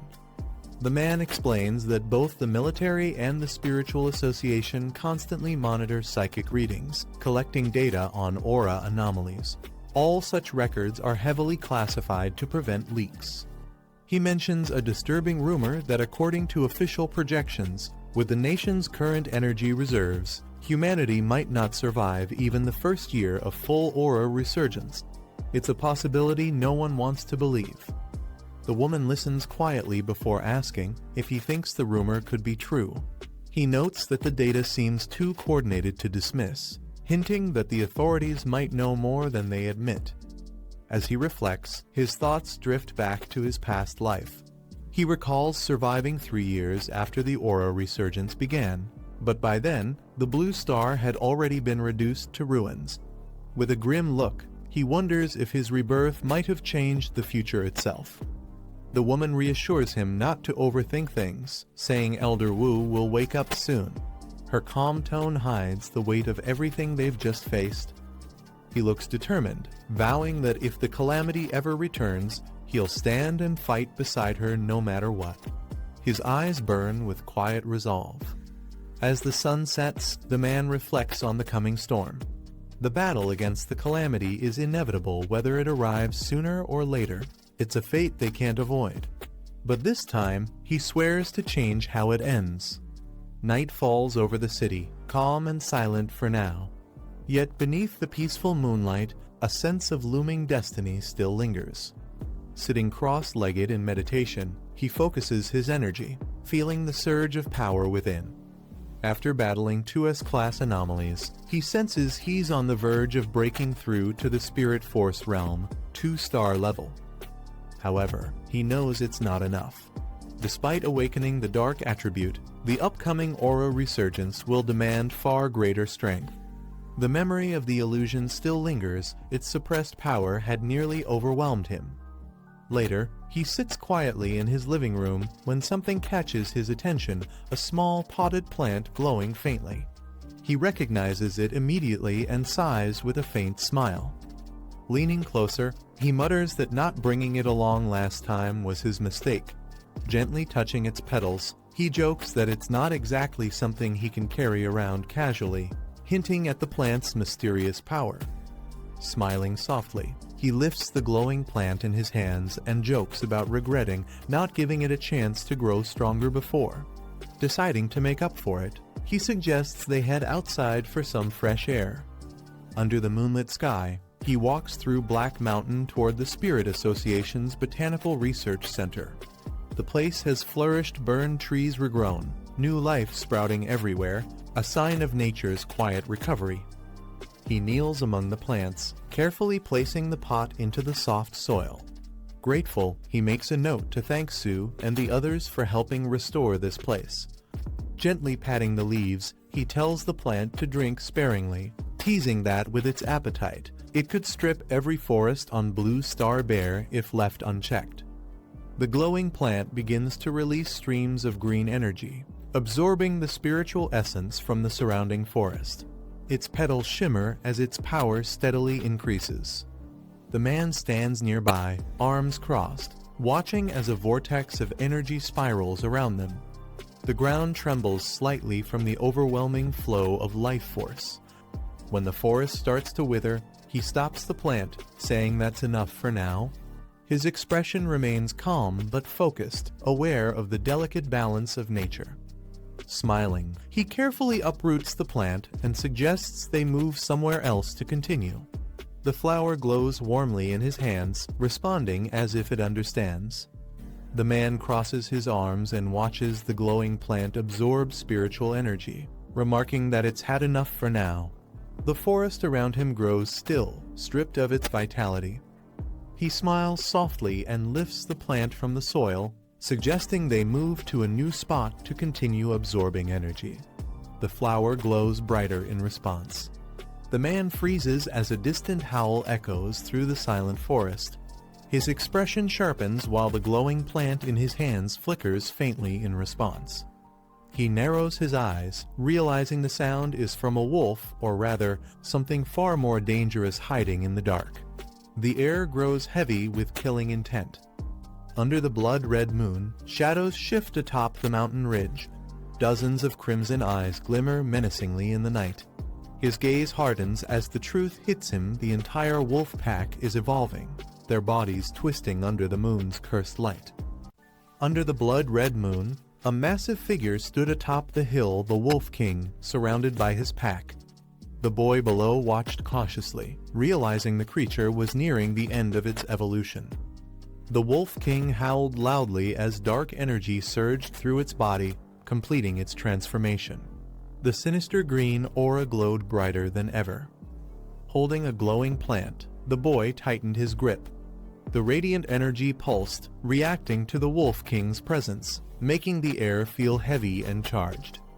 As the evolved wolves surrounded him, the boy observed carefully. The Wolf King had changed its core, adopting a corrosive poison attribute after absorbing dark energy during evolution. The Wolf King's dark aura flared violently, its power growing unstable as the dark attribute surged within it. The air trembled from its presence. The man observed calmly, analyzing its strength.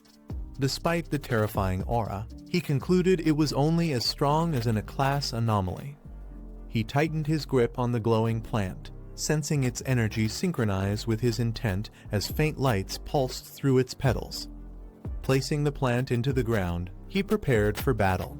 Although the Wolf King's power wasn't extreme, the countless wolves nearby and the city below made the threat far greater. With calm determination, the man activated the glowing plant, its energy spreading as the Wolf King roared and charged toward him. The battle had begun. A massive beam of green energy shot into the night sky, piercing the moonlight as the surrounding mountains trembled from the surge. Watching from a distance, a group of scouts observed the chaos. One of them reported that the Wolf King's evolution was complete, and its aura had reached a contamination level of 90. Shocked, the leader muttered that its power was still rising, its base strength now comparable to those in the late ghost carving realm. The soldiers panicked as they realized the Wolf King's strength might have reached the spirit forcing realm. The rest of the pack was already at ghost carving levels, making the situation dire. Suddenly, a dark green light burst across the mountain once again. The dark attribute had reappeared, intensifying the corruption. One of the leaders shouted in realization. The Wolf King had evolved dual attributes, a nearly impossible mutation among anomalies. Knowing the danger, he urgently called for backup. If these beasts completed their evolution, the entire district below would be wiped out. The ground suddenly began to shake, startling the team. They wondered if the Wolf King's evolution had caused an earthquake. But before they could react, a massive surge of green energy erupted from the mountain, an overwhelming force recognized as the power of desolation. Panic spread as they realized it wasn't just the Wolf King. Another anomaly had appeared, releasing destructive energy without warning. The leader shouted for everyone to retreat and ordered an immediate evacuation of all nearby residents before the devastation could spread. One of the soldiers noticed something strange. The power of desolation wasn't spreading outward, but seemed to be shifting direction. As they watched in confusion, the glowing energy began sinking deep into the mountain instead of expanding. The intense pressure suddenly faded, leaving behind only silence. The men hesitated, unsure if the danger had truly passed. Beneath the surface, green vines spread through the rock, blooming with faintly glowing white flowers quietly concealing what had just occurred. The glowing energy from the mountain burst outward once again, scattering petals across the air as strange flowers began to bloom everywhere. The man stood amidst a field of glowing blossoms, their beauty masking the sinister energy pulsing beneath the surface. The Wolf King roared, its claws slicing through the air as the flowers multiplied around it, covering the battlefield in petals.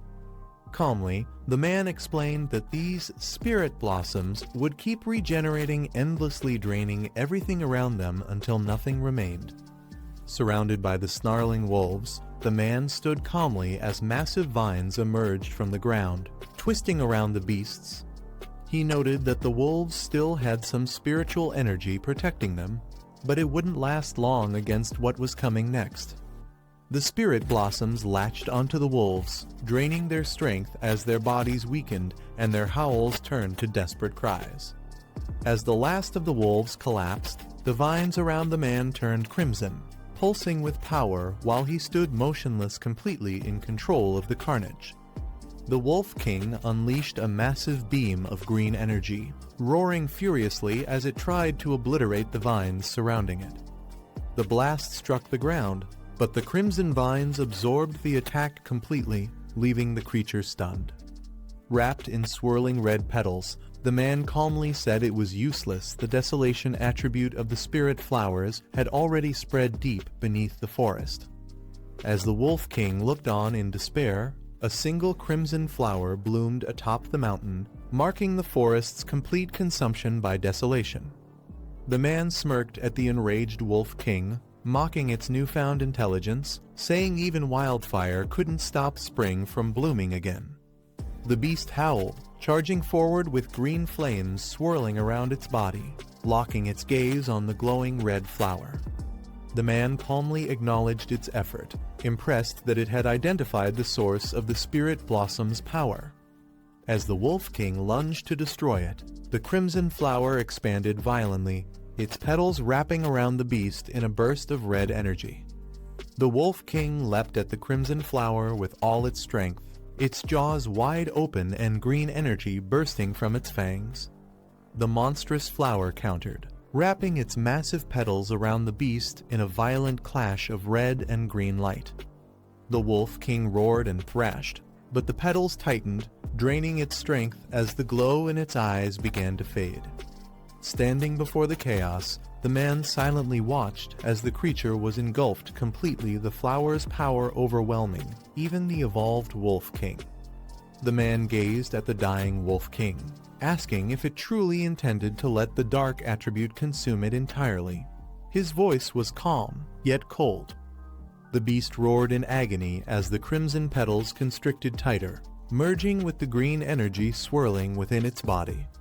Its desperate howls echoed through the red field, but the flower absorbed every last trace of its power, leaving nothing behind.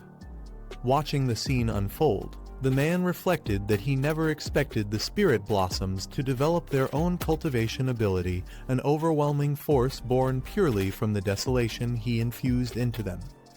The crimson flower stood tall amid a sea of red blossoms, radiating a quiet yet terrifying power. The man calmly declared that once trapped here, no anomaly could ever escape.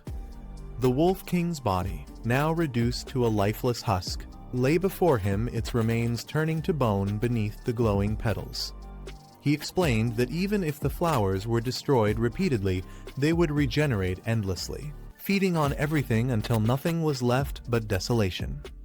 As the moon shone above the endless field of crimson, the spirit flower completed its evolution, inscribing a new power, endless spirit sea. The crimson flower's core began to glow intensely, radiating warmth and power as golden sparks danced between its petals. Petals drifted through the air like embers, swirling around the man, their glow reflecting in his calm, determined eyes.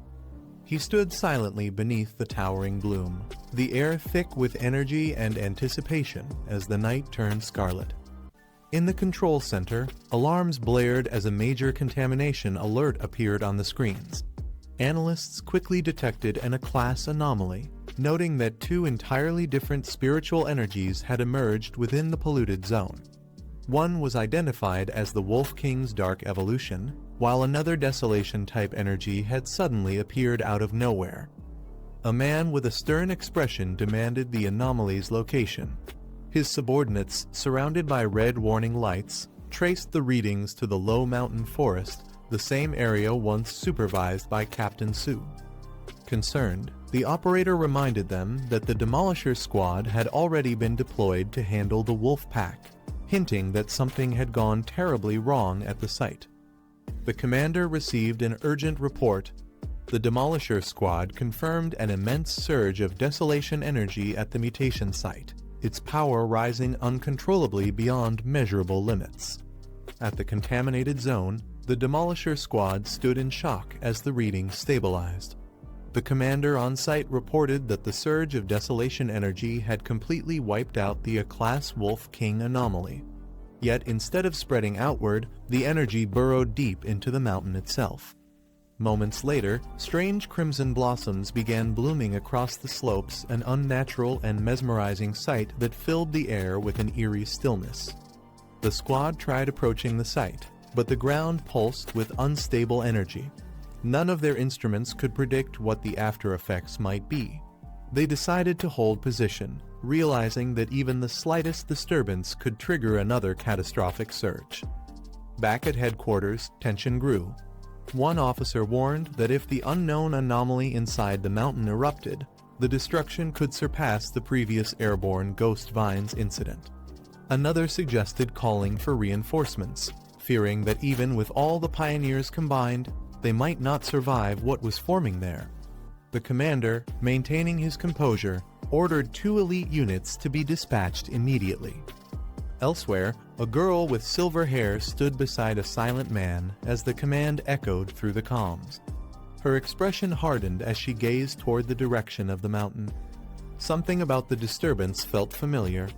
After a brief pause, she murmured to herself, realizing the truth, it was him again. Back at headquarters, the realization struck them like lightning. The silver-haired girl turned to the commander, piecing everything together. She deduced that the source of the desolation energy wasn't random, it was Fang Yi. His home was located exactly within the affected area, confirming their worst suspicion. Meanwhile, far away in the city, Fang Yi stood atop a building engulfed in flames of radiant energy. The fire around him didn't burn. It pulsed with life, resonating with the same mysterious force that had shaken the mountain. Calm and determined, he vowed to protect everyone within the city no matter the cost. High above, in the back mountain where the surge first began, the crimson blossoms continued to spread. The sky shimmered with energy as the earth trembled under the growing anomaly. The air grew thick with power, hinting that something extraordinary was about to awaken. Amidst the glow of red petals, a towering flower emerged from the mountain's core, immense and alive. Beneath it stood Fang Yi, gazing up at the monstrous bloom that radiated with spiritual energy. As the petals unfolded, he understood what was happening. By devouring the Wolf King, he was evolving once again, gaining a second attribute far beyond anyone's comprehension.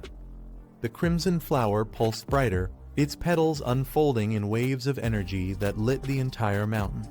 The desolation aura mixed with intense heat, transforming the surroundings into a fiery storm. The energy condensed into a blazing core, revealing the nature of Fang Yi's new power. A faint smile appeared on Fang Yi's face as he observed the phenomenon. He realized what he had gained, a fire attribute. It wasn't something he had expected, yet it perfectly resonated with the chaos burning inside him. Reaching out, he absorbed the energy flowing from the colossal flower. Flames swirled around him as the power fused into his body. He quietly remarked that evolution through devouring was an absurdly simple way to grow stronger, yet, for him, it felt natural. As the light dimmed, the massive flower shrank into his palm, transformed into a radiant spirit flower. It had completely devoured the mutated Wolf King and its pack. Now evolved into the desolate flame spirit flower, it held both desolation and fire attributes. Its hunger for spiritual energy had awakened, marking Fang Yi's step into a new realm of overwhelming power. Fang Yi studied the glowing panel before him, his crimson eyes narrowing as the words echoed in his mind, the boundless dark realm. The phrase carried both mystery and power, hinting at a dimension where darkness itself thrived. Realization struck him. If the spirit flower thrived on energy, then the boundless dark realm was the perfect place to nurture it. The soil and air of that realm were steeped in shadow, a haven for desolation and dark attributes. He couldn't believe he hadn't thought of it earlier. Channeling his power, Fang Yi summoned the realm's energy. Black tendrils of darkness swirled around him as the spirit flower floated gently in front of his palm. With one focused motion, he sealed it inside the void, letting the darkness engulf it completely. The sphere pulsed violently, lightning tearing through the clouds above as the sky dimmed into chaos. Fang Yi's gaze lifted toward the forming storm, his expression steady yet alert. Something had begun to awaken within that darkness, something powerful enough to shake even him. The sky above Fang Yi blazed with golden light as his eyes glowed fiercely, burning like twin suns. His aura surged uncontrollably, shaking the ground beneath him. It was clear he was breaking through once again, reaching the spirit-forging realm, and already advancing to 2 stars. A pillar of divine fire descended from the heavens, enveloping him in radiant energy. The storm clouds parted as lightning danced through the air, recognizing his power. Fang Yi sat calmly within the inferno, unshaken by the overwhelming energy that surrounded him. He could feel the change coursing through his veins. Channeling his power now felt effortless, as if the boundaries between him and the world had vanished. The spiritual essence of heaven and earth flowed into his body seamlessly, no longer resisting him but merging as one. From a distance, a man cloaked in shadows finally spotted the fiery beam that pierced the clouds. His eyes narrowed as he smirked, muttering under his breath. So, Fang Yi had been here all along. The hunter had found his target. Not far away, another figure watched the golden pillar piercing through the clouds. His eyes gleamed with excitement as he realized what he was seeing, the legendary heavenly fire strike. He recognized it instantly as a sign of someone breaking through to the spirit-forging realm. 2 stars. A wild grin spread across his face. Flames burst around his body as his aura ignited. The fire roared, wrapping him in a blazing storm of energy. He declared that if Fang Yi was a fire attribute pioneer, then he would crush that pride himself and prove who truly reigned supreme. Back in the glowing forest, Fang Yi's eyes narrowed as he sensed a presence nearby. The energy was unfamiliar yet powerful. His voice cut through the silence as he demanded to know who was there. Stepping into view, the intruder's aura flared with fire as well. Fang Yi's expression hardened when he realized it, another fire attribute pioneer. Sparks crackled in the air between them, setting the stage for a clash of flames that would shake the entire region. Fang Yi's hand glowed with a deep violet hue as he summoned the energy of the boundless dark realm. The orb in his palm pulsed with swirling darkness mixed with fire, forming a perfect balance of destruction and control. He launched forward, flames and shadow spiraling together into a blazing sphere that tore through the air. His tone remained calm, but cold. It seemed he had been expecting this confrontation all along.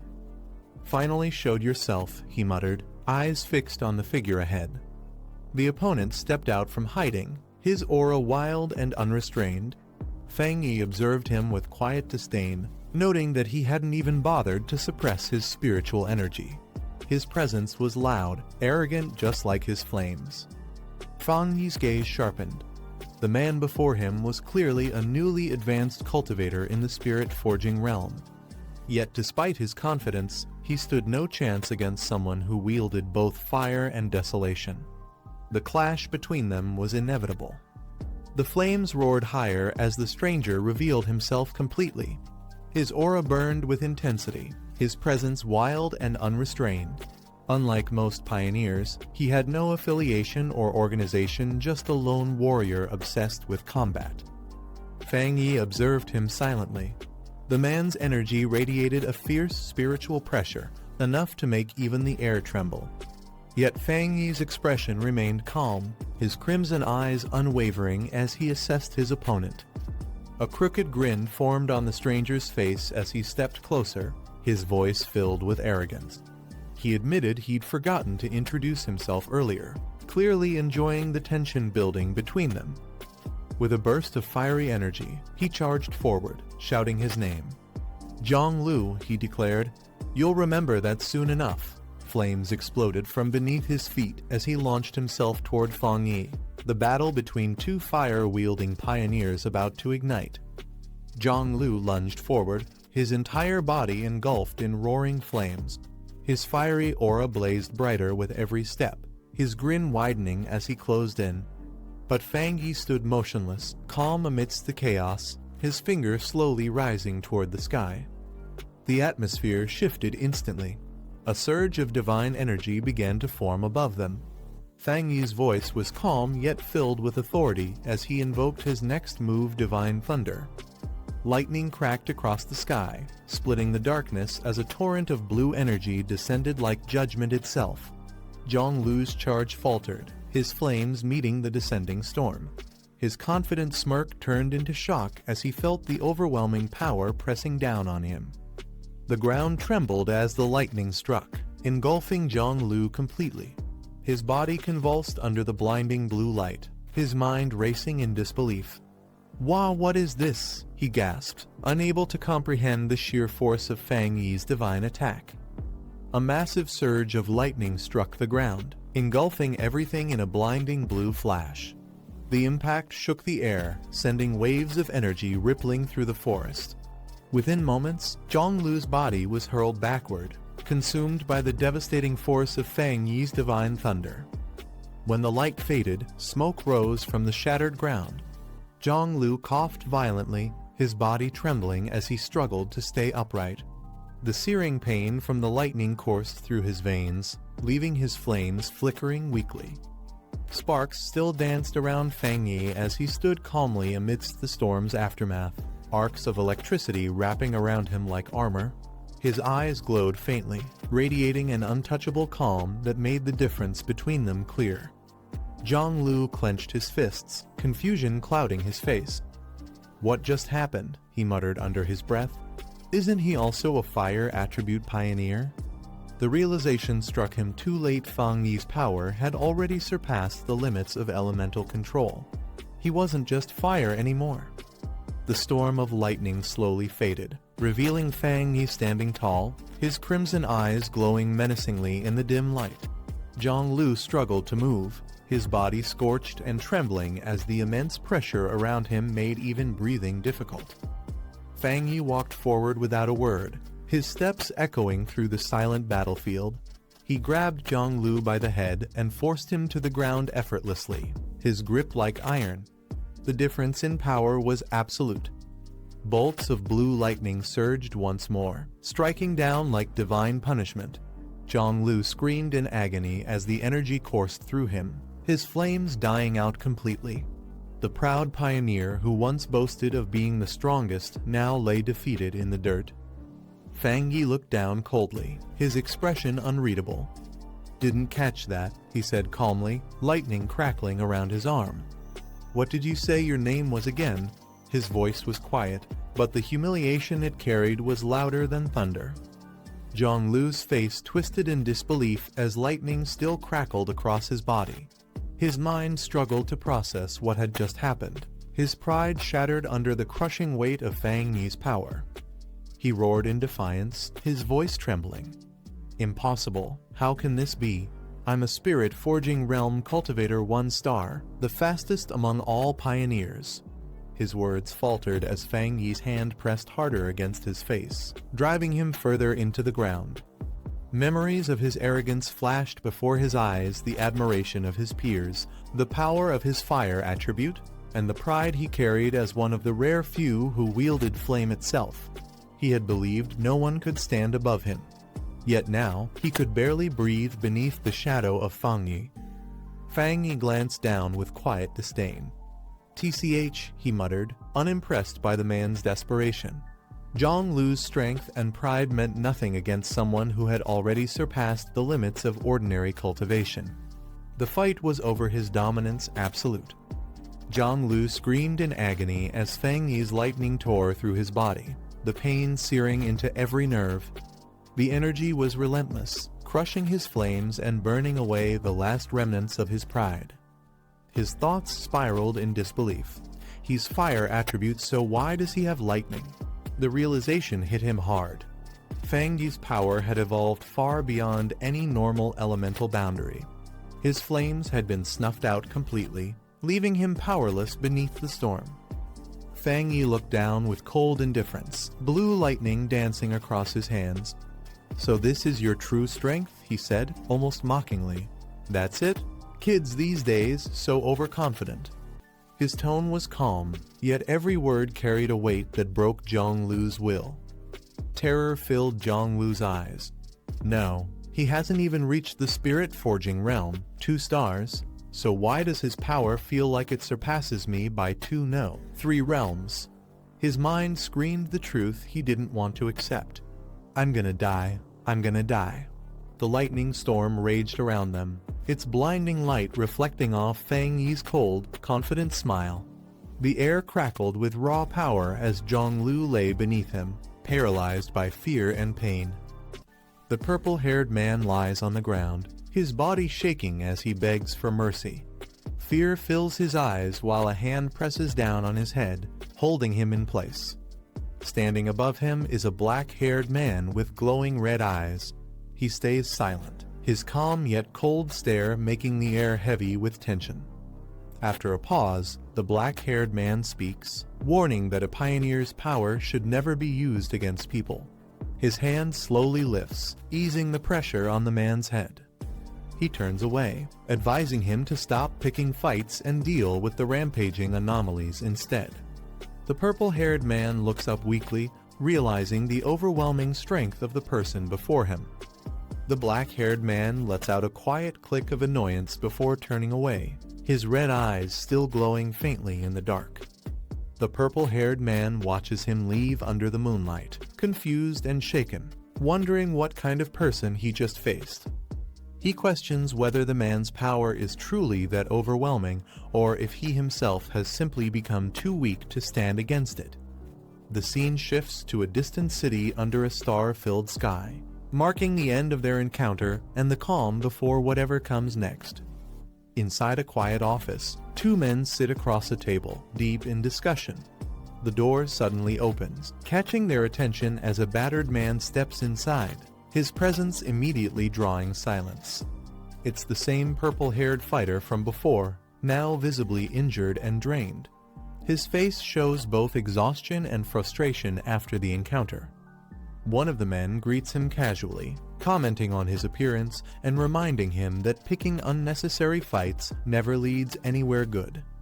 He continues, saying that with the spiritual resurgence not even at its peak, making new enemies is reckless. The words hang heavy, hinting at larger dangers still to come. Inside the room, tension lingers as one of the men scolds the injured fighter for his reckless attitude.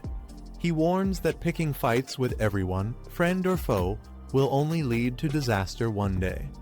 Surprisingly, the purple-haired man stays silent instead of snapping back, which leaves his companions confused. They notice something different about him this time. One man jokes, asking if he's been possessed or lost his fighting spirit. The fighter doesn't respond, his head hanging low in shame and exhaustion. When asked about his duel with the Heavenly Fire Strike user, he finally mutters the truth: he was defeated in a single blow. The room falls silent as the weight of his words sinks in. The man beside him looks shocked and demands an explanation, asking what he means by being defeated in a single blow. The purple-haired fighter lowers his head, admitting again that he was one-shotted, his voice breaking as tears fill his eyes. Frustrated, he blames himself for not noticing the danger sooner, realizing that his arrogance led to humiliation. His friends can hardly believe it after all. He's a high-ranked fire attribute user who reached the spirit-forging realm faster than most. He recalls the moment vividly. His strongest technique, Flowing Blaze Flare, was destroyed instantly by his opponent's Thunder Strike. The memory of that overwhelming power still haunts him. The calm man reminds him how powerful his fire attribute is, saying that at his current level, few could even challenge him unless they came from a higher combat zone. The red-haired man recalls how, back when he first awakened, he easily defeated 2 wild pioneers with the same fire attribute. He suggests that maybe the heavenly fire strike user he faced wasn't a normal pioneer after all. Frustrated, the purple-haired fighter grabs him, shouting that they wouldn't understand because they didn't witness it themselves. He insists that the attack he faced was real and terrifying. His expression shifts to fear as he remembers that moment, the overwhelming thunder energy, the pressure so intense it felt like the heavens were roaring beside his ears. He trembles, calling his opponent a monster. The red-haired man listens carefully as the fighter insists his gut feeling is certain it was that same man who defeated him. He describes the attacker as a dual-attribute pioneer who controlled both lightning and thunder, completely overpowering his flames with ease. The others are shocked, realizing that if his opponent truly hid such power, he must be at least at the 3-star spirit-forging realm. They admit that kind of strength would make him every pioneer's worst nightmare. The room falls quiet as the fighter lowers his head, repeating that he was crushed in a single move. Even his companions can't hide their unease, realizing how terrifying such power truly is. The purple-haired man clenches his fist, frustrated yet curious, wondering if he should go and learn from the one who defeated him so effortlessly. Meanwhile, the black-haired man sits in deep meditation, surrounded by swirling golden energy. He notices something strange. His breakthrough to the next realm suddenly feels blocked. Opening his eyes, he realizes the issue isn't with his body, but something else interfering with his energy flow. His eyes blaze with fiery light as he calmly concludes that the cause must be external, not internal. The room trembles slightly under the intensity of his aura. The black-haired man walks through his quiet apartment, realizing that the surrounding spirit energy has stopped resonating. He can no longer condense it for his advancement, which feels unusual. He recalls the government's recent efforts to control spirit-related incidents, including secret data extractions from major zones. Rumors suggest something massive is being covered up. Looking out over the city, lightning flashes across the sky.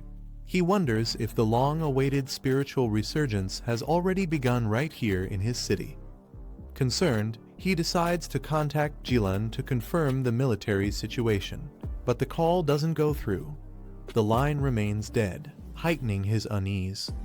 Unable to reach anyone, the black-haired man wonders if the military has already moved to the front lines. But if that were true, he believes he would have been informed, unless communication itself has been deliberately blocked. Just then, his phone rings. It's an incoming call from Su Qingying. He quickly answers, sensing something urgent.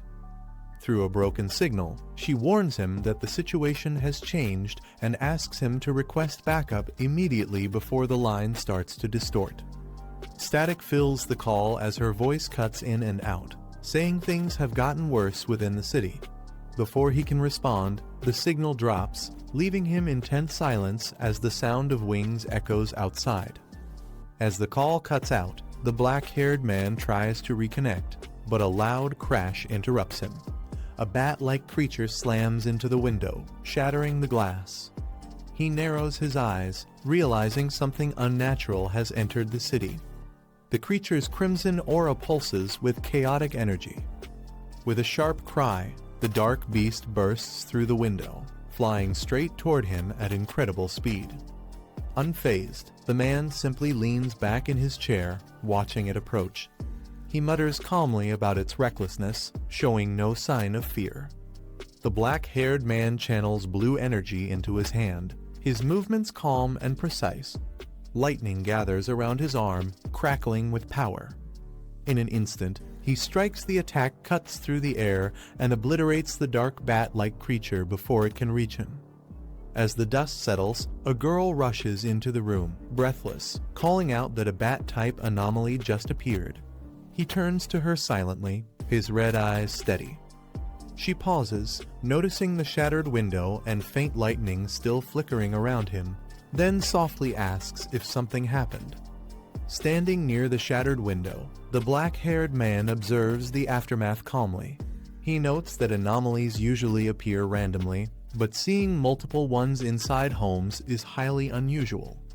He steps closer to the broken glass, gazing at the storm outside. The sky crackles with lightning as he thinks about the worst-case scenario, a massive upsurge like the cataclysms once reported on the news.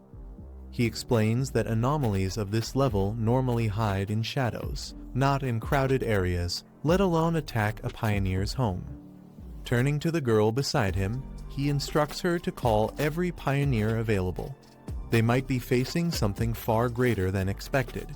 She nods firmly, ready to act. The black-haired man steps forward, instructing the girl to guard the house while he checks the situation outside. He entrusts her with protecting the home and ensuring no anomalies get through the window. Lightning flashes across the stormy sky as he looks out, the city beneath them trembling under the energy surging in the clouds. Elsewhere, a group of figures monitors the situation. Their communication signal is unstable, and they realize Feng Yi might not be able to hear their exact location. They discuss the possibility of a disaster-level event breaking out. If that happens, they'll have to handle it on their own. None of them can imagine what an unclassified-level anomaly truly means. Under a stormy sky, a silver-haired woman and her team monitor the swirling clouds overhead. She hopes the readings are wrong and that this is only a false alarm. Speaking through her communicator, she orders all patrol units to report their status. The contamination levels are rising fast, and she warns everyone to stay alert for pollution fluctuations. Moments later, her team freezes as the scanners begin to spike uncontrollably. A dark shadow forms in the sky, followed by a chilling roar. They look up in horror as multiple bat-like anomalies descend from the vortex above. The system blares and alert multiple anomalies detected across the entire area. Dark clouds swirl above the city as bolts of lightning tear through the sky. News reports warn that this will be the heaviest rainfall the city has faced in 50 years. Red alerts have already been issued, and the authorities urge everyone to remain indoors for their safety. Streets that were once full of people now stand nearly empty, as the storm approaches with full force. As thunder echoes between the tall buildings, people rush to find shelter. Some hold umbrellas, others hurry into nearby shops. One woman nervously looks at the dark sky, saying it feels like the world itself is changing. Another passerby wonders aloud what's really happening to the world lately, his voice filled with unease. The fear in the air is clear. Everyone can sense that something isn't right. Elsewhere, two men ride through the storm on green motorcycles, their engines roaring against the sound of heavy rain. One of them mutters that this weather feels completely off, questioning if they're just having bad luck today. The other, named Zhonglu, stays quiet, his eyes fixed on the dark clouds above as lightning flashes across the skyline. The rain only grows heavier, soaking the roads and reflecting the city lights in streaks of purple and blue. The first rider glances at his companion and asks if they should keep going or wait for the storm to pass. Zhonglu doesn't answer. He simply looks ahead, knowing deep down that this storm isn't ordinary. Something big is coming. As the storm intensifies, a strange sound cuts through the rain. Out of the shadows, a dark shape darts across the sky, wings wide, eyes glowing red. The creature swoops down, its presence heavy with killing intent. Zhonglu reacts instantly, flames bursting from his hand as he glares at the monster. With a sharp motion, he swings his arm and sends a blazing arc of fire forward. His voice is firm and cold, challenging the creature that dares to attack him. The fire burns bright, slicing through the darkness and striking the air with explosive force. His companion watches in disbelief, muttering that something's not right. Normally, no beast would dare approach someone with Zhonglu's fire aura, but this one doesn't back down. When the flames clear, the creature is still standing, its wings crackling with black fire instead of burning away. Its red eyes flare brighter, and a low growl rumbles through the storm. Zhonglu narrows his eyes. Whatever this thing is, it's not something ordinary. Zhonglu's attack scorches through the night sky, but his victory lasts only a moment. The burning creatures twist and scream, yet instead of turning to ash, their charred bodies regenerate, rising again with glowing red eyes. He watches in disbelief, realizing the flames didn't destroy them, they came back to life stronger than before. Gritting his teeth, he mutters that this place is insane. It's not just the people who possess monstrous power, even the anomalies roaming the city are beyond reason. The realization hits him hard, the storm isn't natural, and whatever's controlling these creatures is something far greater.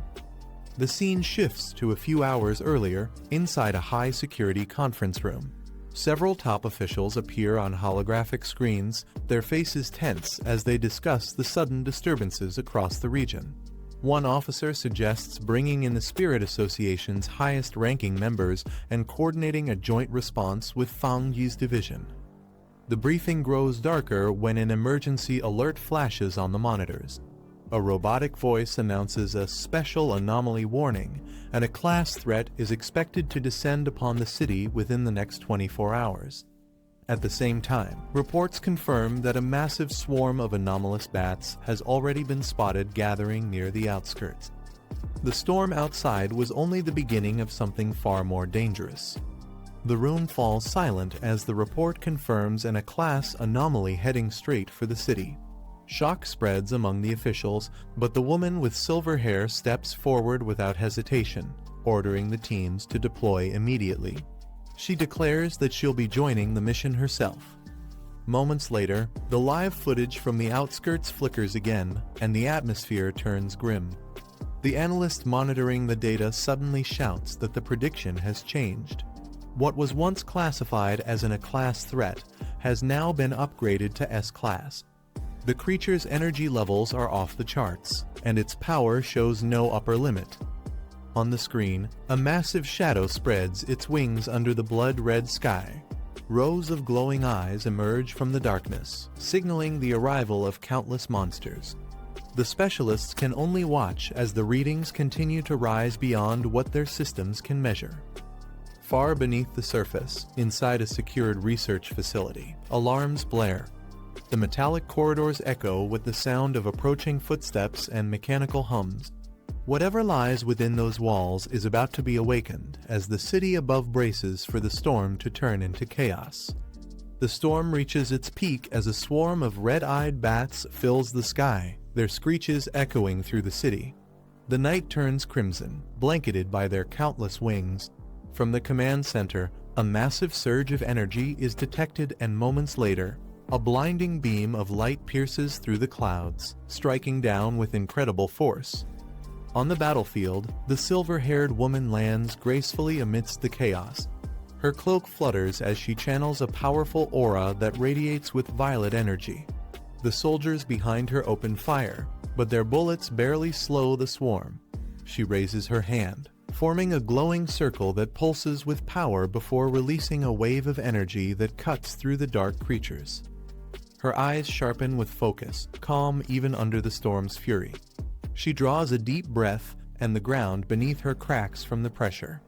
Within seconds, a massive barrier forms a web of purple light trapping the bats midair. Their screams fade as the barrier tightens, erasing everything caught within its reach. The rain continues to fall, but for a moment, silence fills the air. The woman stands firm, her expression cold and determined. The threat isn't over yet. This was only the beginning of the city's longest night. As the battlefield quiets, a new figure steps forward through the rain. Galan, known for his rare spiritual mutation ability. His power allows him to reshape spiritual energy into any form and amplify its strength beyond normal limits.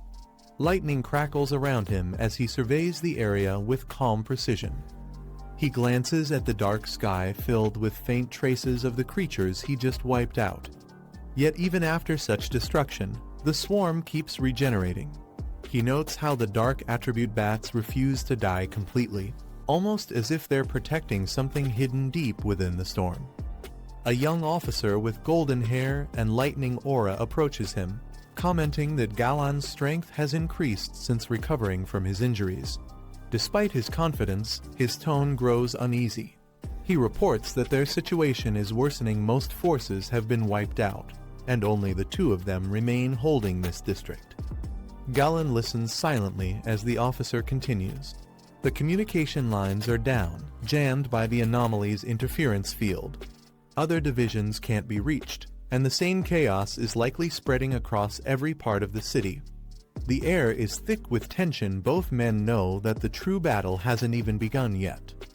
The storm rages on as the sky fills with swarms of red bats, their numbers multiplying by the second. The soldiers on the ground raise their weapons, struggling to hold their formation as lightning splits the clouds. The woman in command clenches her fists, quickly assessing the situation. She shouts orders through the chaos. Teams 1 and 2 are to stay behind and defend the perimeter, ensuring the creatures don't breach the restricted zone. The rest are to follow her lead and push through the enemy line to connect with reinforcements from other districts. Her voice cuts through the thunder, steady and commanding despite the danger closing in. Without hesitation, she leaps into the air, energy surging around her as her team follows close behind. Purple light bursts from her palms, illuminating the rain-soaked battlefield. The group charges upward, slicing through the waves of monsters as they fight to regroup. But as the battle intensifies, a chilling realization hits them. The bats aren't focused on the restricted zone at all. Their true target is much larger. Above the storm clouds, the swarm begins to spread over the entire skyline, their movement forming a massive shadow that blankets the city below. The anomaly isn't just invading a district, it's coming for everything. As chaos unfolds across the city, life still moves quietly in other corners.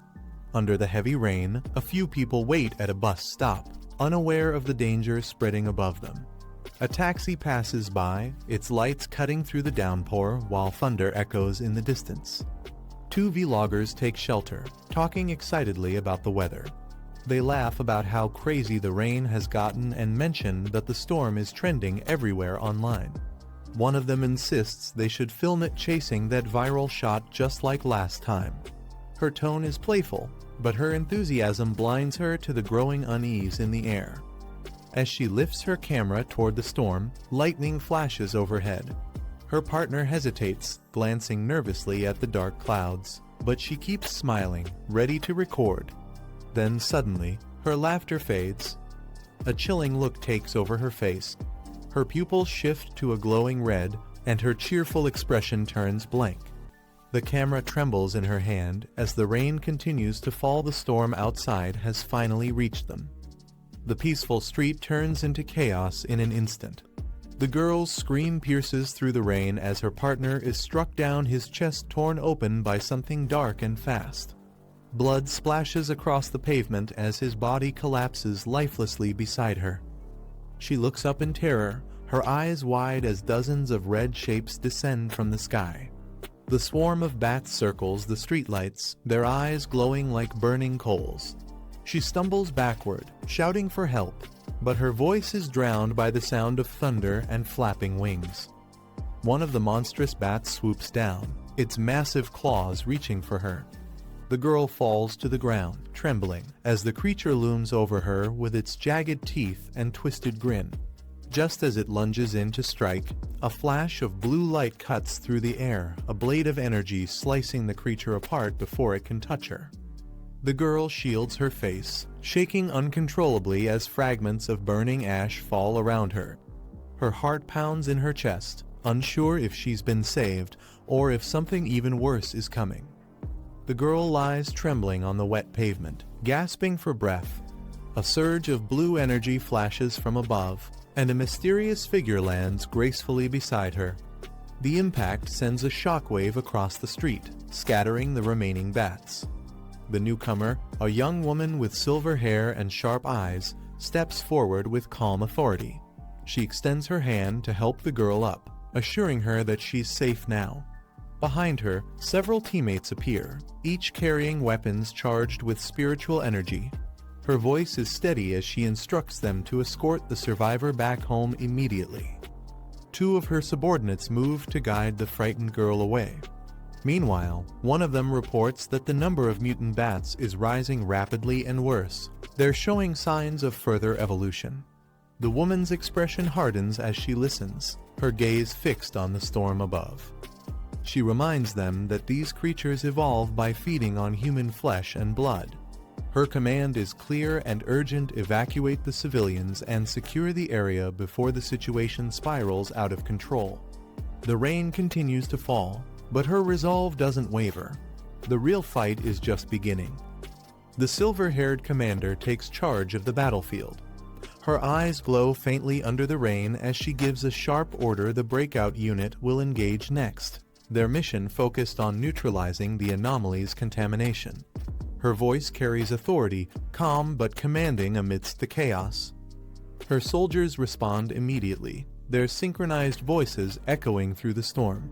Moments later, several operatives leap into the sky, their bodies cutting through the rainfall like streaks of lightning. Each one wields a weapon infused with elemental energy, leaving glowing trails in the air. High above the rooftops, the sound of flapping wings grows louder. Massive shadowy figures emerge from the dark clouds, larger, faster, and far more aggressive than before. One soldier clashes midair with a towering bat creature, his blade igniting with fiery energy as he dodges its claws. But even as he fights, he notices something terrifying: these monsters are far stronger than their last encounter.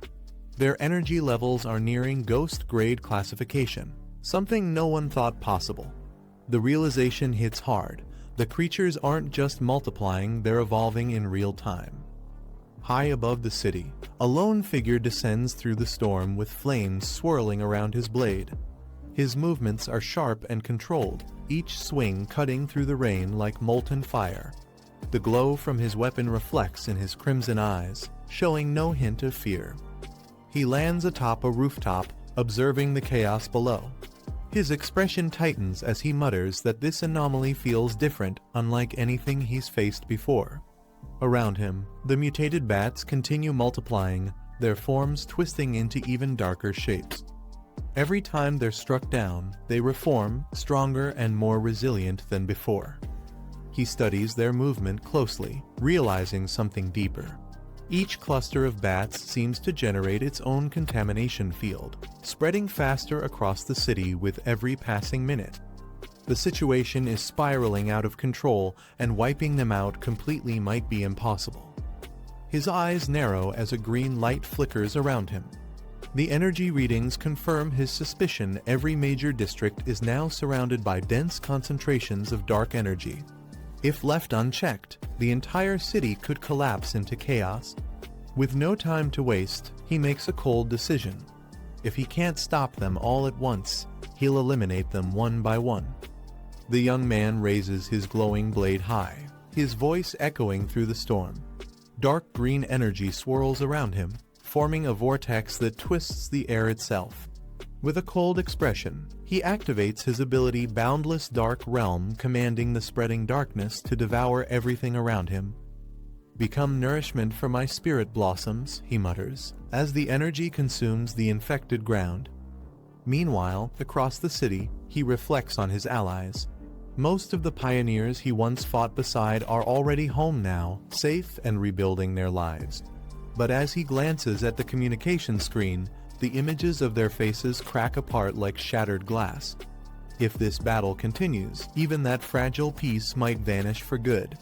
survival is becoming harder with each passing minute. 10 minutes later, the city's skyline burns red under the swarm of bats.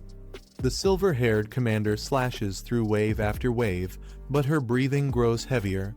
She mutters in frustration. No matter how many she kills, the creatures just keep coming back. Her spiritual energy recovers too slowly, and at this rate, she'll collapse before the fight ends. Rain drenches her uniform as she glances at the empty streets below. Her two teammates were supposed to regroup by now, but there's still no sign of them. Gritting her teeth, she realizes the truth: they might have fallen victim to the swarm too. Screams echo through the storm as the swarm descends on the streets below. The silver-haired commander turns sharply, her eyes locking onto the red cloud of bats tearing through another block. Civilians cry for help, their voices fading into the thunder. She clenches her jaw and launches herself forward, blue flames spiraling around her boots as she soars into the air. The rain whips past her as she shouts orders to her team, warning that the anomalies are evolving faster than expected.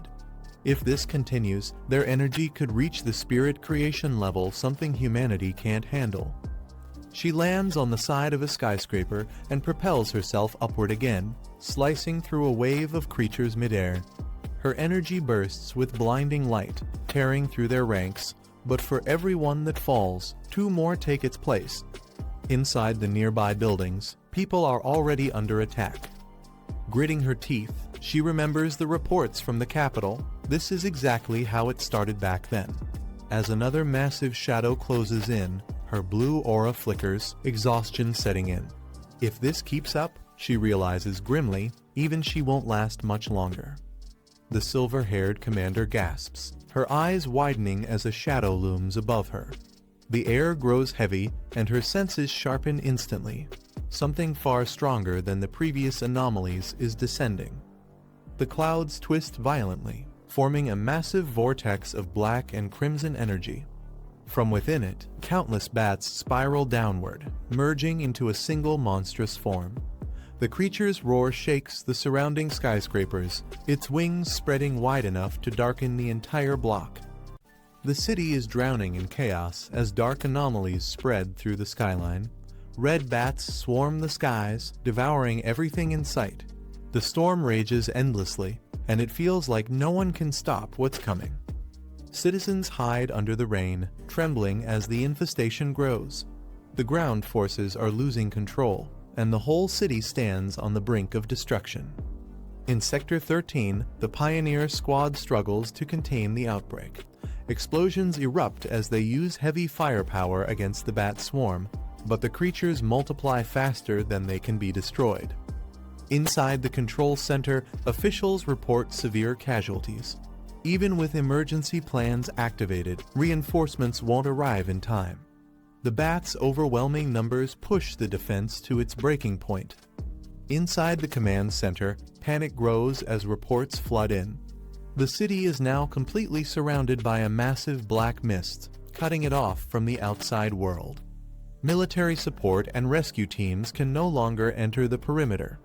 Realizing the truth, one of the officers trembles. Their city has officially become isolated. From a high vantage point, the entire metropolis lies beneath a crimson haze. The swarm of bats covers the skyline like a living storm, sealing every escape route. The operators confirm that the city has reached its maximum danger level, a state of total lockdown.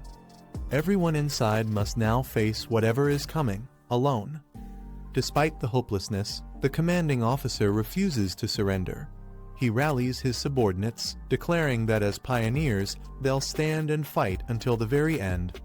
Even if the city falls, they will not abandon it. His voice echoes across the room, igniting a final spark of courage among the exhausted defenders. Determined, he orders the transmission of their final status report to headquarters. Their spiritual reserves are nearly depleted, and their defenses are collapsing. Yet, before turning away from the screen, he makes a vow: if the anomalies want to destroy this city, they'll have to trample over their corpses first. Amid the chaos, a powerful energy sphere emerges at the heart of the anomaly. The air crackles with dark pressure as a lone figure descends into the glowing vortex.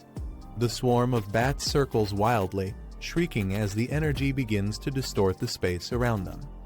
At the center of the storm stands a white-haired mage, her eyes glowing with fierce determination. She gathers her energy, realizing that if they can't stop the catastrophe, they must at least seal the corrupted zone to prevent the dark attribute from spreading further. Her hands glow as the spell takes shape, her final hope to contain the outbreak. She raises her hand high, channeling every ounce of her power. A blinding blue beam erupts from her palm, shooting upward like a divine pillar. The beam pierces through the darkness, tearing apart the cloud of bats as it climbs toward the sky. The impact shakes the entire area. Light clashes with shadow, exploding into a radiant surge that engulfs everything around her. For a moment, the endless cries of the bats fade into silence, as if the entire city holds its breath, waiting to see if her sacrifice was enough to stop the darkness. Just as the beam of light pierces through the dark storm, a monstrous figure bursts from the shadows. With glowing red eyes and razor-sharp claws, the creature charges straight toward the white-haired mage, roaring through the chaos. Sensing danger, she channels her remaining strength to reinforce her barrier. The impact shakes the entire area as the monster's claws crash against the glowing shield. Sparks of blue energy explode outward, forcing her to hold her ground with sheer willpower. She grits her teeth, realizing her spirit energy is almost depleted. Despite the exhaustion, she refuses to back down, pouring everything she has into maintaining the barrier. Sweat runs down her face as her voice trembles. She knows one mistake could mean the end. But before she can react, the creature's massive arm breaks through the defense, striking her directly. The explosion of blue light engulfs them both as she's lifted into the air, blood scattering with the collapsing energy. Her spell shatters, and silence follows the battle's outcome, uncertain beneath the storm's roar. The monstrous creature hovers above, its wings spreading through the storm as it prepares to strike again. The mage, battered and bleeding, lies surrounded by shattered fragments of her barrier. Her body trembles under the pressure, yet her eyes remain fixed on the enemy closing in from above. Blood drips from her lips as she struggles to rise. She mutters that there's no other choice left. Escape is impossible, and reinforcements will never arrive in time. With her strength fading, she gathers what little energy remains within her. Summoning every ounce of her willpower, she ignites one final surge of power. Her body glows with a blinding blue aura as her spirit energy erupts upward once more. Even if it costs her life, she swears to stop the creature before it destroys everything. Her light cuts through the storm like a spear, clashing head-on with the incoming wave of darkness. The entire sky splits between blue and red, her final act of defiance shining brighter than ever. As the explosion unfolds, a new figure appears in the distance, rushing forward with blazing energy, signaling that the battle isn't over yet. The blue light collapses into a massive explosion, shaking the entire battlefield. The blast clears the air for a moment, but through the smoke, a burning silhouette emerges. Flames surge forward, illuminating the figure holding a blazing sword. From the fire steps a man cloaked in darkness, his weapon radiating intense heat. The injured mage looks up in disbelief, whispering weakly, her voice trembling as she recognizes the figure before her. Her savior has arrived. The man's eyes burn with twin lights, one red, one blue, their energy crackling with pure destruction. His calm expression hides a storm of power building inside him. He doesn't waste a word. His presence alone silences the chaos around. He raises his blade high, merging lightning and flame into a single strike. The aura around him twists the air as he prepares his next move, divine thunder. The ground splits beneath him as he launches forward, ready to end the battle in one decisive blow. The monstrous being roars furiously, its body engulfed in flames as it charges forward. The ground splits beneath its steps, and its burning red eyes lock onto the man standing against it. The creature's power surges, shaking the entire battlefield. The black-haired warrior doesn't flinch. Lightning and fire intertwine around his blade, forming a radiant strike filled with destructive energy. As the monster lunges, he swings his weapon down with full force, his blade colliding with the beast's fiery core. The clash creates a blinding explosion that lights up the dark sky. Energy waves ripple outward, and a series of fiery blasts follow, each one echoing through the ruined city. The words "core burst" appear as the explosion consumes everything in its path. When the dust finally settles, the warrior lands beside the fallen mage. His sword still crackles with faint blue sparks as he looks down and says calmly that finding her took longer than expected. Despite the destruction around them, his arrival marks the turning point of the battle. The storm still rages as the two stand amid the ruined streets. The man grips his blazing sword tightly while the wounded mage warns him about the path ahead. There are too many identical anomaly zones scattered along the route, each one a trap waiting to awaken. She can barely stand, but still cautions him to be careful, her voice trembling. Above them, the clouds swirl into a vortex filled with red shadows, the swarm beginning to reform. She struggles to explain that the anomalies can revive themselves, even after being destroyed. The man doesn't flinch. His eyes narrow with quiet determination as he replies that she doesn't need to worry when he says he'll handle it. He means it. Dark energy begins to pulse from his hand, spreading like ripples through the air. A sphere of pure darkness expands before him as the ground trembles under its power. The atmosphere distorts, pulling everything into its gravity. With a calm yet commanding voice, he activates his ultimate ability, Boundless Dark Realm, Domain Unfold. The shadows swallow the sky, and he declares firmly, "I do it." The mage watches him in awe as the swirling darkness expands across the ground. She finally realizes the truth: this city still has hope because of him, a man who wields unimaginable power. The calm determination in his eyes reminds her that the fight isn't over yet. He steadies his stance and focuses his energy. The purple sphere pulses violently, creating a gravitational pull that bends the very air around it. The entire city trembles as his power begins to consume the remnants of the anomaly. With a sharp motion, he unleashes the dark sphere, sending waves of energy across the ruined streets. The black void expands, swallowing every trace of corruption. When the chaos finally settles, the suffocating red mist starts to fade away. The mage rushes to his side, asking if he's all right. He gives a faint smile, saying he's fine and thanks her for holding on. Though the battle left him scarred and drained, he still carries fragments of heroic energy, proof that his fight is far from finished. The man's red eyes glow faintly as he turns toward the injured mage. His expression softens for the first time since the battle began, a calm sense of relief washing over him as he checks on her condition. Despite his exhaustion, his focus remains sharp. He gently touches her shoulder, releasing faint sparks of lightning that flow through her body. The mage flinches at first, but quickly realizes the energy is healing her wounds. He explains that he cleared the remaining traces of dark intrusion from her system and advises her to rest and bandage herself properly later. Blue lightning surrounds her like a protective veil. She stares in disbelief, realizing the level of energy he used, a high-grade lightning attribute, far beyond what normal healers could perform. Even the Spirit Association's medics couldn't match such precision and strength. Meanwhile, back at the command center, operators notice a sudden shift in their readings. The anomaly field begins to thin, and one of them shouts in surprise. The containment walls are finally weakening, and for the first time in hours, the city may be breaking free from the anomaly's grasp. At the headquarters, tension fills the room as reports keep pouring in. All rescue squads stationed around the city have been wiped out, and communication is lost. The analysts confirm that the anomaly's spread outside the city hasn't slowed down. The situation is still critical. Inside the city, however, something strange begins to happen. The number of anomalies starts to drop rapidly, yet not a single combat unit has reconnected. The officials realize the reduction isn't a victory, it's a warning. The swarm is converging toward a single point. One of the senior commanders, standing silently before the screens, murmurs that he wants to see his parents again, but knows he'll probably never get that chance.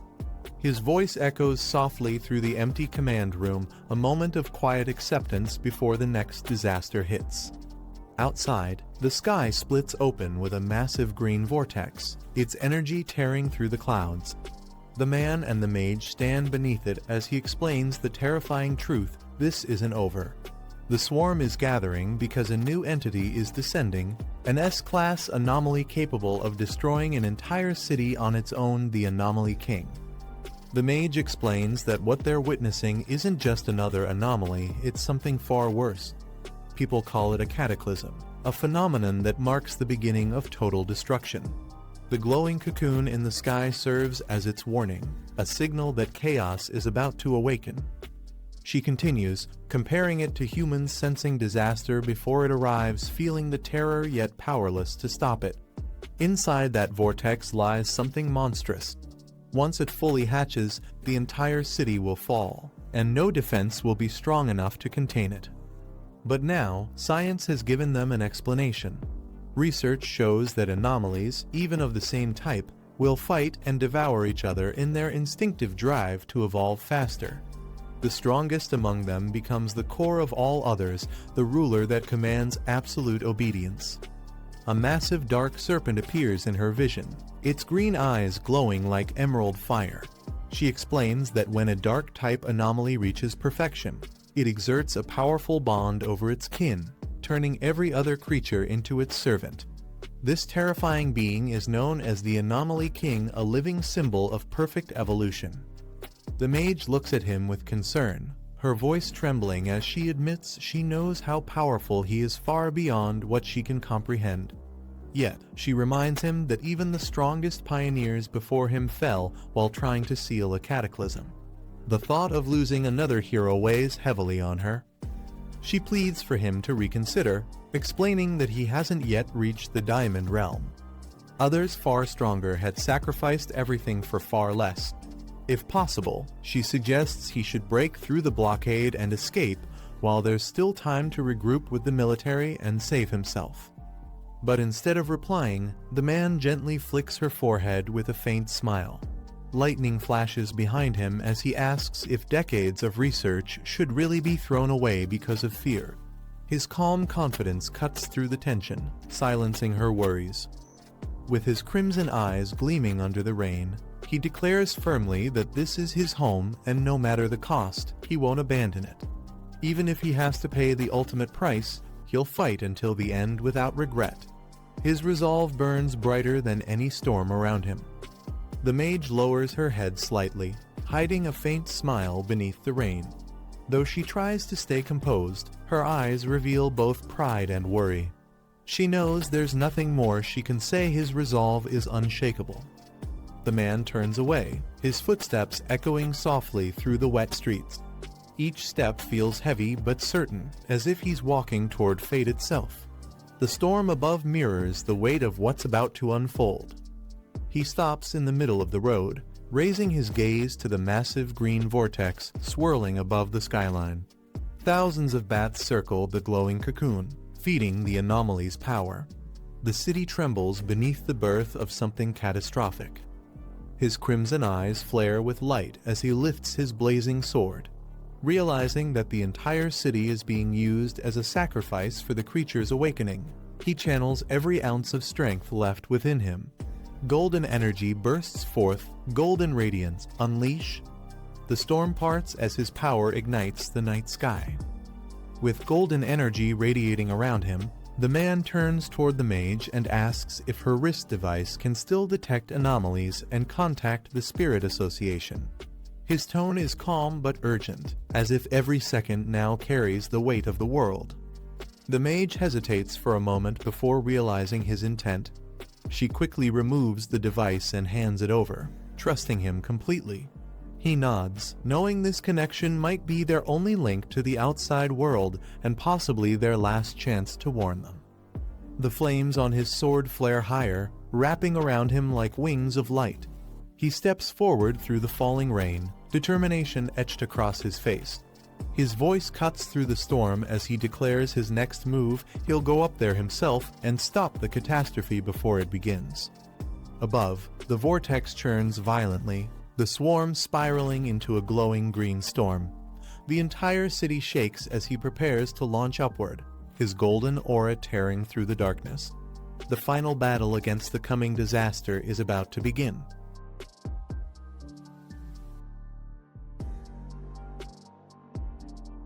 In the command center, an alert suddenly goes off. A missing pioneer's signal reappears on the radar. It's Captain Su. The operators quickly notice that the target is ascending at high speed. As they analyze the data, one officer reports that Su is moving at an incredible speed, heading straight toward the area with the highest contamination levels. Panic spreads across the room.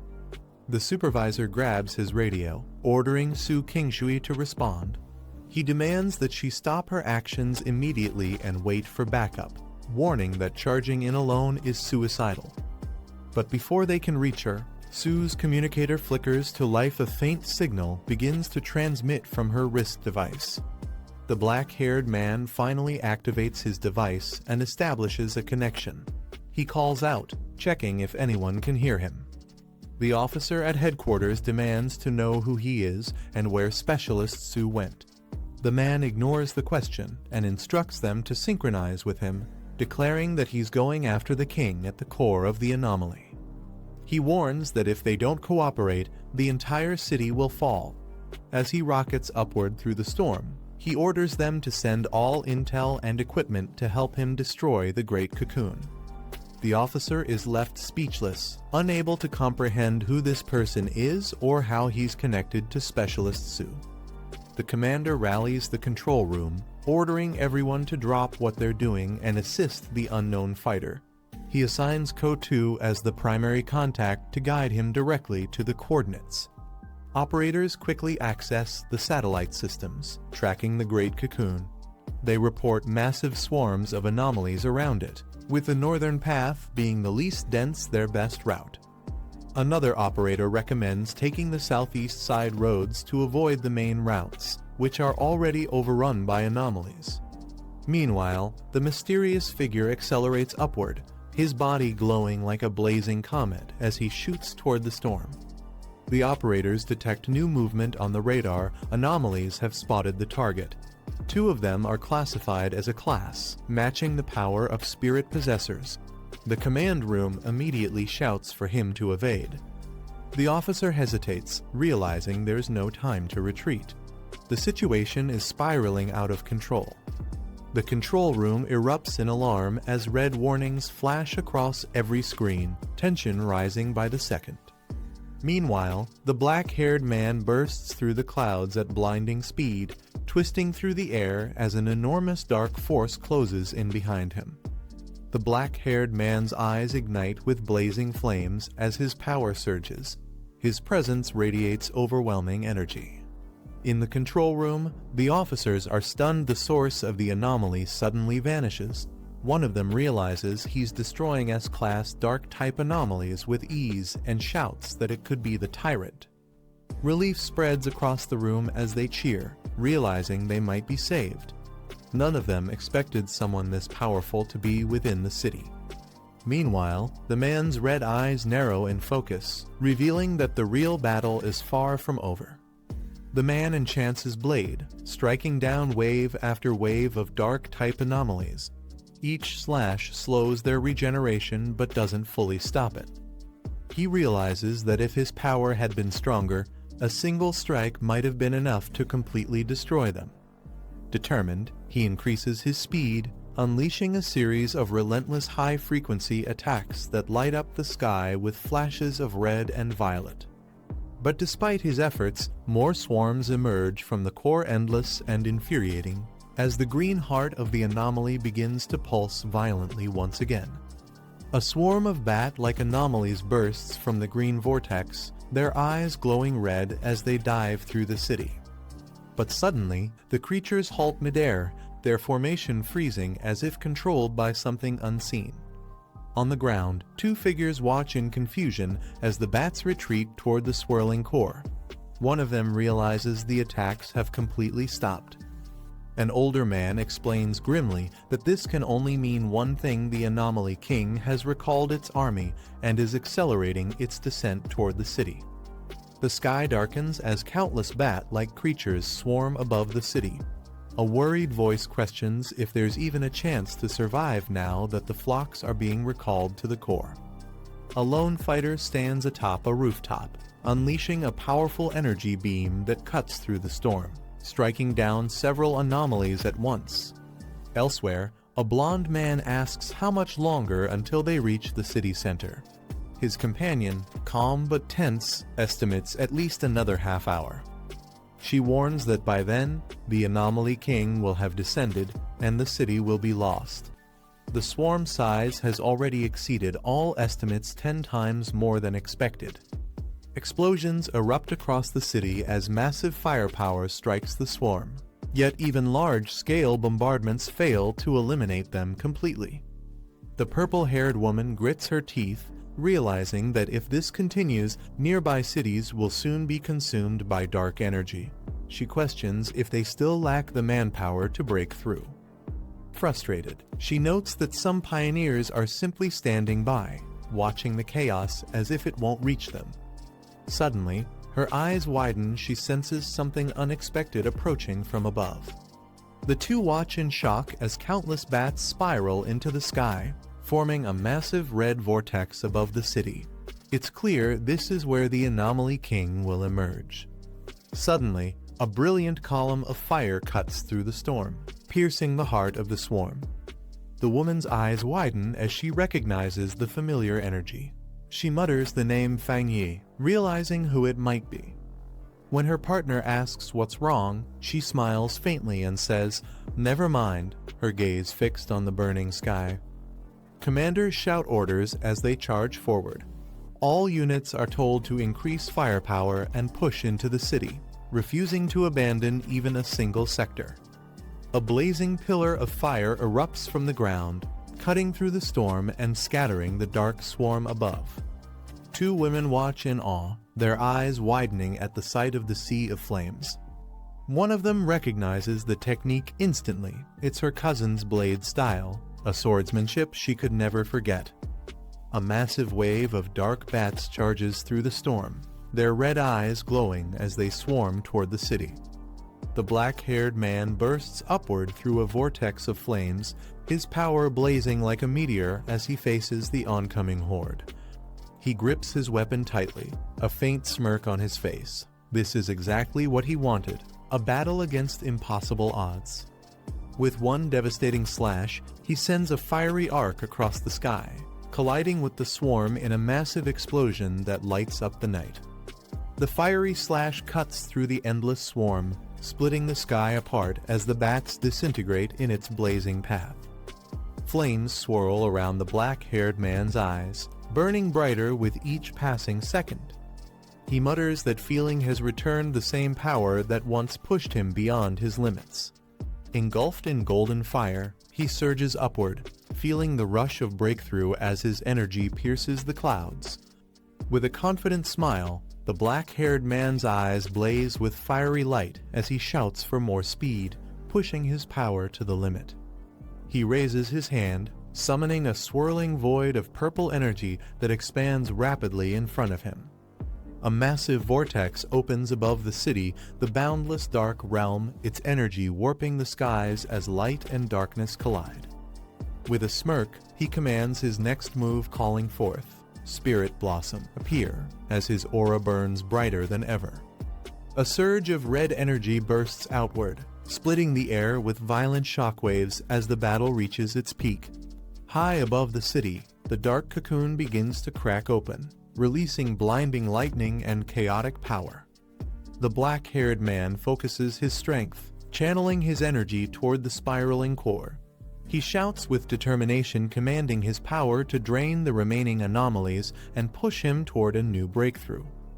A dark sphere blooms open like a blood-red flower, releasing a violent surge of energy. Crimson spirals wrap around it, shaking the entire sky as the power bursts outward. The flower expands further, petals stretching like tendrils of pure chaos. Bright sparks flicker around it, as if the energy is fighting to break free and devour everything nearby. Dark, vine-like limbs shoot out at high speed, tearing through the scene. Their movements are fast and aggressive, as if they're searching for something or someone to crush. The monstrous flower pulses again, glowing hot at the core. The twisting limbs spread wider, crawling forward with unstoppable force, making the ground tremble under their emergence. The man steps onto the heart of the massive crimson flower, surrounded by swirling embers. The air vibrates with power as he calmly rises from its center. Looking toward the churning red and green vortex above, he mutters to himself something has awakened again. His red eyes gleam sharply, observing the storm forming in the sky. A faint smirk crosses his face. Though he cannot see the enemy directly, he senses its presence through the chaos, the heartbeat of a mighty being resonating within the storm. He listens closely, the sound echoing like distant war drums from an ancient battlefield. His expression hardens. This isn't just noise, it's the rhythm of an approaching war. Dark silhouettes rise around him, their spears aimed high. The air grows heavy, filled with a strange rhythm that strikes deep into the soul, an echo that awakens ancient instincts and primal desire. His crimson eyes narrow sharply. He senses the truth, the power he feels is immense, yet incomplete. It's as if the transformation ahead hasn't fully taken shape. Turning toward the swirling storm, he raises his hand slightly. His tone stays calm but commanding as he asks if the target's exact location has been found. A red light flashes on his wrist device, confirming the signal. He mutters with resolve the king's position has been detected, and now it's time to move. He raises his hand toward the swirling storm, a red beam shooting from his wrist device into the clouds. His sharp gaze locks onto the signal, the target is right there. Golden energy surges around him, crackling like divine lightning. His eyes blaze as he channels the ancient technique, the golden sun absorption art, summoning raw, overwhelming power. The light erupts all at once, engulfing everything in a blinding golden explosion. The air vibrates as his power fully awakens, tearing through the storm above. From within the golden blaze, a demonic figure emerges, rushing forward with blazing red eyes. The clash between divine light and darkness is about to begin. A blinding golden vortex expands above the city, its radiant energy pouring down like sunlight. People below stare in shock, trying to comprehend what kind of power could produce such an overwhelming force. Inside a monitoring facility, the staff scramble as readings plummet on their screens. They report that the anomaly's energy level is dropping rapidly, the field is shrinking at an impossible rate. Across the front lines, armored convoys and mechas begin to move. Commands echo through the comms, confirming that all combat units are mobilizing toward the anomaly zone. From a rooftop overlooking the city, a woman watches the burning sky. The golden sun-like sphere glows above the skyline, and with a calm but determined voice, she announces the start of the assault on the King of Anomalies. The golden-haired man recognizes the source of the immense power it's him, the same man who once split the heavens with a single strike. He admits that the strength radiating now carries pure solar energy, capable of absolute destruction. But facing the King of Anomalies alone is still too dangerous. The woman quickly issues an order to mobilize toward the city. Before they can move, the man beside her points out something alarming, something unexpected is happening.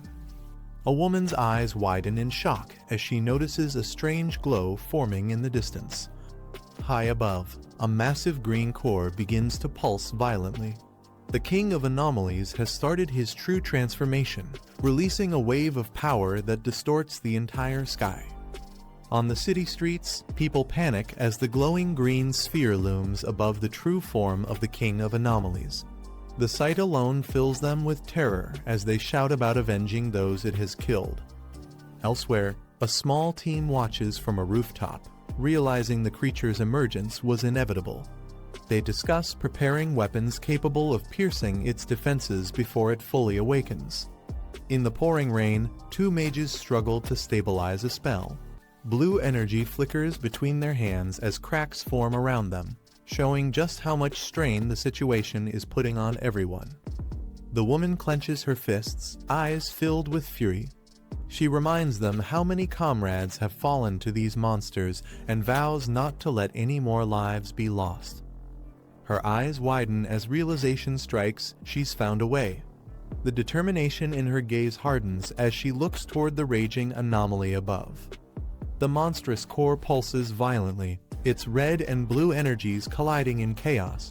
It begins absorbing surrounding power, mimicking an ancient ability once seen in a previous battle, the energy of primordial desolation itself. She grits her teeth, realizing that the creature has inherited that same destructive trait. Its strength is growing faster than they expected. Without hesitation, she commands her team to combine their strength. They channel their energy into a single stream of light, launching it upward to counter the monster's absorption, forcing it to take in their power on their terms. The team unleashes their combined energy toward the sky, streams of blue light shooting upward in unison. Their attacks converge on the monstrous red and blue core hovering above. An older commander watches closely, analyzing the situation. He questions whether the Vanguard is truly capable of channeling such immense power without losing control. As the beams strike, the core trembles violently. Another observer notes that their energy hasn't reached the level required to directly damage the anomaly. It's too resilient. But then realization hits: the vortexes forming in the sky aren't attacks. The team is channeling their combined energy to amplify Fang's power, summoning an external force strong enough to pierce the anomaly's defense.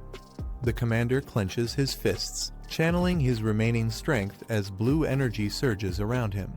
He shouts his resolve he'll lend his power to the attack as well. Others join in, roaring with determination. One after another, warriors pour their energy upward, uniting their strength into a single radiant force. Dozens of beams merge into one colossal wave, streaking through the stormy sky. The united energy surges toward the core, shaking the heavens as the ground trembles beneath them. Meanwhile, the silver-haired girl senses something changing mid-battle. Her eyes widen in shock as she detects a sudden surge. Something powerful has just awakened. The silver-haired girl stands beneath the glowing sky, watching as countless beams of light rise from the city, the collective power of every warrior joining the fight. She gathers her strength, forming a massive sphere of blue energy in her hands. Her voice is steady as she declares that this power represents humanity's final resistance against the King of Anomalies. The blue energy collides with the fiery lotus in the clouds, unleashing a brilliant explosion that lights up the night. The clash sends shockwaves tearing across the skyline. From within the explosion, a monstrous figure emerges, red eyes burning with rage, its demonic roar echoing across the city. The true form of the Anomaly King has finally awakened. The man launches forward like a golden streak, his power slicing through the air with explosive force. The battlefield shakes as he closes in on his target. His red eyes narrow as black marks crawl across his skin.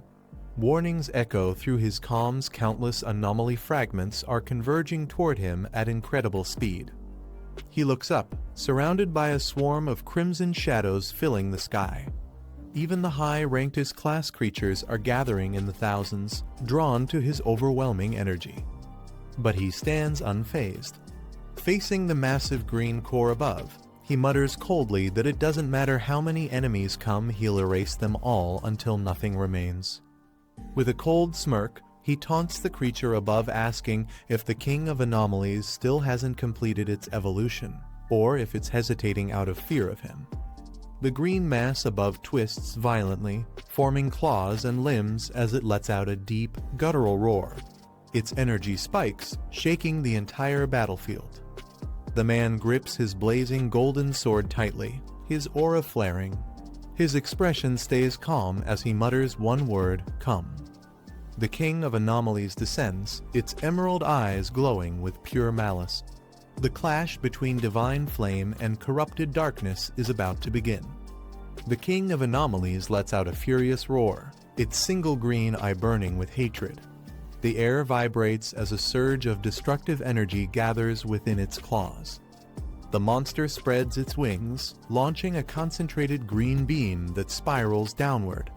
The shockwave tears through the sky like a collapsing storm. On the ground, the impact splits the earth open. Fighters brace themselves as the tremor spreads. They recognize the signature of the king's power and realize how close they are to annihilation. Watching from afar, the woman and the blonde man stare in shock. Her expression hardens as she whispers his name Fang. Her voice carries a mix of fear and faith, hoping he can withstand what's coming. The silver-haired girl looks tense but hopeful. Her eyes fix on the battlefield as she whispers that the plan must succeed. It's their only chance.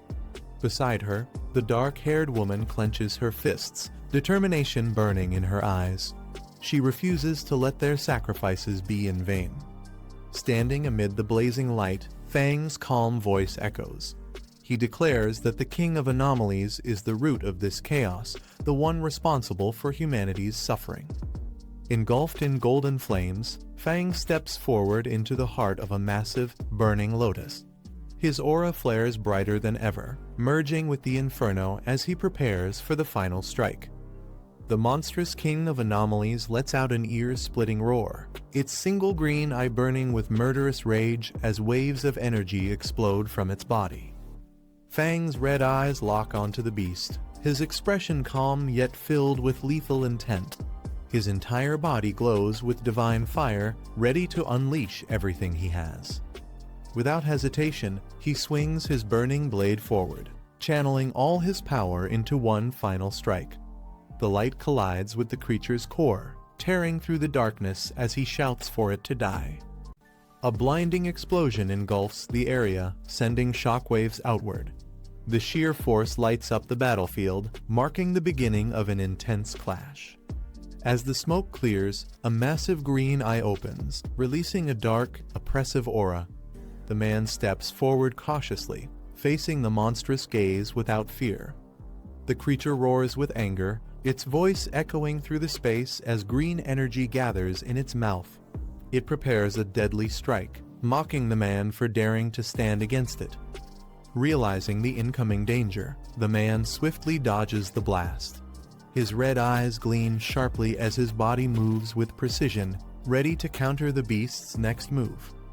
The monstrous creature roars again, its fangs dripping with green flames as it releases another devastating wave of energy. The impact tears through the air, shaking the ground beneath them. The man steadies himself mid-air, his expression calm but focused.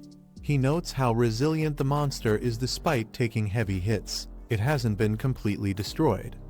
This creature is clearly far beyond a normal beast.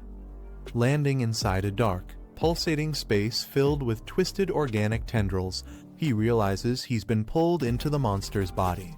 The corrosive atmosphere burns with toxic energy, but he still stands firm, analyzing his surroundings.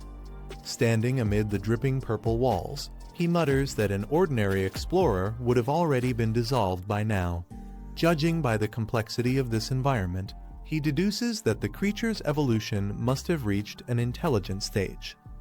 The man stands still, his red eyes glowing sharply as he examines the pulsating interior around him.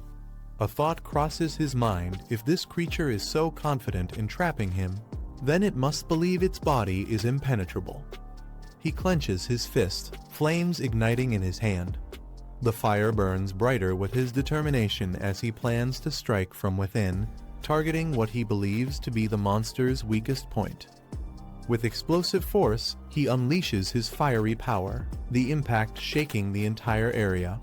The burning energy surges through the walls, echoing like a raging storm inside the beast's body. As the flames continue to blaze, he calmly steps forward through the liquid floor, his arms still surrounded by fire. The burning glow reflects off the dripping walls, signaling that his counterattack has just begun. The man's expression remains calm as electricity crackles around him. He assesses the situation, realizing that although his power has been weakened by the creature's corrosive environment, his attacks are still effective enough to cause real damage. Determined, he extends his hand as fiery petals begin to bloom from his palm. He summons the Spirit Flower, a powerful entity that glows with a mix of red and green energy. Confidently, he mutters that as long as this works, everything can still be resolved. His eyes glow with sharp focus as he senses the Spirit Flower drawing in energy. It has absorbed plenty of dark-type essence from the monster, along with the spirit power gifted to him by the city's explorers. Holding the crimson flower, he observes how it reacts to the corrupted aura surrounding him. A faint smile crosses his face as he questions the creature, wondering aloud if it dislikes its own dark attribute being turned against it. The spirit flower fully blooms, radiating intense red light that fills the dark interior. The man realizes with surprise that the flower's fiery attribute completely counters the monster's dark energy, something he hadn't anticipated. He grips the flower tightly, channeling all his power through it. Flames erupt outward as he launches a powerful strike, determined to destroy the creature from within and end the fight in one decisive blow.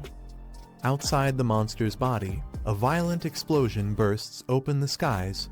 A massive dark figure rises above the city, surrounded by swirling green energy and countless shadow bats, its presence terrifying everyone below. Two women watch from the ground, their faces pale with shock. One asks what's happening, while the other anxiously looks around for the man, unable to see him amidst the chaos. A cloaked woman orders civilians to evacuate calmly, warning them not to panic as chaos spreads through the city. She assures everyone that they'll do everything they can to ensure their safety while leading them toward shelter. A girl with silver hair looks up with concern, realizing that Fang is still inside the monster's body, fighting the king of aberrations alone. Her expression tightens with fear, unsure if he can make it out alive. Military convoys rush through the streets as alarms echo across the city. Authorities move swiftly to contain the situation, preparing for the possibility of the creature breaking loose and attacking urban zones. A commander gives urgent orders to minimize casualties, and his soldiers respond in unison. Above them, a woman with long hair hovers mid-air, overseeing the battlefield with determination as the operation to defend the city begins. A woman on the battlefield looks up at the sky, her face tense with fear as the monstrous creature spreads its wings over the city. She shouts for everyone to hurry, realizing the situation is spiraling beyond control. The creature unleashes a deafening roar, summoning a massive storm of dark energy and countless shadow bats that swirl violently around its body, blanketing the skyline in darkness. Inside the creature's body, the beast thrashes in agony. It screams as fiery energy burns through its core, showing that Fang's attack is taking effect from within. Fang's red eyes snap open, glowing with fierce determination. His expression hardens. He's still alive and ready to end this battle once and for all. Fang charges forward through the monster's pulsing green flesh, his body wrapped in blazing golden flames. The corrosive walls close in on him, but he pushes forward with sheer willpower. His body burns with intense heat as he roars, his power erupting wildly. Despite the immense pressure crushing him from all sides, his eyes remain sharp and unwavering. A surge of pain hits him as he coughs up blood, but he refuses to stop. The light around him grows brighter, burning away the darkness that surrounds him from within the creature. Close up on his determined face, his red eyes glow fiercely as sweat drips down. He grits his teeth, enduring the agony as he prepares for one final strike to end the battle. Fang opens his eyes, his pupils glowing crimson as the world around him shakes. His breathing steadies. The monster's core has vanished, and the energy storm begins to fade. He looks around and finds himself standing amid the ruins of the city. Smoke and dust fill the air as shattered skyscrapers tower over the desolate landscape. through the mist. The massive shadow of the fallen beast looms behind him, its red eyes dimming into nothingness. Fang stands tall, silent and composed, his gaze locked on the wreckage before him. A faint figure approaches from behind, frozen in disbelief at his survival. Fang doesn't turn, his expression remains cold, the tension of battle still lingering in the air. Fang dashes forward across the crumbling street, his focus sharp as he senses a new threat approaching. The air grows heavier, signaling the return of something monstrous. He clenches his jaw, realizing something's wrong, his spiritual power is fading. The exhaustion from the last battle still lingers, leaving his strength only partially recovered. A massive shadow looms above him. A colossal black fist crashes down from the sky, the shockwaves splintering the ground beneath his feet. From the dust emerges a ferocious beast with glowing red eyes, roaring with fury.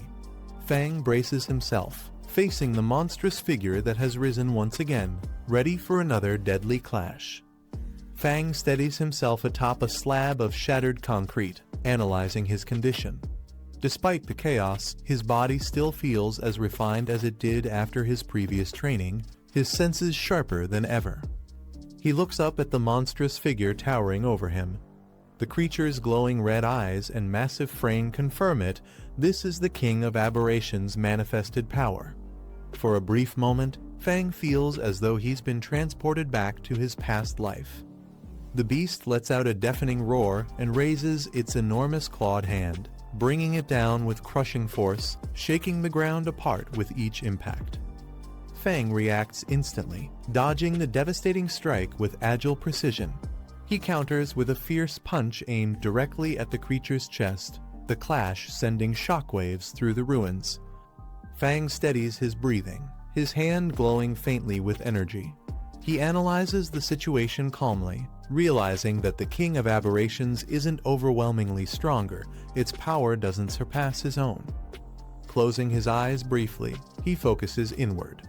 His abilities haven't vanished, they're just suppressed within this illusionary space. If he can find the weak point holding this illusion together, he can turn the fight in his favor. Before he can act, the beast lunges forward, its massive claw wrapping tightly around him. The grip is suffocating, its strength shaking the air with each movement. The creature smirks menacingly, its red eyes glowing brighter. It mocks Fang, declaring that once he's entered this domain, there's no escape. Fang glares back coldly, silently preparing for his counterattack. Fang's eyes glimmer with realization, a faint smile forming on his face. Amidst the chaos, he finally understands the flaw within the illusion. He's found the weakness he was searching for. The monster's face distorts into a terrifying grin, its red eyes blazing with rage. It snarls that everything is over, that this place will be Fang's eternal grave. With a roar, the creature opens its massive jaws wide, lifting Fang toward its mouth, intending to swallow him whole and end the battle in one bite. Meanwhile, outside the battlefield, fallen hunters lie among the ruins. The beast's mocking voice echoes across the area, declaring that humanity's so-called evolution is nothing compared to the true power of aberrations. Fang lowers his head silently, his expression unreadable as a faint smirk begins to form on his face. The monster's words echo, but his calm demeanor hints that he's already planned his next move. He chuckles softly, tilting his head slightly as if amused by the creature's arrogance. His tone turns confident, mocking the beast's claim of victory. Golden flames erupt around his body, illuminating the dark space. His energy surges, burning brighter and stronger than before. With a steady gaze, he tells the creature it has underestimated him. The fight isn't over yet. Reaching upward, his golden aura expands like sunlight breaking through darkness. He declares that his power isn't for revenge or pride, but to protect his home and everyone he cares about. Golden silhouettes of allies and spirits appear around Fang, their hands extending toward him. Their combined energy flows into his body, forming a radiant stream of light that surges with immense power. The beast's eyes widen in shock as the golden brilliance engulfs it. Fang's aura burns so intensely that the monster's dark energy begins to dissolve under its overwhelming purity. A massive explosion of golden light erupts, piercing through the sky. The energy wave spreads across the battlefield, wiping away the corruption and shadows that once consumed the city. As the storm of flames settles, the golden glow fades into the horizon, leaving behind trails of warmth and renewal, a symbol of Fang's rebirth and victory over the darkness. Fang's eyes blaze with divine intensity, the golden light within them burning like molten fire. His aura surges to its peak, radiating an overwhelming sense of power and purpose. Bathed in golden flames and arcs of blue lightning, he raises his hand and commands with authority, summoning the system itself to awaken and synchronize with his energy. A colossal golden figure materializes behind him, its wings spreading wide like those of a divine being.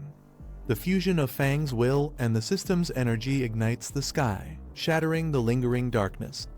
The scene erupts with radiant light as Fang ascends, his power now transcendent, the embodiment of rebirth and absolute dominance over the battlefield. A blazing figure descends with overwhelming golden energy. His entire body is wrapped in flames as he charges forward with a spear of light. He declares himself as the ruler standing above all abnormal beings, unleashing a power that shakes the battlefield. The scene shifts to his enemy, whose eyes glow bright red. His expression twists with rage, and he admits that the attack has finally forced him to take things seriously. His aura surges as he prepares to retaliate. Both powers collide in a single explosive strike. The flaming figure pushes through the dark energy, slicing straight down with intense force. Sparks burst across the frame as the two sides clash head-on. The flame-haired warrior emerges calmly from the blaze. His eyes sharpen as he explains that he is not a hero, but a victim seeking revenge. The fire around him intensifies, showing that the real fight is only just beginning. A massive vortex forms around the flame-haired warrior as he walks forward with his burning blade. The enemy mocks him loudly, calling him insignificant and weak. The swirling cyclone grows stronger, but he keeps moving without hesitation. He raises his head, unfazed by the taunt. Flames surge around him as he stands firm, showing no reaction to the provocation. His expression stays calm, as if the enemy's words hold no meaning. Suddenly, a dark shadow lunges forward and strikes him with explosive force. The impact sends flames scattering across the scene, but he withstands the attack without falling back.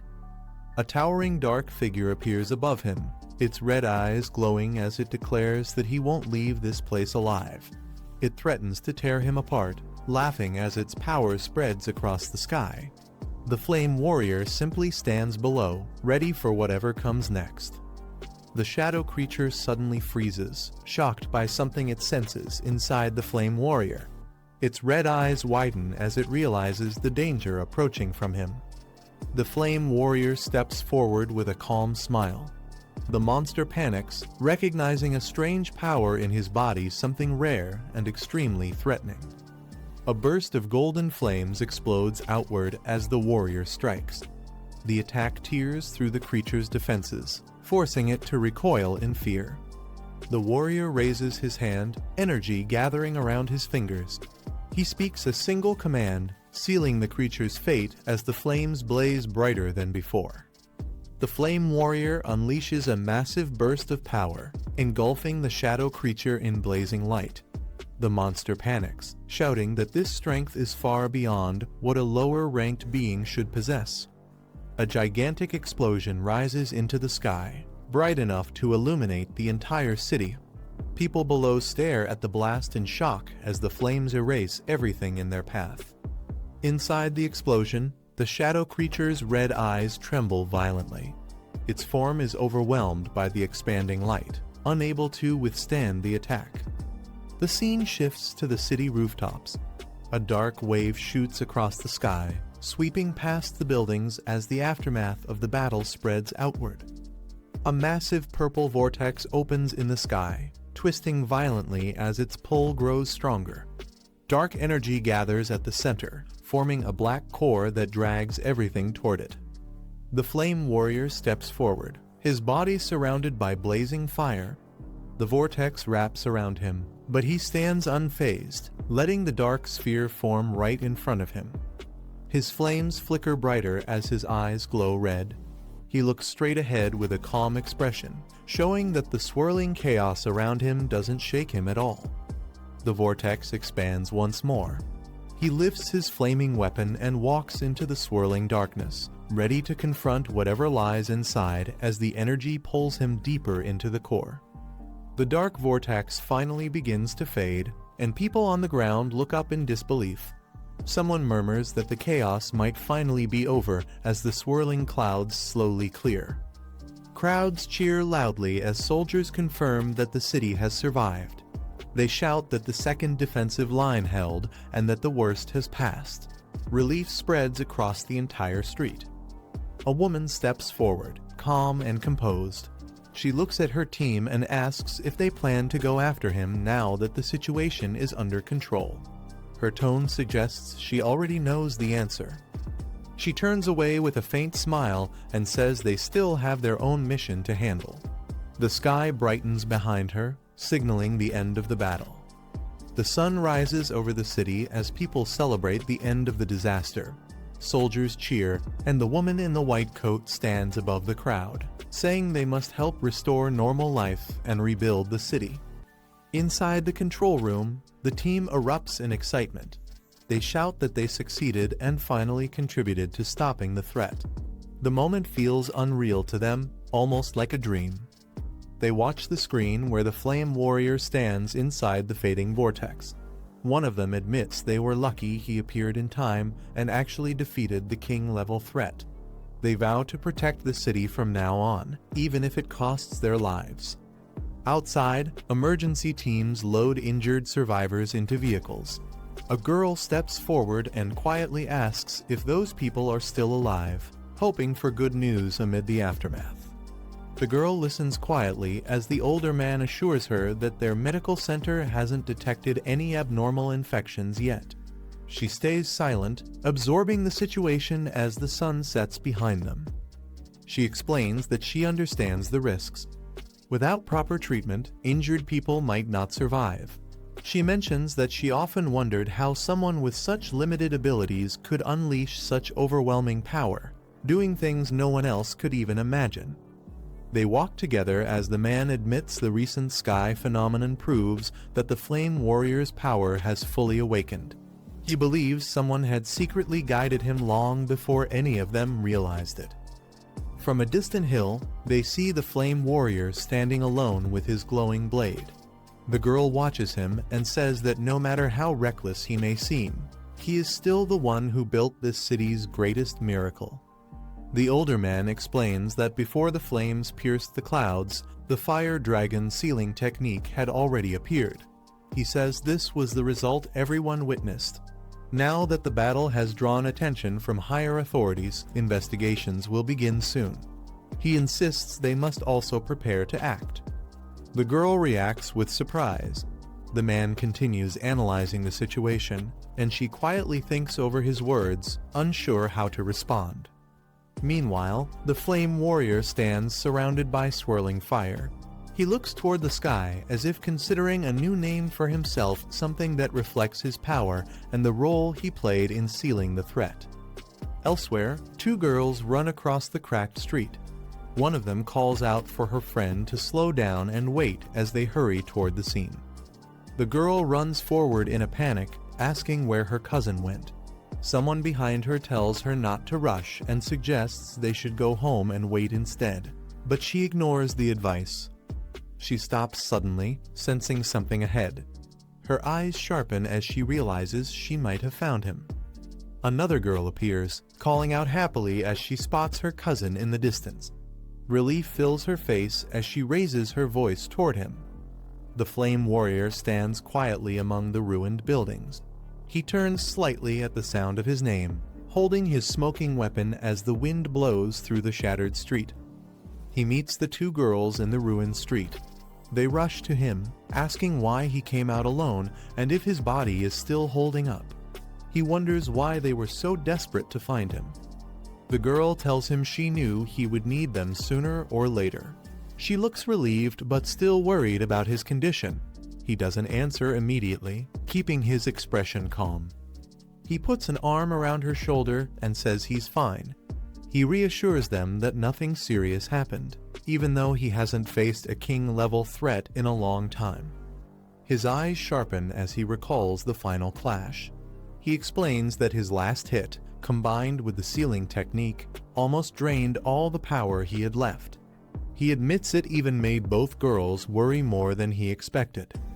The girl suddenly hears her device buzzing. She picks it up in confusion, sensing that something urgent has happened again. The two girls approach him quickly, confronting him with worried faces. They ask if he has already healed and what exactly happened during the fight. The red-haired girl shouts in shock after hearing that his power surged again. Meanwhile, across the city, multiple screens display the recorded battle. Analysts piece together his moves, trying to understand how one man managed to overpower a king-level abnormality. They highlight each moment where he destroyed the enemy's defenses and sealed it with overwhelming force. In a dim room, investigators stare at the footage in disbelief.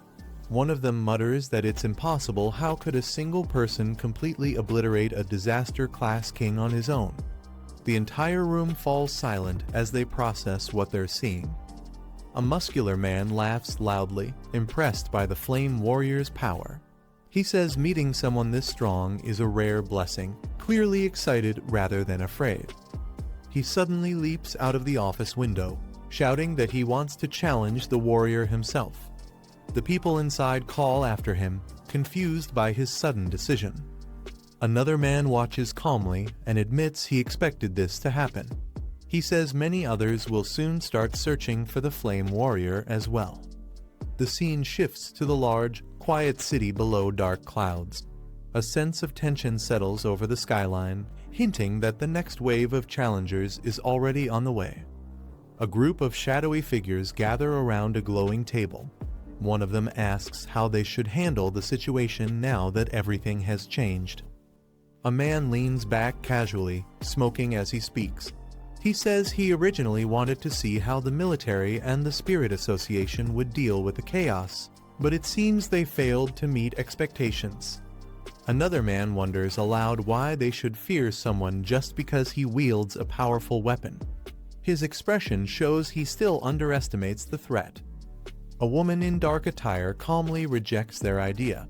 She asks how a mere weapon could handle someone capable of killing a disaster-class king, implying that their plan won't work.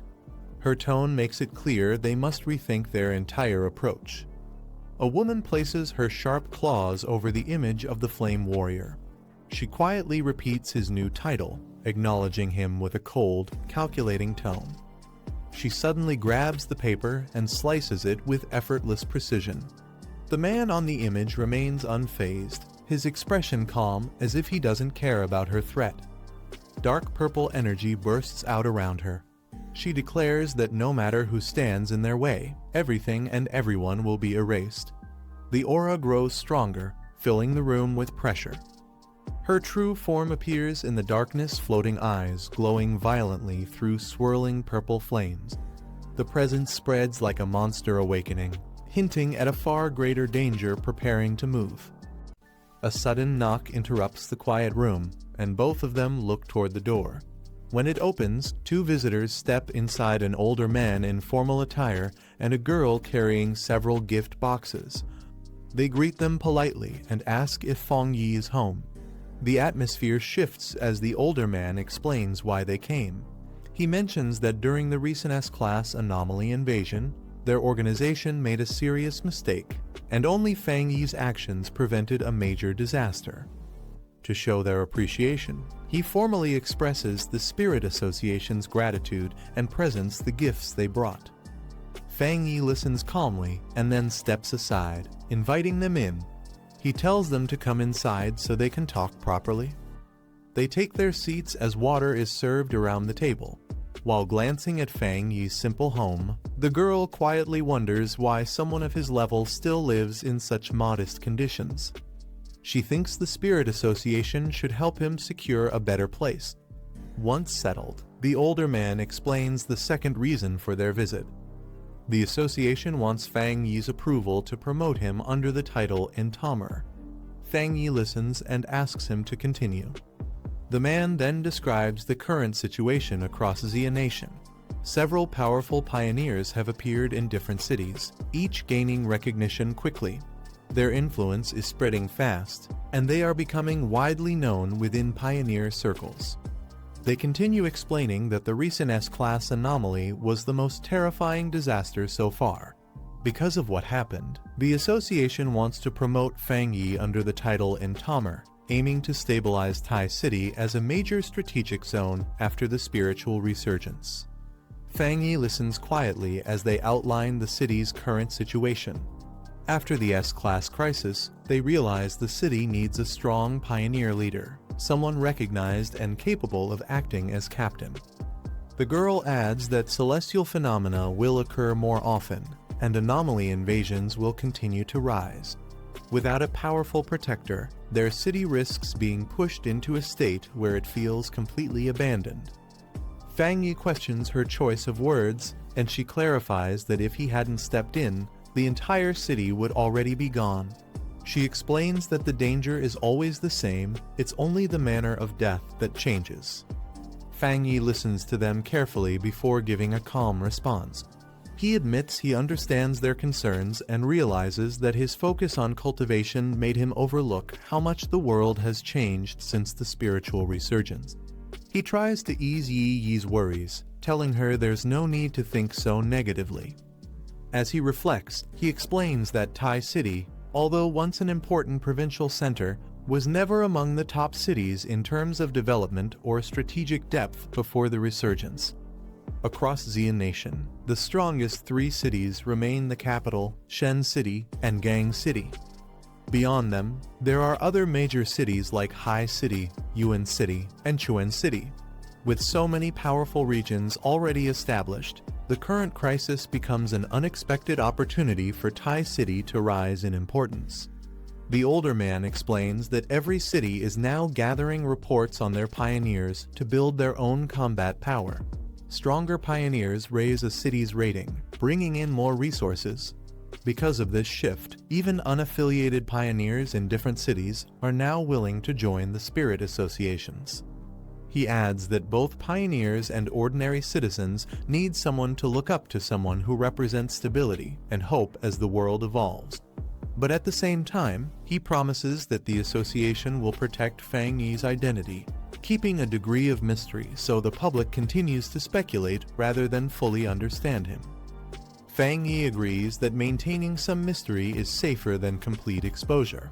The girl beside him praises the idea, saying human imagination can sometimes be more intimidating than actual strength.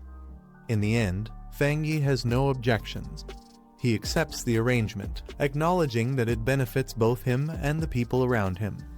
The older man responds with a smile, hoping for a pleasant cooperation moving forward. A man reaches out for a handshake while standing in front of an older man and a white-haired girl. Both of them look surprised as he extends his hand. The two men firmly shake hands, marking the beginning of their agreement. They exchange calm expressions. The older man comments on having a pleasant cooperation, while the black-haired man responds with confidence. The scene shifts to the city.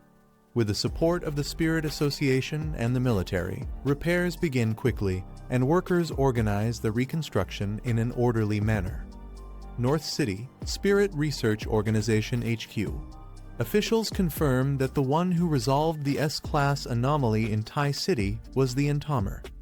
Inside the lab, researchers review his data. He stands out among new pioneers, possessing a high-grade solar attribute opposite of the dark. They acknowledge his rare potential. Another researcher reveals that, based on Tai City's upload, he possesses multiple high-grade attributes like fire and thunder. His abilities even match the military's high-tier powers. Shocked by the discovery, One man reacts loudly. Another hints there's something even more astonishing left to reveal. A blue-haired woman enters the office and asks if they're discussing the entamer. She requests the files while holding a clipboard. The researchers immediately respond and bring up the data on the screen. She notes that many pioneers are rising in fame, and some still doubt abilities they haven't witnessed directly. They show a display of the entamer in action, his power recorded during a previous event. The woman adjusts her glasses and says she wants to see his strength firsthand. She hints that their meeting with the entamer might be coming soon. At Long City's central library, people browse the shelves and study in a quiet, open space. A red-haired woman works on her laptop while others search for books nearby. A man approaches her with a smile and tries to start a conversation, but she calmly shuts him down, reminding him that it's a library and he's bothering others. The man walks away frustrated, calling the people around him boring, while the woman continues her work without reacting. The red-haired woman closes her laptop, annoyed at how ordinary people remain unaware of how much the world has changed. She reflects on her time in Kang City, how the exams ended and she unexpectedly gained spirit energy, becoming a one-star ghost carving realm pioneer. She notes that pioneers are extremely rare, and she's fortunate to be among them. She thinks this newfound strength is likely why she survived the Thai City disaster. Comparing herself to ordinary people, she wonders what they could possibly use to fight anomalies. A sharp smile forms as she adds that certain despicable people can't do anything at all, emphasizing her rising confidence. She watches from a distance and realizes the two standing together are merely classmates. She thinks back to someone else and concludes that, judging by his usual behavior, he was probably taken out by the bats long ago. She criticizes herself for even comparing the two. She looks at her laptop, where an image of the entamer is displayed. She notes that he is far more exceptional than the man she was thinking of. A confident smile forms as she decides that only someone as powerful and handsome as the entamer is worthy of her. He holds a house hunting brochure, indicating they're checking out new places. The two walk together confidently. He says they're taking a break today, and their goal is to look for a new house. She hesitates, wondering if skipping training is okay. He explains that taking a day off is rare and that improving their living conditions is also important. Another girl joins them, mentioning Captain Sue's suggestion. She agrees they need better living conditions and offers to go house hunting with them. She gets excited, saying she never expected Captain Sue to arrange such luxurious housing. She's surprised they'll be given 2 units and wonders if one of them is hers. They walk together while he explains that in the new era of spiritual resurgence, powerful pioneers hold immense value. No house can compare to that. She admits the offer still feels overwhelming. A strange green mist drifts past her face, catching her off guard as she suddenly smells something unusual. They both react to the odor. She asks if he smells it too, and he describes it as something like a sewer stench. He notes that something feels wrong, since he's never encountered this smell in Thai City before. He narrows his eyes, realizing the smell isn't from a damaged sewage pipe. He concludes that someone is following them. They stop and look around cautiously, confirming something is off. A group of armed men appears. The leader steps forward, calling him the entamer and mocking him for noticing only after entering the range of his potion.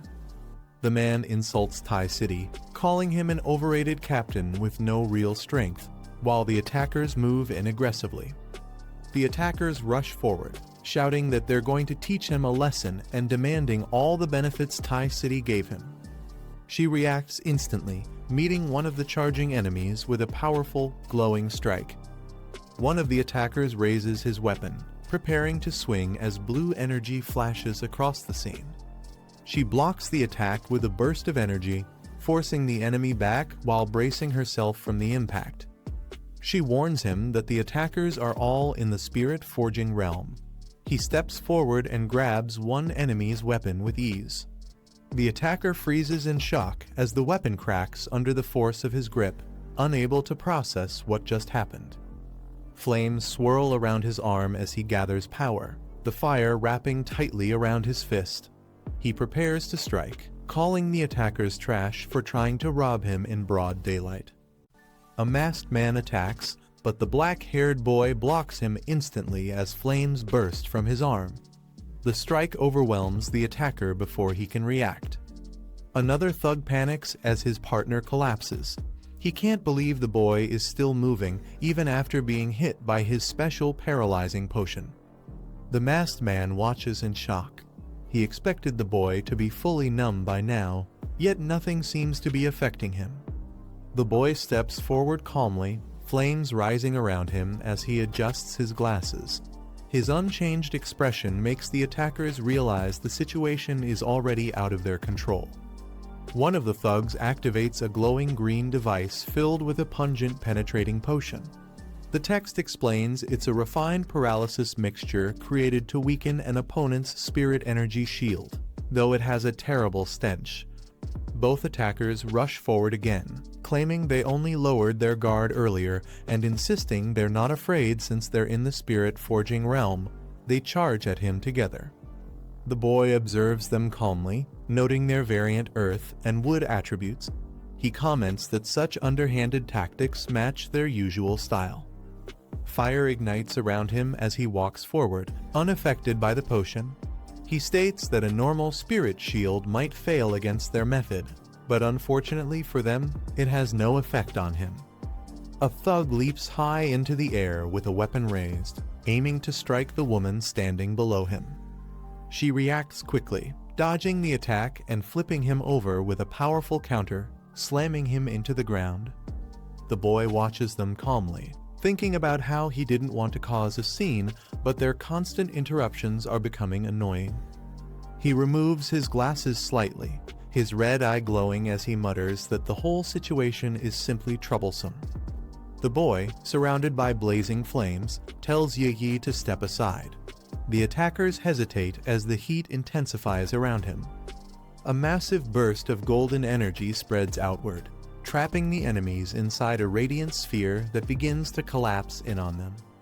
The sphere detonates with overwhelming force, launching the thugs into the air as they scream in panic. Engulfed in scorching flames, the enemies cry out, terrified by the power. One of them recognizes the attack and questions if this is the Entamer. The girl rushes over in a panic, asking if the enemies are still alive and telling him to leave at least one. He looks back at her calmly. She relaxes when she sees the thugs unconscious, explaining that they were priority targets under Spirit Association surveillance. He asks if she plans to take them in. She confirms it, saying the Spirit Association has begun registering pioneers, especially problematic ones like this group. Standing over the defeated men, she warns them they're lucky to still be alive. He adds that he doesn't like being disturbed, and next time won't end as easily. One of the thugs lets out a weak HMPH. As the injured attackers are carried away, the girl says that if this had happened 2 days earlier, the Spirit Association wouldn't have intervened and they all would have been killed. She adds that the Entamer spared them only out of respect for the association. She watches the unconscious men being loaded into the ambulance, calling them idiots for provoking the number one person endorsed by the Spirit Association. Another woman asks what punishment they'll receive. The girl explains that these men already have a criminal record, and even as spirit-forging pioneers, they'll face life sentences with no freedom only used for their remaining value. The boy listens quietly, noting the method used and thinking that making use of everything isn't a bad approach. The girl explains that the boy is the Spirit Association's golden talent and the future of the Xia Nation. Even with all their promotions, idiots still dare to challenge him. She says their PR might still be too low-key, but the association must continue supporting powerful pioneers like him. They can't let foolish people ruin the relationship they've worked hard to build. Cheerfully, she tells the two of them to come along so she can help pick out a new villa and a new car. A large luxury building appears as she mentions that this time, they have to make an example out of those who cause trouble. She shows them two properties chosen by the Spirit Association, a top-floor penthouse in the city and a private 3-story villa in the mountains, both convenient for different lifestyles. She explains that both are fully furnished with high-end interiors, requiring no extra renovations. They can move in immediately. He looks at the options and simply says they'll take both. The two girls are surprised by how casually he decides. He tells her he trusts Captain Sue's sincerity, while she looks shocked but pleased at his confidence. They arrive at a luxury dealership. She says the Spirit Association has a partnership here, so he can choose any car he wants. As they walk in, people notice the girl's beauty and comment on her fair skin and strong presence. Others observe the boy, saying he stands out even in simple clothes and wondering which influential family he belongs to. Someone assumes he's probably here to buy a car for his girlfriend, completely unaware of who he really is. A girl recognizes him and is shocked. She whispers to herself that he's Kinglu's ex-boyfriend, the one with military connections and special treatment from the principal. He looks calm, noting how they were just shopping and happened to run into his roommate's ex. The girl stares at him, confused and annoyed, wondering why he's buying a car for another girl. She secretly records them as he stands beside the new car with the two girls, clearly misunderstanding the situation. A phone vibrates on the table. A girl texts Kinglu excitedly, saying she just saw her ex-boyfriend at a VIP dealership buying a luxury car for a beautiful girl. Kinglu reads the messages with an annoyed expression. The pictures show him standing beside the expensive car, and she reacts with a cold, "So what?" Sitting in class, she questions how he could afford a car, doubting he would ever have that kind of money. Smirking to herself, she says the Thai city disaster didn't kill him, but made him lucky instead, thinking he somehow became someone's pretty boy. The red-haired girl smirks to herself, thinking that the gap between them isn't something he can cross easily. Walking through class, she believes that once she reaches the pinnacle of the pioneers, worldly matters won't matter to her and calls him an idiot in her thoughts. Meanwhile, the boy arrives at the new villa with the girl, and she excitedly shouts that they actually own a villa now. Inside, she's stunned by the luxurious interior. He tells her it's nice and reminds her they also have a penthouse downtown, so they can switch between both places whenever they want. As they enter the villa, the girl excitedly runs upstairs. He watches her and notes that she's finally behaving like a child instead of acting overly mature. He recalls his past life, realizing he never met her before being reborn. Judging from her actions, she must have been a trusted pioneer back then too. Suddenly, his phone rings. He's surprised to see Garen calling and wonders why she would contact him now. He answers the call with a calm greeting. Garen congratulates him on his promotion and mentions she heard the Spirit Association granted him 2 properties. He relaxes on the couch while talking on the phone, saying he thinks it's a good habit and they should continue the support. Garen tells him there's no need to defend the association. She knows someone as strong as him doesn't care about material rewards, but improving living conditions is still valuable. She mentions the first batch of spirit fruits will be harvested soon, and she'll send some for him to try. She explains the gap between normal people and pioneers comes from power, and that this difference also shapes their perspectives. The gap between top-tier pioneers like him and ordinary pioneers is even greater. Facing a classified document, Garen says she has an internal mission and wants him to take it, asking if he's interested. He asks Garen to get to the real reason she called. She asks if he knows Tianbao Tower in Kang City. He recognizes it immediately, calling it the biggest mall in the city. She explains that the tower was recently sealed due to an anomaly invasion, which caused many deaths. The people of Kang City have been complaining non-stop. Now the tower stands abandoned and surrounded by ominous energy, earning the name Ghost Building. Tianbao Building is shown as the busiest landmark of Kang City, a place that represents the city's image. People move around it normally as part of their daily routine. Recently, abnormal disturbances began appearing around the building. Strange energy formed above it, forcing the Kang City Spirit Association to seal the entire area. A young man arrives in the city during the crisis. He briefly introduces himself, stating he is here on a mission assigned by the Star God Warzone. Meeting a small group, he recalls being instructed by Jalen to hide his identity and level for now. Unsure of the reason, he decides to follow the order and keep things concealed. He observes the group in front of him and notes that their cultivation levels can't be detected. From this, he realizes everyone is intentionally hiding their true strength. Looking at their uniforms, he identifies two of them as members of the military district, standing calmly among the others. One of the military members steps forward and greets him, acknowledging that they have finally met. Another pair introduces themselves as well. Their aura reminds him of Sea Kinging, leading him to conclude they are most likely from the Spirit Association. The group informs him that Officer Jailan has already updated them about the situation.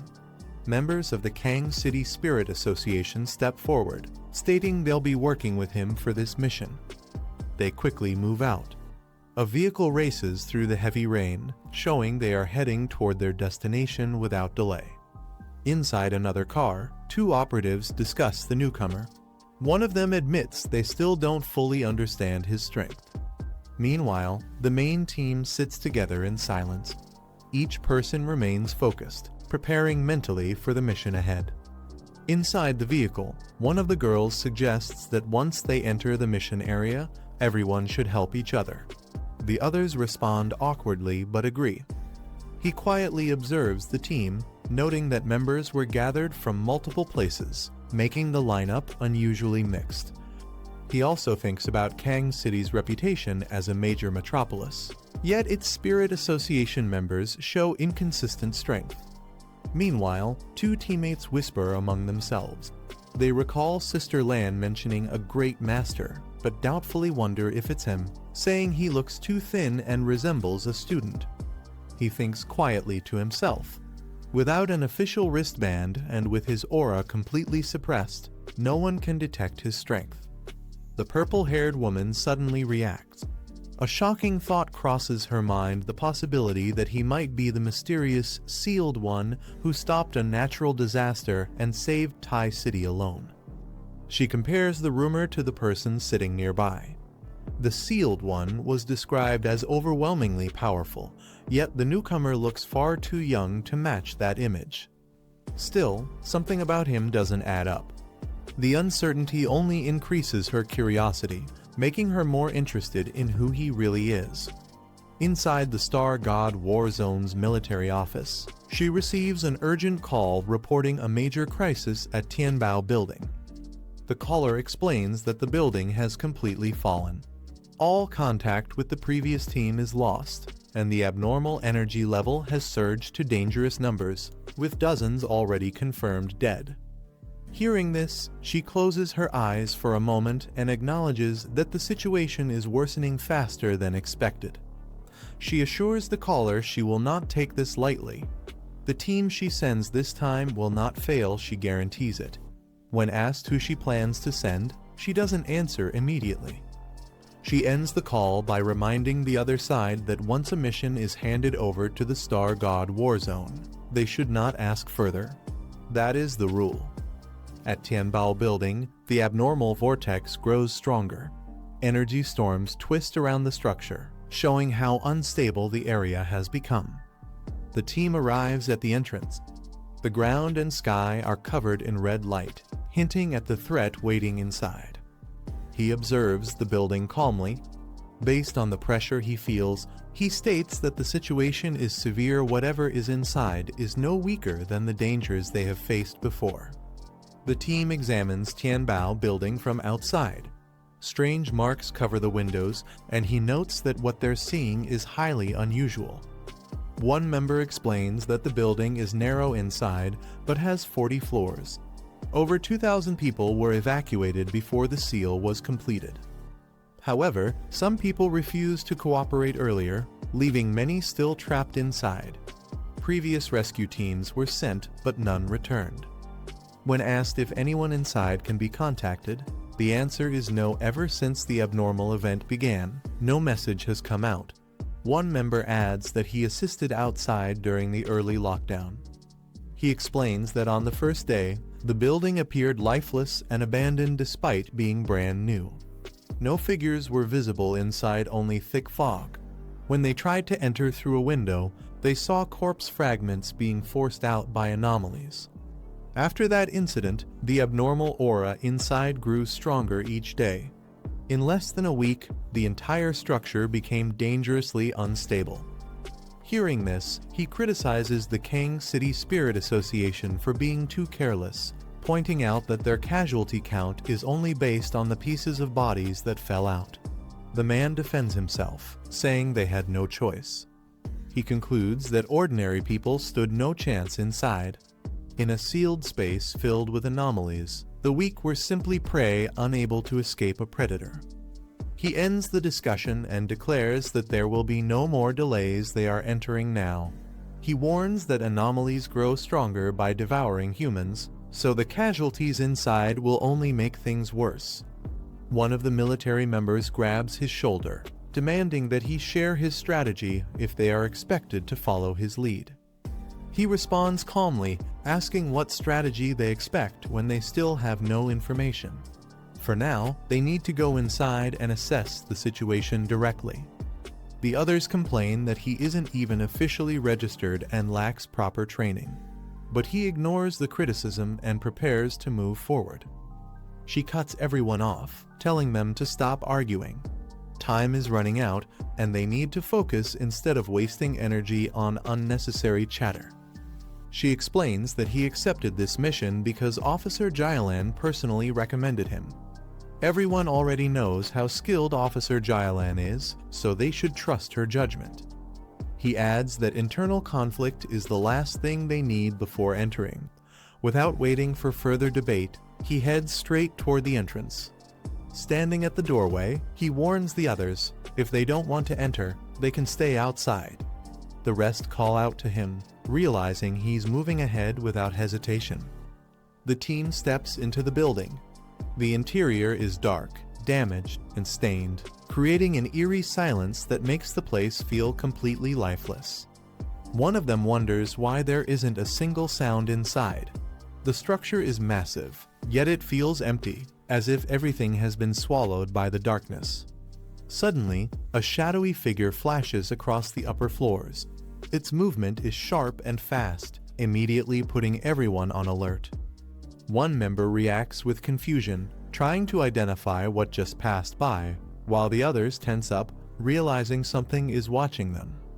A monster suddenly lunges at one of the team members, its glowing green eyes and sharp teeth appearing out of the darkness. He instantly reacts.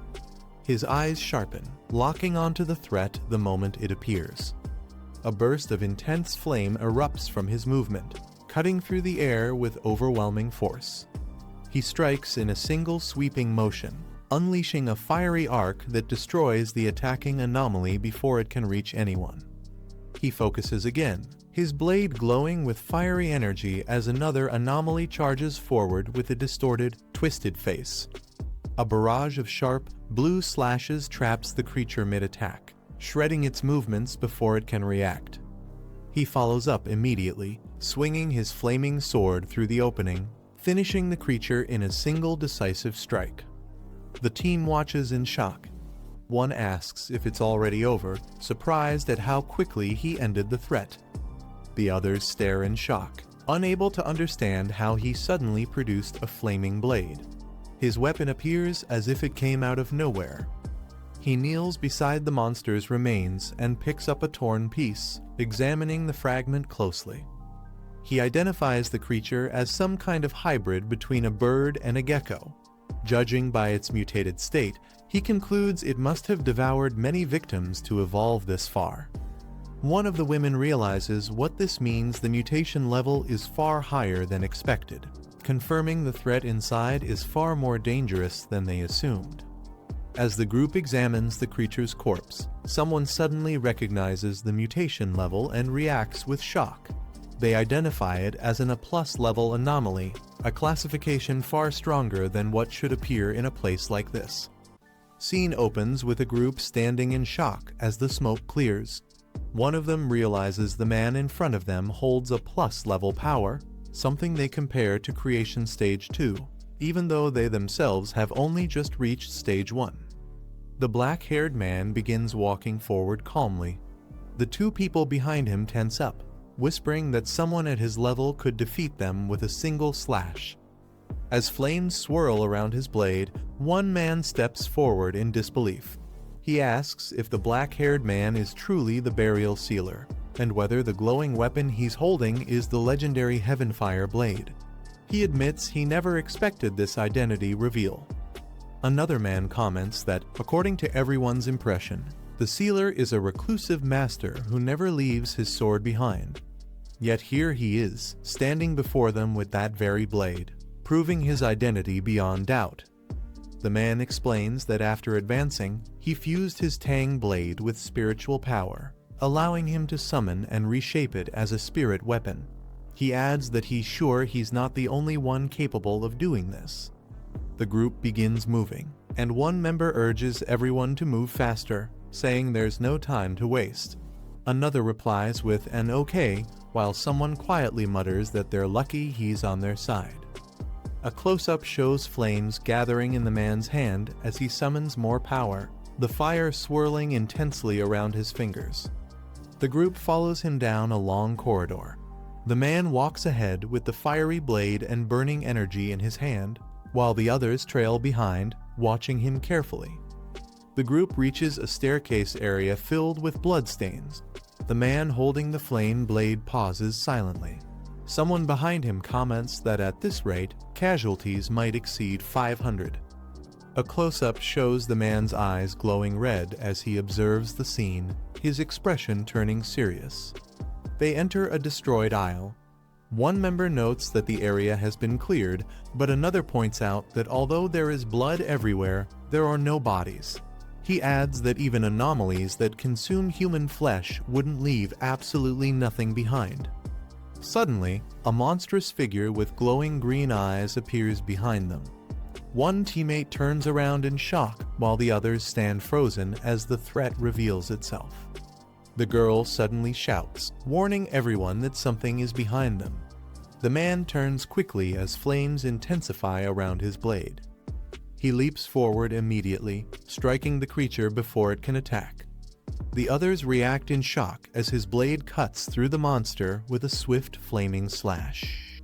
The creature explodes into burning fragments, its green eyes fading as the attack completely destroys its body. As the flames settle, another grotesque anomaly emerges from the fire. One of the teammates steps back nervously, stuttering that there's another anomaly appearing right in front of them. The man looks at the group with sharp red eyes and asks if none of them noticed something strange. His tone makes everyone pause. One of them asks what he means. The man shows the flames on his hand as another teammate explains that the two anomalies they fought were elite level, but nothing unusual beyond that. The man responds calmly, saying that with only this number, the rescue teams shouldn't have been wiped out so completely. His expression turns serious as he analyzes the situation. He steps back and tells them that this place is probably not the real Tianbao building. The group spreads out around him, realizing the environment may be something entirely different. A teammate looks confused and asks what he means. The others watch nervously as they wait for an explanation. The man explains that although there's blood everywhere, the smell and heaviness in the air come entirely from dark attributes and anomalies. None of it is from actual corpses.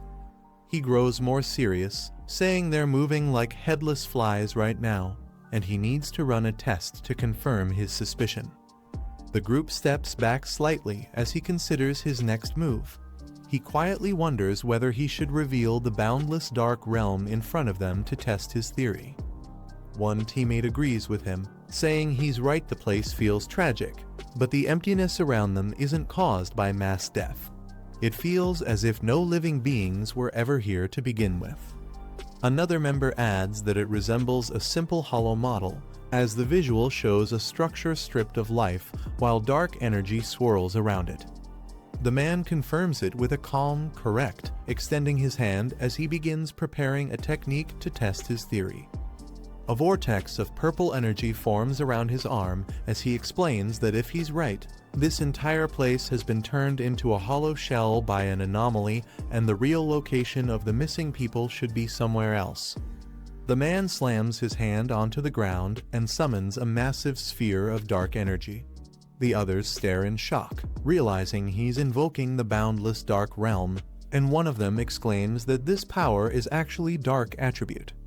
A system-like prompt appears, identifying the energy as the inner darkness realm and asking whether to activate its information.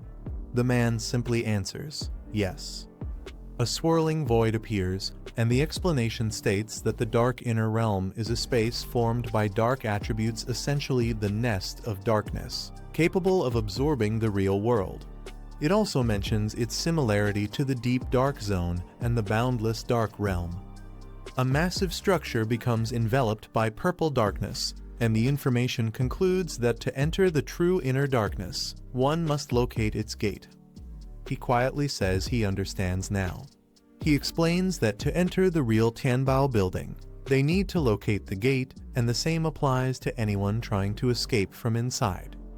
He raises a hand toward the dark vortex and explains that people were influenced by the darkness, causing their minds and emotions to be twisted by hallucinations. Because of that, they mistook windows as exits. The vortex expands as he continues, saying this is why everyone who tried to escape through the window ended up dead. They had already been killed inside the inner darkness long before. The girl reacts strongly, realizing the full meaning behind his explanation. She says that now they must find the gate he mentioned, and adds there's still something else they need to consider. The man suddenly reacts, saying, "It's here." A burst of golden energy surrounds him as he prepares himself for something approaching. A massive vortex of dark energy forms in front of them. The group is dragged backward as the pull intensifies, and the man braces himself against the swirling force. The others clutch their heads in pain.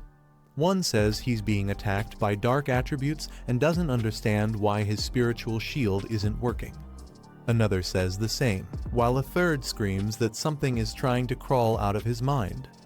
A close-up shows the man's eyes glowing, one red, one golden, indicating he is resisting the darkness while maintaining focus amid the overwhelming pressure. A golden barrier forms around the group, shielding them from the overwhelming dark vortex. They cling to each other as the force around them finally stabilizes. As the barrier fades, one girl holds her head and says she's fine now. Another teammate asks if what hit them earlier was a direct dark attribute attack. One of them looks toward the man and realizes something. The burial sealer is completely unaffected by the dark influence. He points out that the man is the one who saved them. Another teammate agrees, saying the darkness almost overwhelmed them even before touching them. He adds that without the burial sealer's protection, they wouldn't have survived for long. The man examines the flames in his hand and quietly says he has found it, the location of the gate hidden within the darkness. He leaps forward and swings his flaming blade downward. A massive explosion of fire and dark smoke erupts as he shouts, "Break!" forcing the others to shield themselves from the impact. The flames intensify along his arm as he pushes his attack further, channeling all the power into a single decisive strike aimed at the barrier. He follows through with a final blow, yelling, "Right here!" as the fiery attack tears through the structure, opening the path they were searching for. A burst of purple energy spreads outward from the man's strike, shaking the entire space. The others struggle to maintain balance as the distorted realm around them begins to break apart. Cracks spread across the surroundings. Two teammates stare ahead in shock, whispering this as the false space collapses piece by piece. The man lowers his gaze silently, watching the result of his attack as the illusion shatters completely. When the dust clears, a dark red doorway appears beneath swirling green shadows. The group gathers behind him as he walks toward it, the revealed gate to the real Tianbao building. The man tightens his grip on the flaming blade as the ground glows red beneath him, signaling the path into the true darkness. He steps forward and tells everyone to stay close. The group follows behind him cautiously as he leads them into the newly revealed gate. A massive swirling core of red and yellow energy expands in front of them, with dark tendrils twisting inside it. The area pulses violently as they enter deeper. Two teammates flinch as a strong scent hits them. One of them nervously says, "I can already smell it," reacting to whatever lies ahead inside the darkness. Someone steps onto the floor, and a sharp crunch echoes as broken fragments shift beneath their shoe. Bloodstains cover the ground around them. Two teammates look ahead tensely. One of them stays silent, staring forward as if confirming something they expected to see. A new scene reveals a massive circular chamber. A glowing sphere illuminates several figures standing inside it, surrounded by shadows.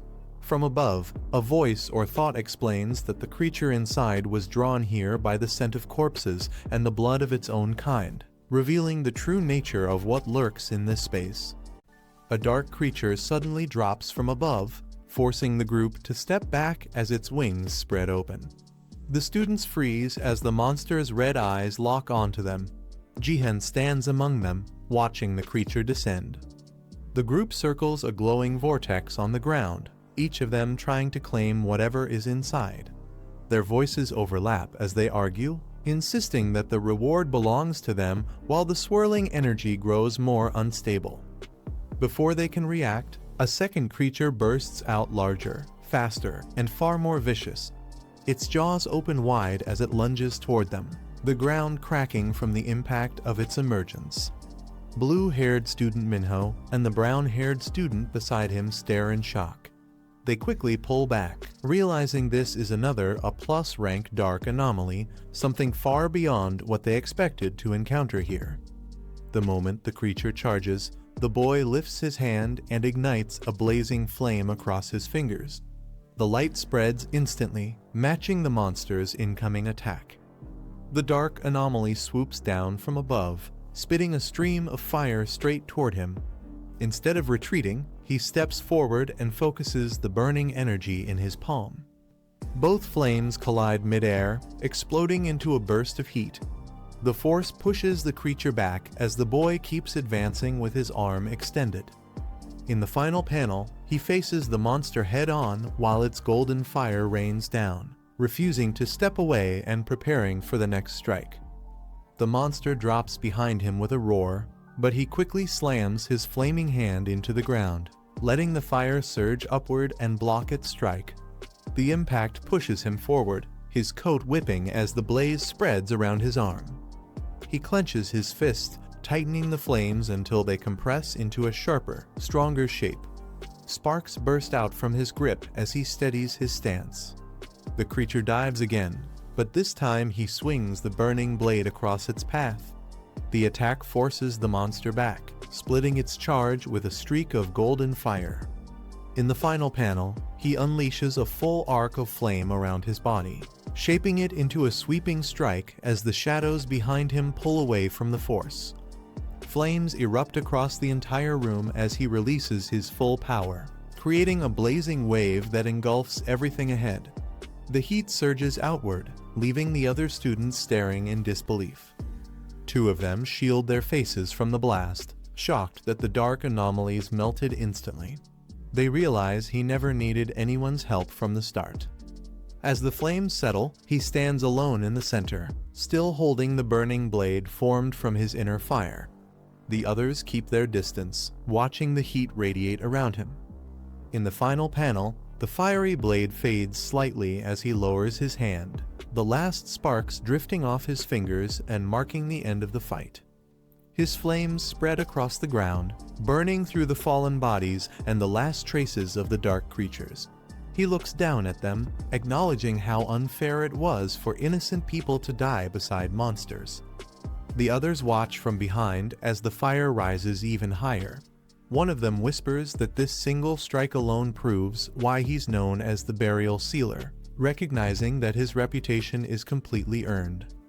He turns slightly toward them, telling the group that since they're already here, they should at least contribute. He instructs them to search for survivors while he handles the remaining anomalies on his own. By the final panel, the team steadies themselves. With the first floor cleared, they prepare to move up as he walks ahead, flames still burning along his arm. On the 10th floor, the entire area is swallowed by flames as he wipes out the anomalies clustered there. The inner darkness of the building has already been completely overtaken, leaving nothing but scorched ground behind him. The creatures he faces now have grown stronger from constant devouring, rising to creation stage 1. But aside from their boosted levels, their abilities remain mostly unchanged, allowing him to cut through them without slowing down. He steps onto the escalator leading upward, his burning blade lighting the way. By the time he reaches the 15th floor, the temperature drops sharply, the dark attribute pressing even through his spiritual shield. Bodies lie scattered across the cold, dim corridor. He walks past them, his flames pushing back the freezing aura as he prepares for whatever anomaly caused this devastation. The blue-haired student freezes as he notices something strange near the corpses. He steps closer, realizing that the bodies aren't still. Something alive is moving across them. Leaning down, he sees a dark, corrosive substance crawling out of the dead victims. He warns everyone to be careful, explaining that the material is dangerous and shouldn't be inhaled. The strange liquid gathers on the floor, rippling as more of it drips down from above. The sound echoes through the corridor, signaling that this isn't coming from the bodies alone. In the final panel, a long, twisted tendril descends from the ceiling. The group looks up, while the black-haired boy stands at the front, watching the new threat reveal itself. A massive creature rises from the darkness, its body packed with glowing red eyes and rows of sharp teeth. The ground shakes as it leans forward, revealing its full size. He watches the monster emerge, a slight grin forming as he mutters that this one is finally interesting. His calm expression contrasts sharply with the creature's violent presence. The beast roars and charges, every eye burning bright as energy surges through its body. Its jaws spread wide, releasing a wave of killing intent across the corridor. He steps forward with his flaming blade, unfazed by the incoming attack. Sparks trail behind his feet as he prepares to strike, facing the monster head-on. He tightens his grip on the flaming blade, the heat intensifying around his arm. The ground cracks beneath him as he shifts his stance, preparing for the creature's next attack. A burst of force explodes around him, forming a rotating ring of energy mixed with fire. The impact sends red shockwaves outward, forcing the monster back for a moment. The beast retaliates instantly, whipping its massive body around to create a spiraling vortex of darkness. The swirling mass grows larger, devouring the space between them. He stands firm at the edge of the storm, his flame cutting through the wind as he steps forward.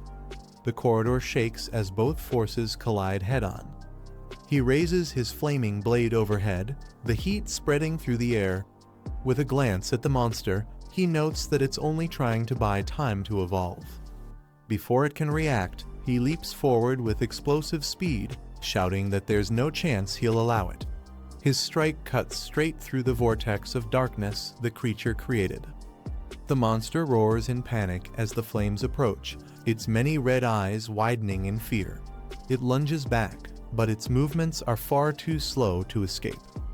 A blazing slash lands across its body, lighting the entire corridor with a burst of fire. The creature's scream echoes through the floor as the flames tear into it. He lowers his hand after the strike, remarking that he overestimated the monster. What he assumed to be a creation stage 3 threat didn't even manage to slow him down. Behind him, the blue-haired student hears a faint noise and turns sharply.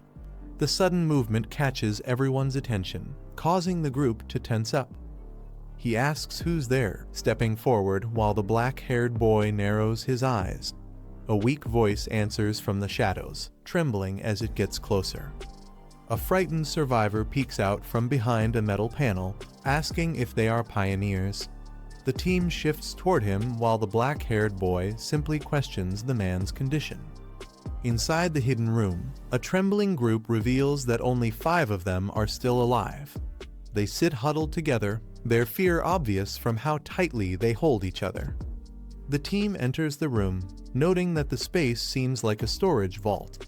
The survivors appear completely paralyzed, as if the terror outside has drained all their strength.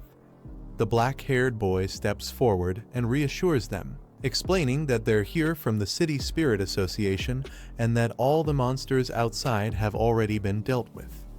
Hearing that they're safe, one of the boys starts to crawl out slowly, his voice shaking as he tries to confirm their rescue.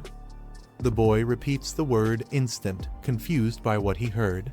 When the explanation sinks in, he suddenly shouts in shock, asking if the monsters were really wiped out in a single strike.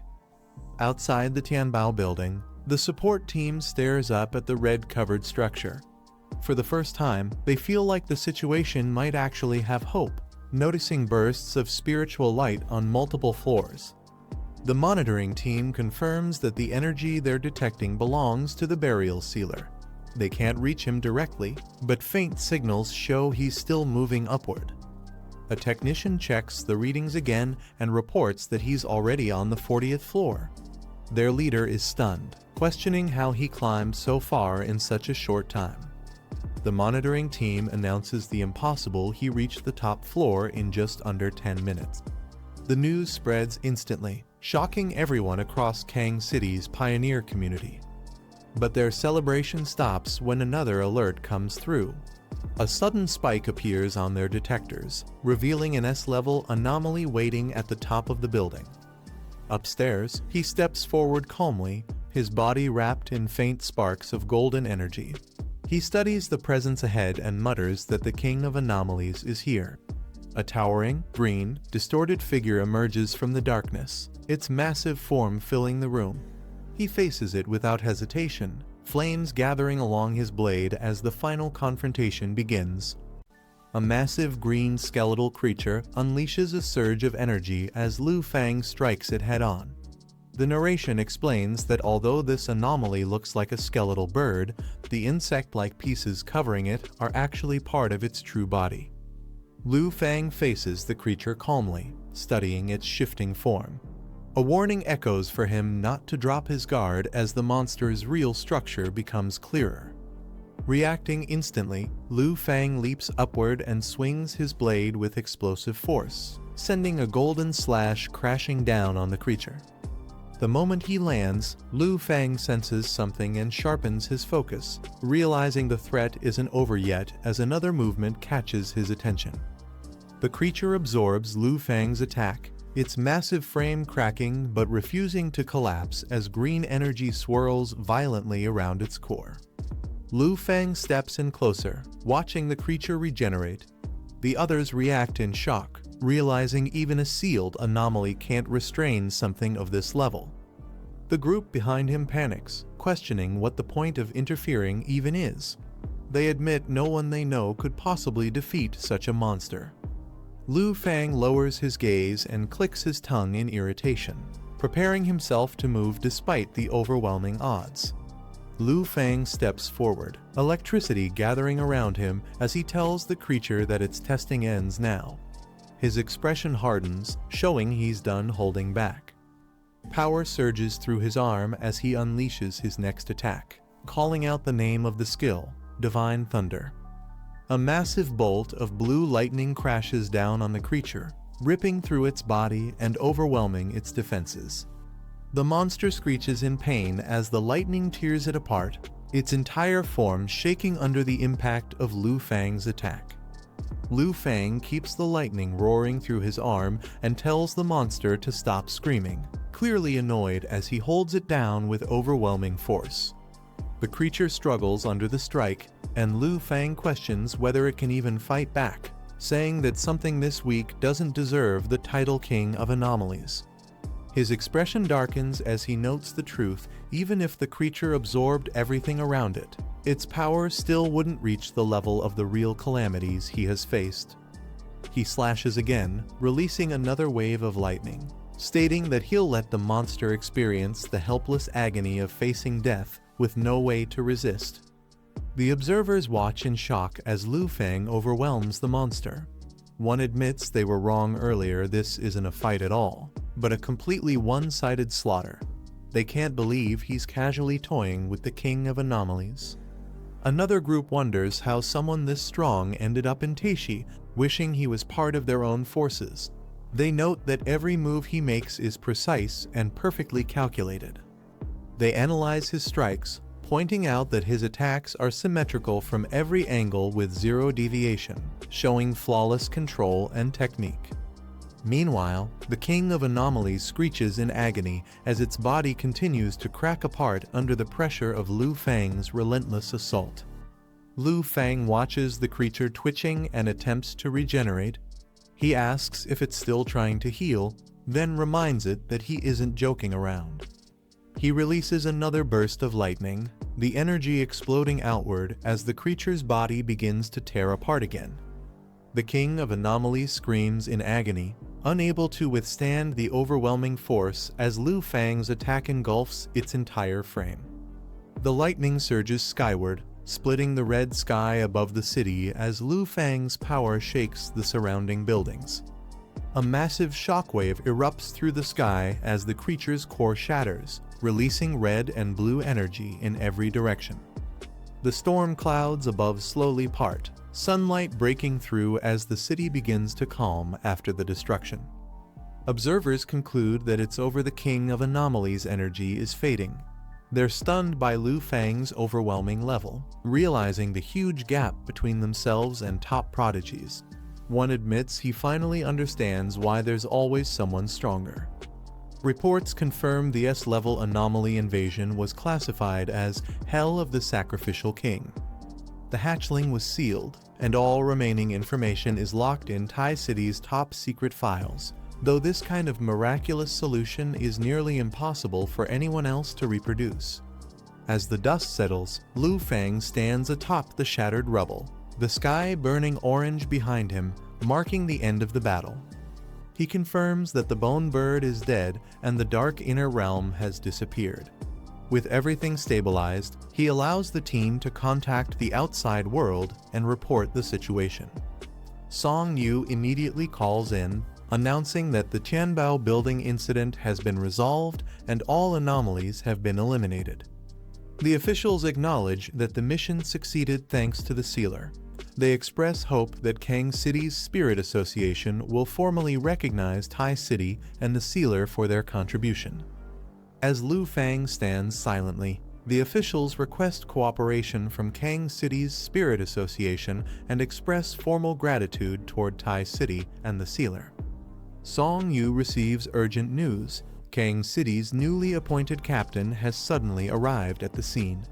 She's shocked and questions why he's coming now when the mission is already over. They learn he rushed over after hearing the sealer was here, ignoring warnings not to get involved. They remark that powerful, prideful forerunners like him never listen.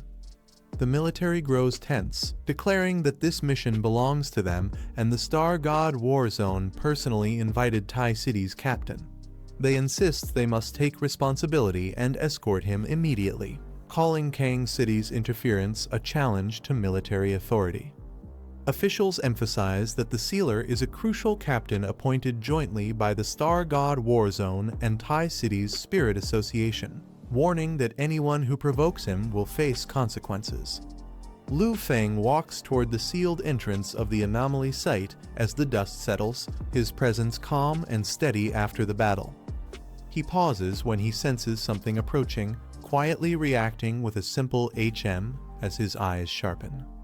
A spear-like object streaks through the sky toward him at high speed. Lu Fang glances toward it and comments that the newcomer arrived sooner than expected. A man charges forward with intense speed, announcing himself as Yu Fengjung, captain of Kang City, and demands to know if Lu Fang is the sealer from Tai City. Lu Fang answers calmly, asking what if he is. As they face off, Lu Fang quietly assesses him as a wind attribute pioneer hiding a powerful spiritual level.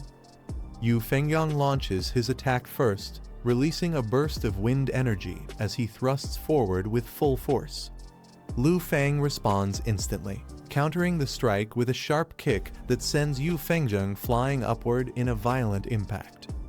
Yu Fengjung crashes to the ground but quickly stabilizes himself. Annoyed, he mocks that the sealer is just a brat.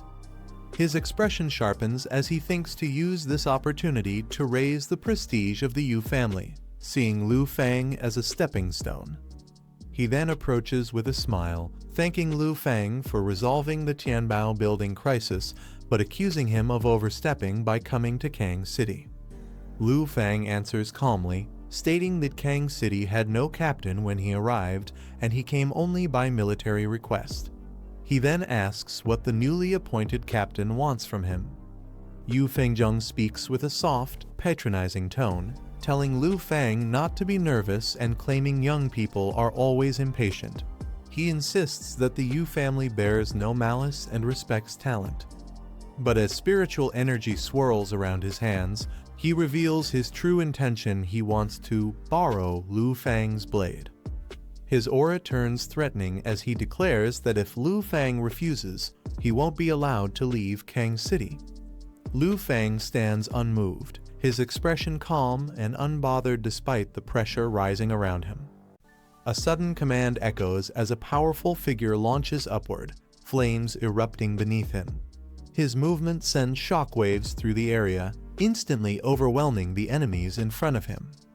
Watching the scene unfold, another fighter calmly remarks that the situation has become interesting as fiery attacks tear across the battlefield, forcing opponents into retreat. As the fight escalates, communication signals are disrupted again. Orders are quickly given to inform the military district, contact higher authorities, and evacuate the remaining survivors from the danger zone. Standing amid roaring flames, the man delivers a cold ultimatum, warning that there are only 10 minutes left if they want to save their captain, leaving everyone frozen in shock. Seeing the situation turn dangerous, the group immediately recognizes the opponent as a serious threat and prepares to respond without hesitation. Amid the chaos, it's revealed that the newly appointed figure has already caused major trouble, forcing emergency reinforcements to be called. Despite the city being among the strongest, doubt spreads over whether the situation can truly be contained. The enemy steps forward confidently, stating that what happens next depends entirely on their opponent's fate, as crackling energy gathers around him. Mocking their resolve, he unleashes a powerful lightning attack and declares that if they want to kill him, they will have to use everything they have, raising the battle to its peak. The enemy launches forward with explosive speed, flames bursting beneath his feet as he closes the distance in an instant, catching his opponent off guard. A close-up reveals shock and fear as blood runs down from the impact, showing that the attack landed far harder than expected. Moments later, a massive explosion erupts between the buildings, fire tearing through the area and leaving destruction in its wake. Rising back into the air through the flames, the attacker calmly questions the terror his opponent just felt, making it clear that the power gap is undeniable. Feeling the surge of pure yang energy, the opponent realizes how explosive the power is, admitting that fear has crept in despite his experience. Through the flames, the man stands tall and unmoved, his presence alone dominating the battlefield as fire coils around his body. With a calm expression, he states that even facing his full power, the opponent would not last more than 10 minutes, making the gap painfully clear. Hearing this, the opponent forces a strained smile, masking his unease as the reality of the situation fully sinks in. The man finally recognizes the weapon, confirming it as the newly developed blade secretly created by the Spirit Association, his excitement clearly rising. The black-haired fighter remains silent, staring back calmly, showing no reaction despite the growing tension around the blade. It's revealed that the weapon contains terrifying elemental power, capable of splitting mountains and seas with a single strike, and that it was somehow completed and handed to this one person. Realizing the blade's value, the man declares his trip worthwhile and openly states his intent to claim the spirit weapon for himself. Power surges violently as the attacker pushes harder, clearly dissatisfied, insisting that his opponent still hasn't used everything and threatening to kill him to take the blade by force. The scene shifts to the Thai City Spirit Association, where officials receive shocking news that the Kang City captain has clashed directly with their own top captain. As the discussion intensifies, it's revealed that this incident is tied to a larger anomaly, serious enough that even the Star God Warzone may become involved. The room falls silent when someone urgently calls out to the boss, signaling that the situation has just escalated even further. The officials confirm they managed to contact Kang City, but the response is unsettling. They believe that if the situation is handled within 10 minutes, there is still a chance to turn things around. Kang City insists their captain represents the city's pride and will not lose easily, openly dismissing Thai City's concerns, which immediately angers the officials listening in. Frustration boils over as the boss slams the table, calling them short-sighted fools for underestimating an S-class anomaly that should never be treated lightly. As the discussion continues, it's revealed the opponent has already crossed the threshold of the 3-star spirit forging realm and comes from a powerful Kang City family, explaining his overwhelming confidence. Hearing that the opponent has broken through the 3-star threshold, disbelief spreads, but the danger is quickly reassessed rather than dismissed. It's explained that the sealer holds multiple high-level extreme attributes, giving him strength far beyond his realm and making the situation far more severe than expected. The warning becomes clear that Kang City has never truly faced the meaning of a sealer, and this clash may not end with a simple defeat. Before any response can follow, the sealer strikes without hesitation, landing a brutal punch that sends the opponent flying, proving that death is now a real possibility. The opponent unleashes his flame blade technique, but the attack fails to cut through, leaving him confused as his strike loses its effect mid-battle. He realizes something is wrong when his spiritual power vanishes instantly, sinking away as if swallowed, making his attacks completely ineffective. The sealer steps forward, revealing a technique that can entirely negate an opponent's blade arts, proving absolute control over the fight. Just as despair sets in, the sealer calmly announces his arrival, standing face to face with his shaken opponent as the battle enters its final phase. The opponent suddenly realizes the battle has reached the Spirit Association building, shocked that the fight has been pushed this far into the city. The sealer explains that out of respect for Thai City and the military district, he intended to give one final chance before things went too far. With a swift movement, the sealer launches another overwhelming attack, striking downward and leaving no room for escape. Declaring that hiding is no longer an option, he unleashes a massive fiery assault, making it clear he will personally bring the fight to an end. The battered fighter looks up in shock as a sudden change occurs, sensing that something far more dangerous has just been triggered.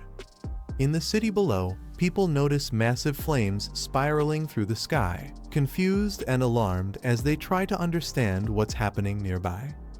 Panic spreads when the temperature rapidly rises, and witnesses realize that powerful spells are being used openly, far beyond anything normal.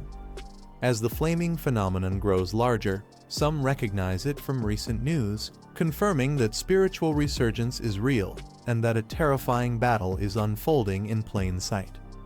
The sealer calmly announces that only 5 minutes remain, reminding his opponent that he was the one who demanded full power in the first place.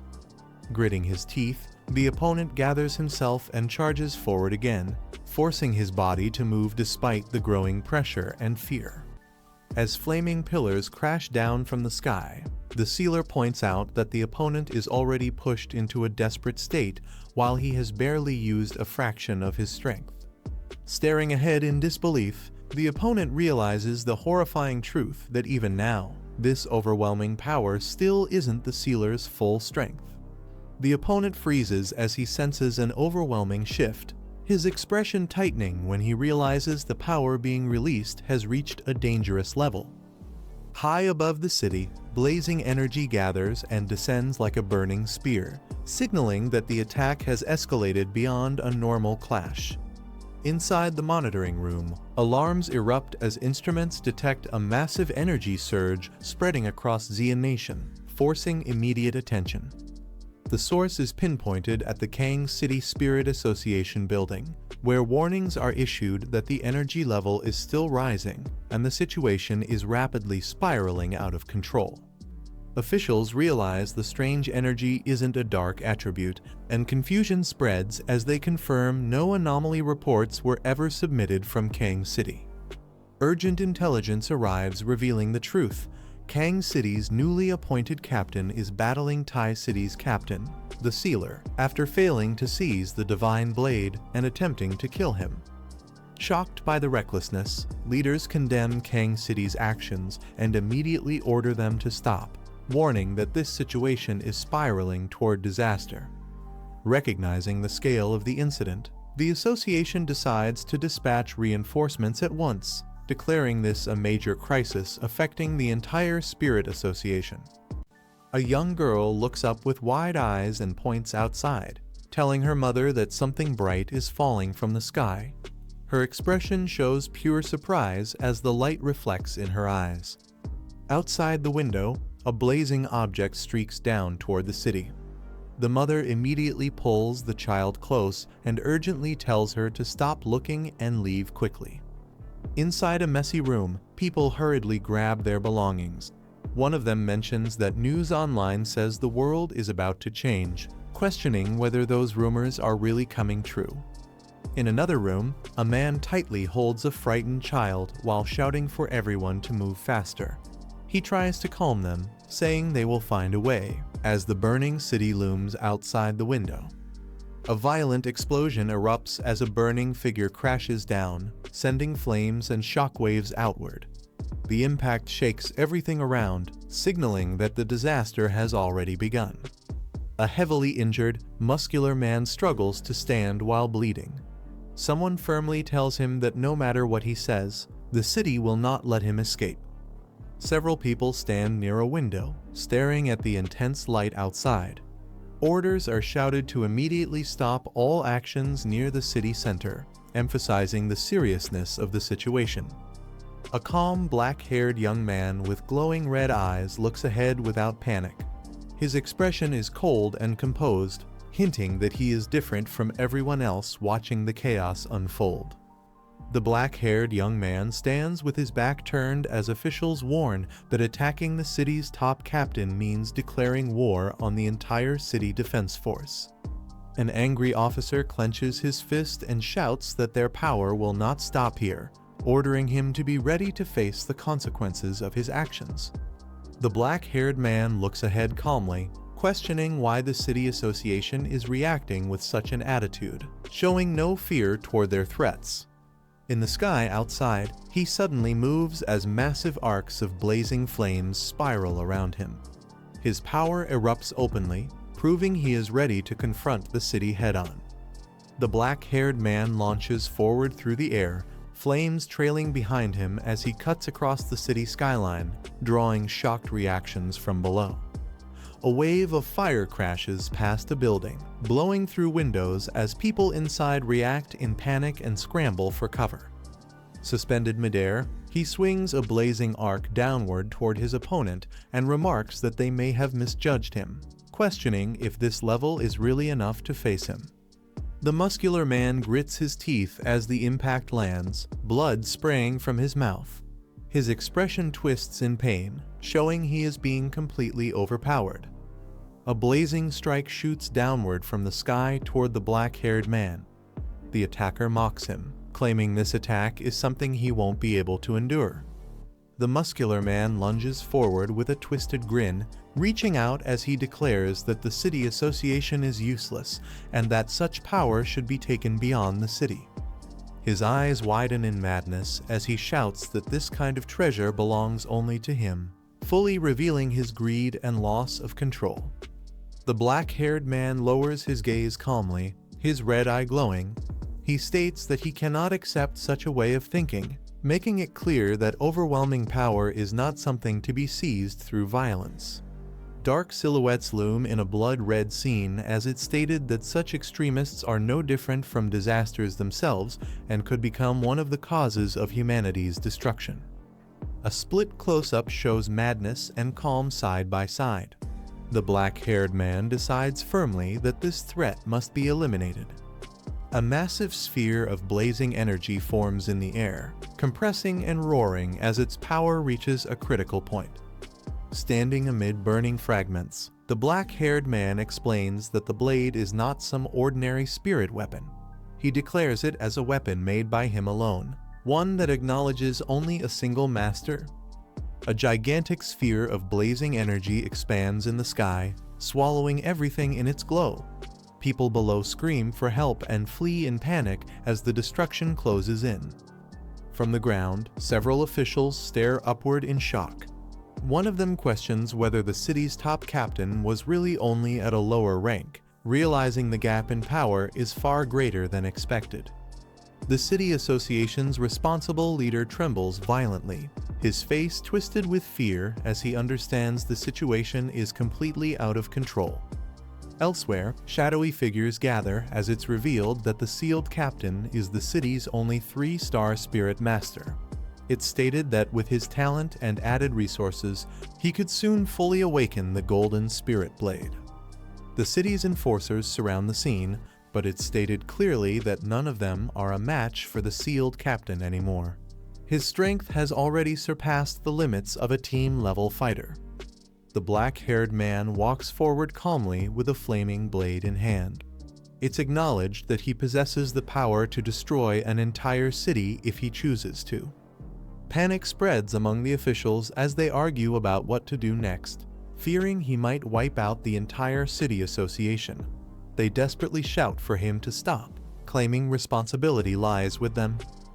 From above, a helicopter circles the burning ruins while fire continues to rain down, showing that the situation has escalated beyond anyone's control. A field report comes in, warning that an extremely powerful hostile has appeared ahead. The City Association confirms that the situation is rapidly approaching a critical, uncontrollable state. A woman descends from above, blue energy gathering in her hand as she asks whether the target is already weakening. Someone below admits they are likely too late to stop what's coming. Watching closely, she acknowledges that his strength is far beyond expectations. It's stated that with this level of power, even a top-tier city could be directly destroyed. She brings her hands together as blue energy surges violently around her. The buildup signals that another overwhelming force has finally entered the battlefield. A helicopter is suddenly intercepted as multiple streams of blue energy rise from the ground, forcing it to halt in midair. The woman observes calmly and states that this level of power clearly matches a national-level pioneer, acknowledging the scale of the threat. From above the city, she watches towering flames engulf entire blocks and concludes that the enemy has already crossed the point of restraint. On the ground, officials look up in relief and excitement as they realize the headquarters has finally arrived to intervene in the disaster. The black-haired man steadies himself midair, flames still clinging to his blade as he looks toward the approaching helicopter without showing any urgency. From the aircraft, it's stated that this water attribute pioneer wields extremely pure power, likely even stronger than the sealed captain they faced earlier. The woman with silver hair calmly analyzes the situation, explaining that only high-level elemental forces like extreme fire, sun, or natural attributes could rival such strength, and even those are rare. Below them, burning buildings continue to collapse. It's pointed out that without her intervention to suppress the flames, the spreading fire alone would be enough to erase the entire area. The silver-haired woman's expression shifts as she suddenly realizes the truth behind the power in front of her, recognizing something far beyond a normal spirit weapon. She observes the flaming blade closely and concludes there is only one possibility, noting that the energy and control exceed anything the city association could ever achieve. The black-haired man grips his chest as blazing energy coils tightly around him. It's revealed that this spirit weapon was personally created by him, not something obtained or inherited. From behind, an official urgently questions whether things really need to go this far, demanding an explanation now that headquarters has arrived, as the man stands silently with his overwhelming power on full display. The black-haired man looks ahead coldly and states that he gave them 10 full minutes, but after receiving the news, no one came to give him an explanation. He steps forward and bluntly says that, by their own actions, they should already consider their city captain dead. The pressure in his words leaves everyone frozen. Flames crash down violently nearby as he issues a final warning, declaring that if they speak to him like this again, he will wipe them out together. At that moment, the silver-haired woman finally moves, calling out to the city captain as blue energy surges around her body, signaling that she is ready to step in. The black-haired man remains silent, his red eye glowing faintly as purple pressure spreads around him, showing he has no intention of backing down. An official suddenly laughs hysterically, questioning what can really be done, even if the sealer causes more trouble, implying the system will just cover it up as always. The silver-haired woman responds calmly, stating this is their first meeting, and she came with sincerity, questioning how spirit associations across regions can be managed if things continue like this. The official's expression twists into madness as he insists that with the city association already in ruins, the sealer still dares to speak boldly, declaring that headquarters will finally teach him a harsh lesson. From a distance, it's revealed that the silver-haired woman is also a pioneer from headquarters. She admits that what happened here was the Spirit Association's failure. She approaches calmly and apologizes, promising that headquarters will give a proper explanation and take responsibility for everything that occurred. The black-haired man looks back with an indifferent expression and simply responds that he understands, showing no emotion or relief. Hearing this, the official's face twists in shock and disbelief. He screams in confusion, unable to comprehend what he has just witnessed or how the situation has completely slipped out of his control. A suited man freezes in shock as he realizes what's happening. He panics, unable to believe that the negotiator is actually bowing and lowering her head in front of everyone. The woman bends down despite the tense atmosphere, showing that the city authorities are willing to compromise. The officials behind her watch in silence, clearly uneasy about how far this situation has gone. The surrounding men whisper among themselves, questioning whether this is really the end. They argue that even if the city's spirit squad leader died, this outcome still doesn't feel right, and someone should be held responsible. The black-haired man stands calmly, indifferent to their reactions. He makes it clear that their opinions don't matter, warning that if the city keeps acting against the enforcers, they'll pay for it with their lives. As the group regains some distance, the officials reflect on how things escalated so badly. They question why internal conflict wasn't stopped earlier, letting the situation spiral out of control. The silver-haired woman steps forward and asks who is responsible on the city's side. An official hesitates, then admits that he is the one in charge, clearly shaken by the pressure. Trying to ease the tension, the official requests time. He asks for 3 days to calm the citizens, prepare a proper public explanation, and temporarily suppress the unrest. The woman coldly agrees but sets strict terms.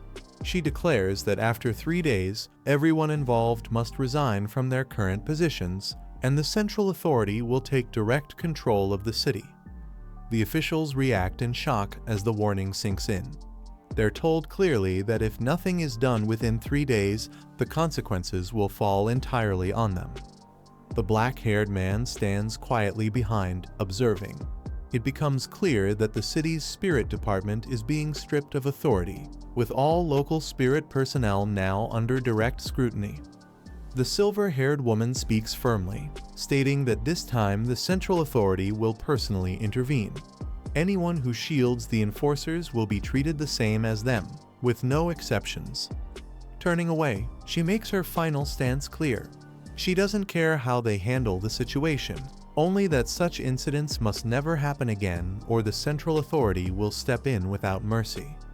The silver-haired woman questions whether the city can still suppress the growing unrest among civilians. With incidents piling up, she doubts that the truth can remain hidden for much longer. Scenes of destruction spread across the city as strange disasters continue to erupt.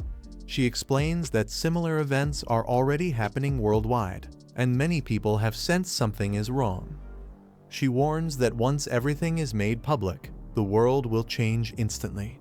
Chaos will begin from within, and humanity will be forced to adapt to an era filled with abnormal phenomena. The discussion turns grim as she mentions that if the spiritual energy era fully arrives, cities will face unprecedented disasters. Without proper control zones, ordinary people will suffer the most, making the coming future far more brutal. The black-haired man finally understands the bigger picture. He accepts that limited chaos is unavoidable and believes it's better than letting the entire population fall into uncontrolled panic. He recalls the powerful individuals standing behind him, realizing that maintaining order requires strong leaders. Only after spiritual recovery can selected pioneers guide humanity forward and reduce widespread disorder. He explains that strict control and delayed disclosure serve two purposes at once. It restrains reckless pioneers from acting freely while also preventing abnormal forces from spreading too fast. As the two face each other among the ruins, the conclusion becomes clear. Without enough powerful pioneers willing to cooperate, a smooth transition into the new era is simply impossible. The black-haired man acknowledges that the moment they feared has finally arrived. He realizes there's no more room to delay or avoid what's coming next. He admits that although he has reached a certain level of strength and resolved one major crisis, it still isn't enough. The city only gained temporary breathing room, not true stability. The silver-haired woman responds calmly, saying arrangements will be made to escort him back to the city. She clarifies that her words are a personal assessment and do not represent the official stance. Adjusting her glasses, she praises his potential and character. She concludes that having someone like him in the city is reassuring and gives her genuine hope for the future. The black-haired man says he has already gained more than enough from this encounter. He politely invites her to speak, keeping his tone calm and restrained. As he turns to leave, the silver-haired woman stops him and clarifies that she's approaching him personally, not under the title or authority of the enforcers. She steps forward with a gentle smile and asks if they can become friends. The moment feels less formal, shifting from politics to personal intent. The scene transitions to the central spirit zone, where a new meeting begins. Inside an official office, several figures gather, hinting that larger plans are already moving forward. Inside the meeting room, the blonde man calmly summarizes the situation, laying out the recent events as if they were already expected. Suddenly, the tension spikes when the pink-haired woman slams the table in frustration. She points out that the city's entire spirit system has been thrown into chaos. The red-haired woman studies the data, noting that if things continue like this, the city's strategic value will keep dropping. She suggests that the spirit department must act decisively before the future collapses. The blonde man responds with a relaxed smile, reminding them that the spirit headquarters still has leverage, especially someone like the enforcer. He hints that perhaps it's time to make their intentions clear and take action.